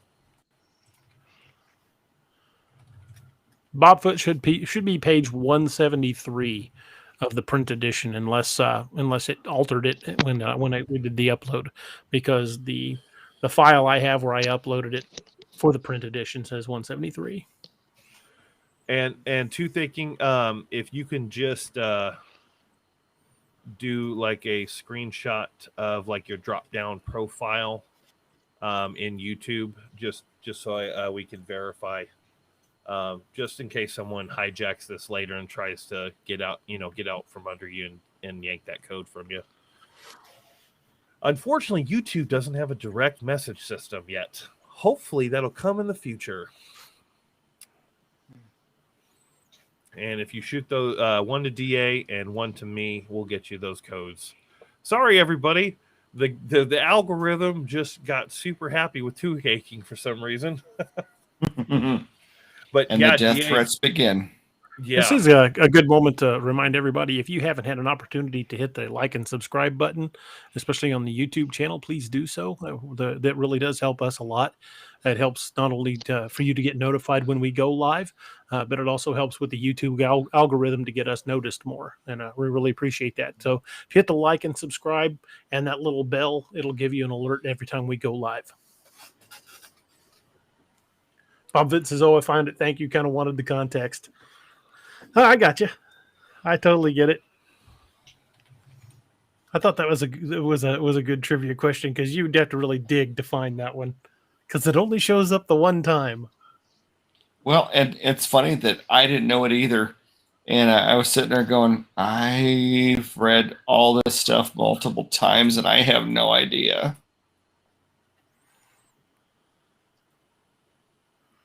Yeah, that giveaway is poor Margolid. Yeah. No wonder he doesn't tell anybody what his middle name is. So I gotta ask, are you planning on Margolin ending up with Valkyrie? I don't know. Let's just say by the time I'm finished with Lakeview Man, Beast of Blunk Road, some characters are going to be changed forever. Well, the beast from Blunk Road is a bastard. Yeah, it is. I think it pretty much sums up any alpha read on a D.A. Roberts novel at this point. I mean, I'm thrilled to be a part of it, but it's gotten to the point where I get a file and I'm like, oh, son of a bitch. Where will they leave us hanging at now? Exactly. Killing off the characters you like and all this other stuff. Although it is kind of fun to see what kind of rare artifacts end up at Steve's place. So, Yeah.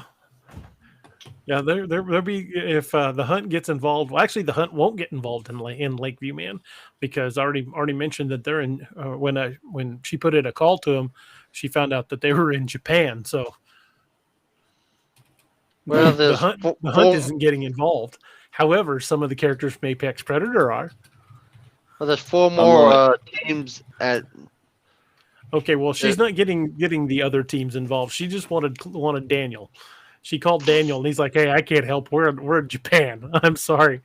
She's like, "Well, I won't call in another team unless we need to." So she called Micah. oh my God. Well, I would figure that. I mean, I haven't read it. I'll apologize, but you get Micah and or Logue, it's going to get interesting. Yeah, those two are going to play off each other. Oh my God. Logue is quickly becoming one of my favorites. He and Margolin, of course.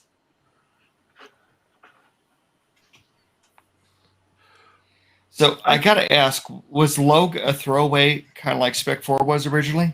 Yeah, I wrote the 2 vampire characters from Hunter's Moon, Horn the Moon, and I thought, well, these are going to be the mid-level villains that the Apex Predator crew have to take out before they take on the big vampire. And almost instantly, as soon as Logue started talking, I'm like, God dang, I like this character. I got to keep him. Oh, he's great. And it's so funny. Like we were talking about Cillian Murphy earlier. Every time I hear Logue, I hear his voice, as kind of the Peaky Blinders character he plays. Bob puts us a better touch Shield Maiden. Oh my God. I don't know what it is with you guys in your genre of writing, but maybe it's just as bad as you are. You fall in love with a character and it's like, yeah, they're going to die. And you sit there reading the book. I mean, to this day, Rachel is a huge, huge Jonathan Mayberry fan. He's still in timeout for his Rage novel.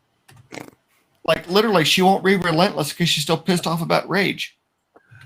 And I was like, yeah, we're in trouble. Well, I may get put on timeout by a few people at the end of Blunk Road. I believe it. Yeah, you're my best friend, but you piss me off too. there's going to be some people upset by the end of Blunk Road. I already know how it ends, and it don't end pretty. It doesn't end pretty. I love it.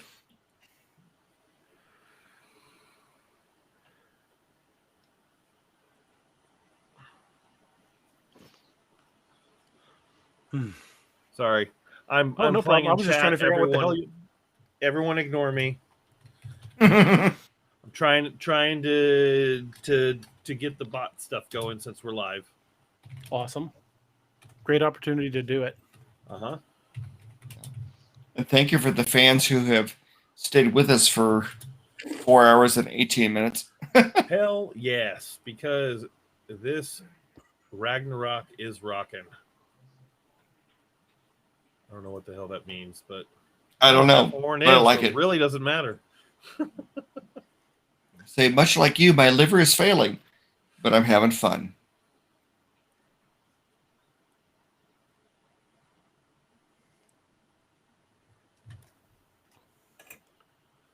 Well, Toothaking, if you message me through Facebook, let me know if you do it through my main page or my author page, because the way Facebook's doing it now, I have to actually switch the pages to be able to read messages on the other one now. That's convenient. Candy goes, I read that as bot stuff. Oh my God. Josh is into bot stuff. Yep. Oh, Lords. I don't know Candy, but she is my new hero. Bob Foot says Valkyrie's cool, but she can take the bite for Shield Maiden. Two Things says, gentlemen, my PC is going bonkers. Would it be okay to have a new drawing for both gift cards? It was fun to be picked. Yeah, if you'd like. I mean, that's perfectly fine. That's up to you. So just to be clear, so we don't misinterpret, Two Thinking, are you releasing both gift cards and abdicating from winning? Please make that a little more clear, because we don't want to take those away from you if you want something else. Just want Lenita's calling it tonight. Good night, Lenita. Good night, Lenita. Thank you for joining us. Chris Miller says some of the deaths in Ragnarok upset me. I had a guy, I did a show back in 2016 or 17, 16 or 17. I think it was 16 in Kansas City. And George R.R. Martin was the big name on the card. And I was like a footnote on said card. But I was still a part of the same show. And when it was announced I was going to be there, it was in Kansas City. There was a guy drove from Tulsa, Oklahoma to Kansas City to argue with me about one of the deaths of one of the characters in Ragnarok, the character of Gunny. He drove up there just to read me the riot act. He was not happy. And he did. He ranted for a good 20 minutes on why I should have killed off Gunny. And when he was done, I'm like, okay, well, let me explain why I did. And when I did, he's like, well, that makes sense. Okay, I get it. And we struck up a conversation, and he had all the books in Kindle. And he was so thrilled that we just sat and talked about it that he bought literally one of everything I had on the table. I mean, it was awesome. Oh, well, it's funny how you have those interactions, because I had a similar experience with Mayberry, who was on here earlier. In his second Joe Ledger book, The Dragon Factory, the one he was talking about earlier with the Nazi genetic creatures or whatever, there's a character he killed off in those stories, and I was so pissed off about it because it was, of course, the love interest for the Joe Ledger character, and he explained why he did it, and I'm like, okay, I get it now. You're still an asshole, but I get it. You're still an asshole. I think we actually had that conversation, and he's like, that's okay. It's okay. Clearly it did its job. I've killed a lot of characters over the years, as anybody who's read the books knows. But Gunny is the only one I legitimately got straight up hate mail over. There were people I was that upset were about that too. Pissed that I killed off Gunny. Oh my God. When I read your stories, I was like, oh, okay, I hate the stalkers. They really creep me out. Oh, you killed Gunny. Fuck you. That was... Of course, I saw Gunny as Arlie Ermy. And of course, at the time I read it, he had just passed away. And so I was really kind of sensitive about it, probably. A little salty. A little salty, a little bit pissed off. Yeah, Gunny was a great character. When I first introduced him, what made everybody fall in love with the character was the exchange about him feeding beans to the dog. Yes.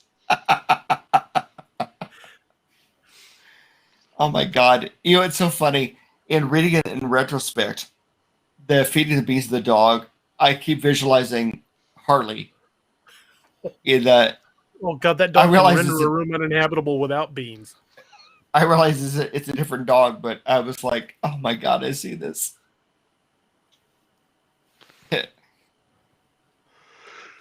Yeah, Gunny was in his 70s and still running and gunning with people in their 30s, and it caught up to him. I mean, it just did. Plus, it was also important to show that it wasn't just zombies that could still kill them.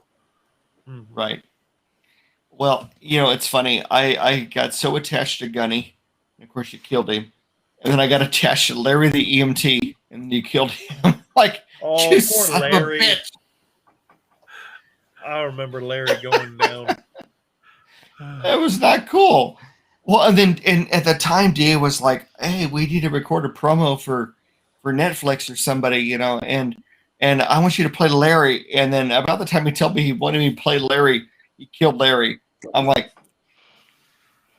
in my defense, I had done that, but long before I met you. Those books had already been written for a long time. I know, but it cut deep, Shrek. It cut deep. All right, donkey. I still want to shoot about a 15-minute promo video. I've got to find some people that can sort of act and Sort of see if we act. can see if we can shoot something. Hey, I'm still waiting for the shit to go down at Steve's Pub and Grub, where I get to use my AR to defend the world.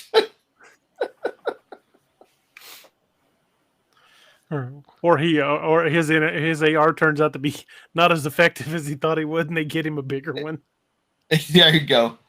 Well, considering Steve's AR is a 5.56, he might have a little bit of trouble against cryptids. That ain't much but a mosquito bite. For the record, Rachel carries a 45, so and it's a good shot. And it's a good shot. She's kind of scary. Well, if we're gonna give away, did he ever get back to us? I haven't seen anything. I'm assuming that's what he meant. It feels like that's what he meant. Would it be okay to have a new drawing for both gift cards? It was fun to be picked. I feel like he's releasing it. Is that the general consensus here? That's the gist I got. Or we could just hold on to him and send him to him when his computer's working better. I mean, that's up to toothaking. I don't know if he's still in the room or not. I don't know either. It doesn't show us who's in the room, just numbers. No. Toothaking, let us know if you're still in the room and if we go ahead and just rerun this. I got the bot to work, by the way, if you saw. I noticed. So we got that. And anybody can use these commands. If you want to see the Discord link, we need to see the Patreon link. Plus the Patreon and the Discord will go off every 15 or 30 minutes, respectively.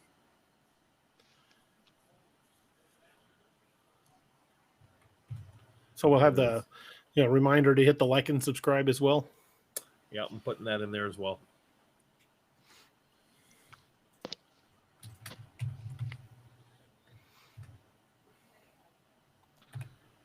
So this ain't an evil bot, Josh?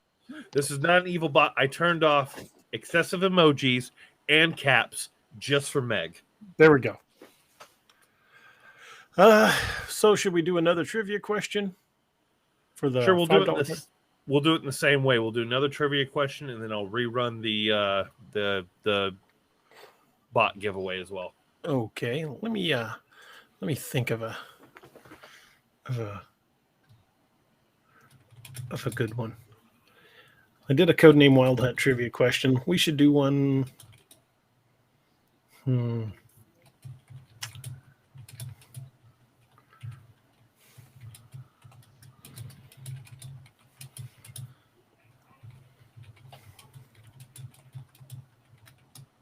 Bob Foot says, LOL, Meg loves to spam the caps. Yeah, she does. Caps and the emojis. I haven't seen Meg the last two shows. Was she here on Wednesday? I didn't see. Yeah, she was here Wednesday. I didn't see her tonight.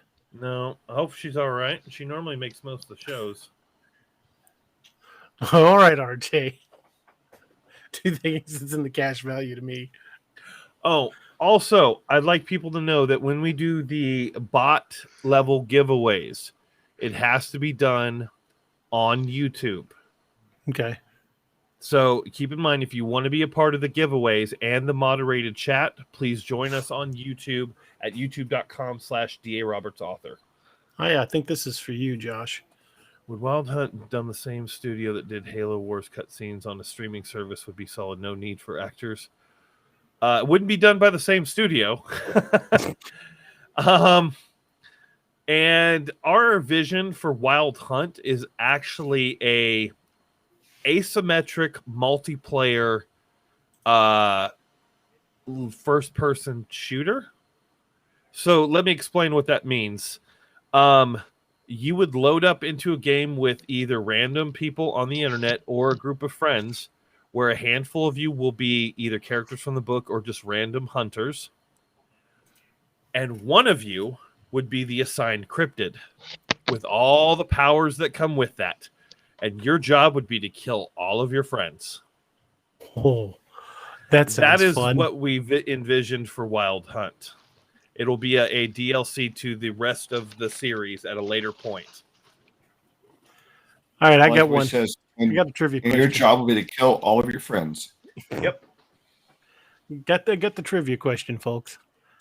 This one is from the first of my sci-fi series for the Infinite Black series. That's for Lost Legion: Perdition's Flames. What is Duncan Kane's nickname?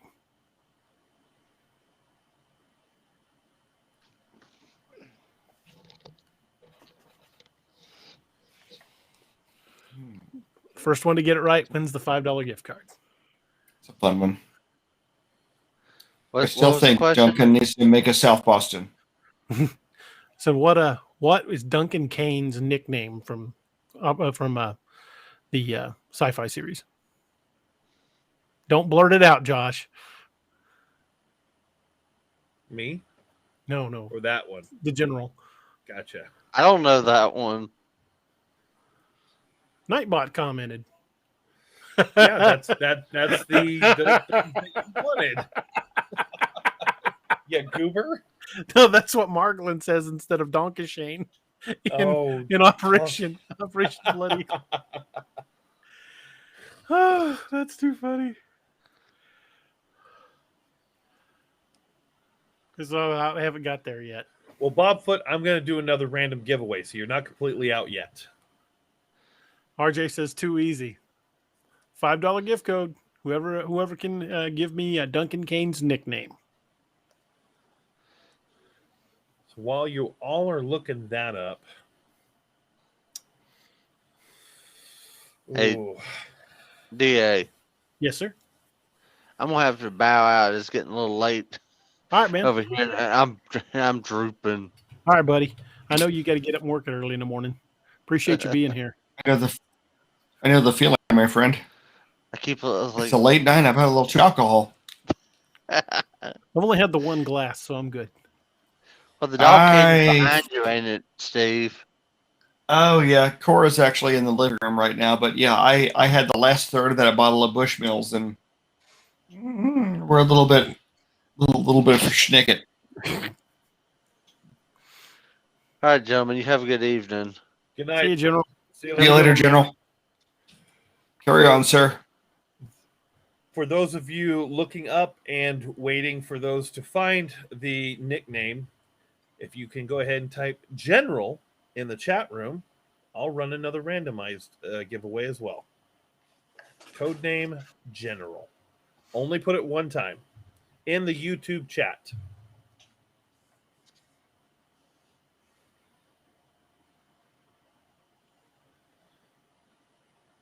And default name, RJ, I believe, don't type it again, because technically by saying goodnight, General, you entered yourself in. So if you say it again, you'll get disqualified. I don't want you to get bounced for that. And if you're saying goodnight to the General, don't type General again. Maybe I shouldn't have picked that. No, timing was just bad. And suddenly the universe coalesces into madness. Oh, Bobfoot, you disqualified yourself. It takes about 20 seconds for them to hear you. Yeah, I know. Chimed before you spoke. Add him back in. I can't add him in, unfortunately. So what happens if he says it a third time? Will he be back in again? No. Damn it. All right. Well, there's only a handful of people in here. We'll just change the keyword. I feel bad for everyone who did put it in. That was my bad for picking a name where everyone's going to just say goodbye to the same guy. All right.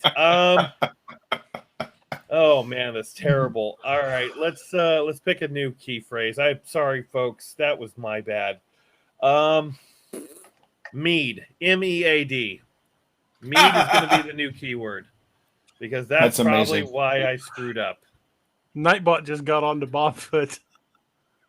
If it hadn't been me, it would have been Bushmills. So I'll fix that because I thought I turned that off. So mead is the new keyword, Everyone in YouTube chat, please go ahead and type that in again. I apologize. I've disqualified myself, so I can't win. I just want to make sure everyone have the. And I'm not at all surprised that Sal was the first one to jump on that. Carry on, sir. Pompous says, bro, even the bot mad at me. All right, I turned off excessive symbols. Really, the only thing that we want to disable is links and excessive, unnecessary bad words, like the real bad ones. Other than that, you can kind of do whatever the hell you want. RJ still gave you the wrong code name. RJ, Mead, M-E-A-D. Oh, Candy got it. She got it. Duncan Kane is the Widowmaker. She said she was burning through all your books. I don't blame her. Candy's my new hero. All right. Here we go. RJ, your last chance to get in on this. MEAD. I'm going to give it about 30 seconds. I'm going to go ahead and run it.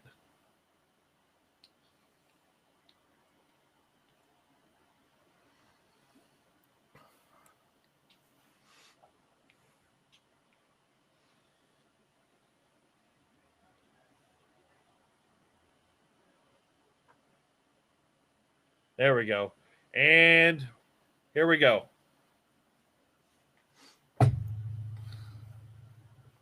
Default name has won the giveaway. Slid in right there at the last minute and stole it from everybody.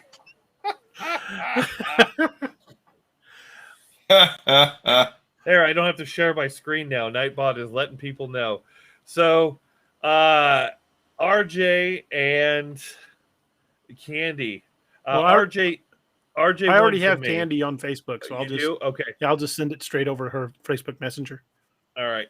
And then RJ, if you want to shoot me an email at josh.jones@alltowermedia.com, I will get that over to you. That's too funny. Default name. Gotta love that. Was that RJ? Yeah. No, it's Bobfoot. Oh, Bobfoot. yeah. Bobfoot's a good job. Default name says copy, Josh. All right. Awesome sauce. Well, heck yeah. You know what we haven't played tonight? The word from our sponsor. Oh, yeah. I need to give the shameless plug for the good folks over at Dark Angel Medical, veteran-owned company. Make the best med kits in the business. I carried one for years as a cop, and I wouldn't trust my life to any other kit. They are just amazing kits. They make everything from the basic ouch pouch, which is a common first aid kit, all the way up to severe trauma kits for multiple uses, multiple victims. If you're going to be doing anything, whether you're going cryptid hunting, fishing, backpacking, camping, going to the range, hell, driving to work these days, you probably want a med kit handy. And remember, the life you save could very well be your own or someone you love. Get a kit, get a tourniquet, learn how to use them.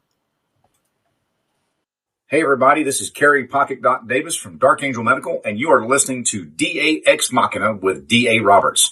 You may recognize me or some of my products from Dark Angel Medical in some of the Apex Predator, Lakeview Man, and Wild Hunt books, and you can get those products at www.darkangelmedical.com, along with training classes on how to use those products and save a life. Shoot us an email at info@darkangelmedical.com and be the difference. And if you guys have read the Codename Wild Hunt books and some of the Apex Predator books, you'll recognize Kerry Pocket Doc Davis as being a character in those books. And he's been a good friend of mine for a lot of years. And I was very happy to put him in the books. Oh, my God.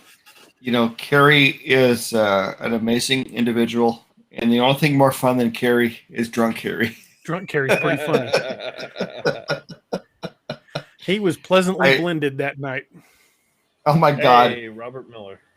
You see? Oh, hey, Sentinel. After seeing Drunk Kerry, yeah, that was absolutely amazing. He is my second favorite character after Kerry. Good to see Steve getting sauced again. Oh my God, Steve is thoroughly blended. Thank you very much.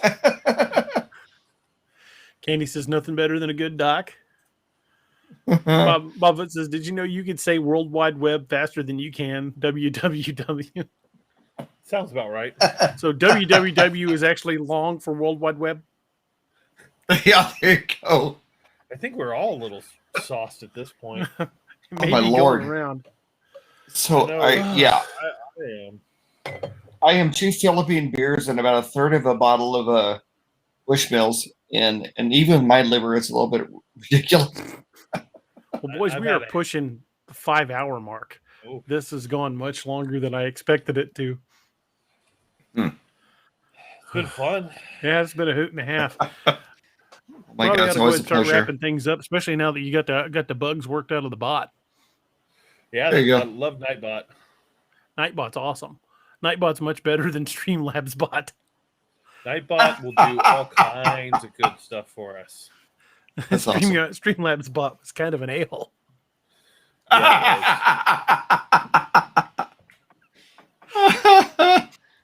That's amazing. It was. We gotta get Doc back on here. Definitely. Doc is always fun. I love him to death. He is such a nice guy. And to hear him describe things like Wendigo and Bigfoot as critters just cracks me up. Oh my God, critters and angry sex with a snowmobile. We need to have Cam and Pocket Doc at the same time. Oh my God, that would be amazing. There's all kinds of Ghibli and critters all over the place. They're speaking Ghibli. It'll devolve into Ghibli pretty fast. Yeah. Bob Foot says he's fixing to head out. Yeah, I think we're fixing to start wrapping it up for the night as well.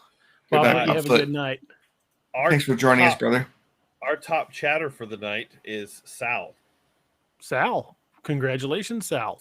Either that or he That was always talks a fun. lot. He don't say much, but he talks a lot. No.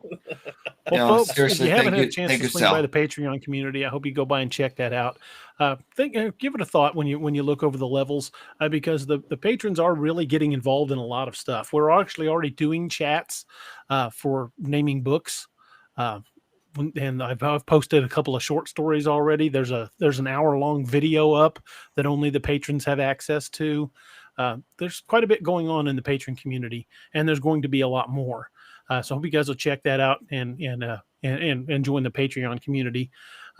If you just want to join the Discord community, the link is down here as well.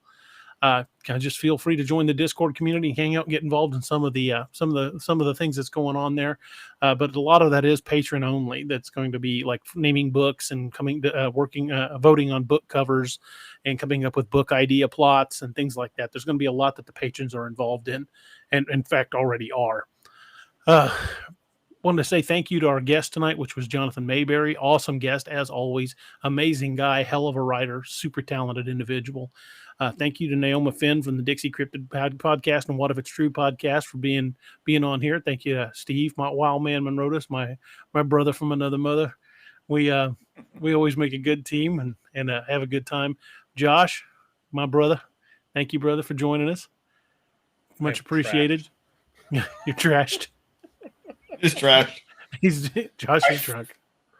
I feel your pain, Thanks to sir. General Dalton for joining us as well. And I want to thank all you guys for joining in and coming in and being part of this tonight. And again, this was the kind of the 9/11 anniversary edition of DA Ex Machina. I wanted to say another quick thank you to all the men and women in uniform and for all of those we lost in that terrible day. And appreciate you guys being here with us and sharing your time with us, sharing your stories, and sharing some laughs. And that's one of the reasons I love doing this show, because it's like hanging out with a bunch of friends, just laughing and having a good time. And we stay on topic sometimes, and we cover a lot of different stuff, but we always have a good time doing it. Well, and Got like a sarcastic we said, comment from RJ. oh my Lord. In all seriousness, I do want to send my sincere thanks to Jonathan Mayberry for joining us tonight. He's a hell of a nice guy, and a very gifted individual. It's so cool to be able to nerd out with him on a regular basis, and of course thanks to DA for making that happen. You're the one who reached out to him, buddy. You made that happen tonight. That's all you. Well, thank you guys for joining us. I've said it many times. I'll say it again. Writing is a journey that we take together, reader and writer. And I thank you all for taking that journey with me. It's an amazing journey, and I can't wait to see how far it takes us. So I hope you guys have a wonderful night, and we will see you on Wednesday. Have an awesome night, folks. Thank you for joining us tonight on DA Ex Machina. If you ever have an encounter of your own that you wish to discuss, contact us at daroberts@daroberts.net. You can remain completely anonymous if you wish. Pull your covers up tight and keep a nightlight burning bright. Oh, and did you forget to lock your doors?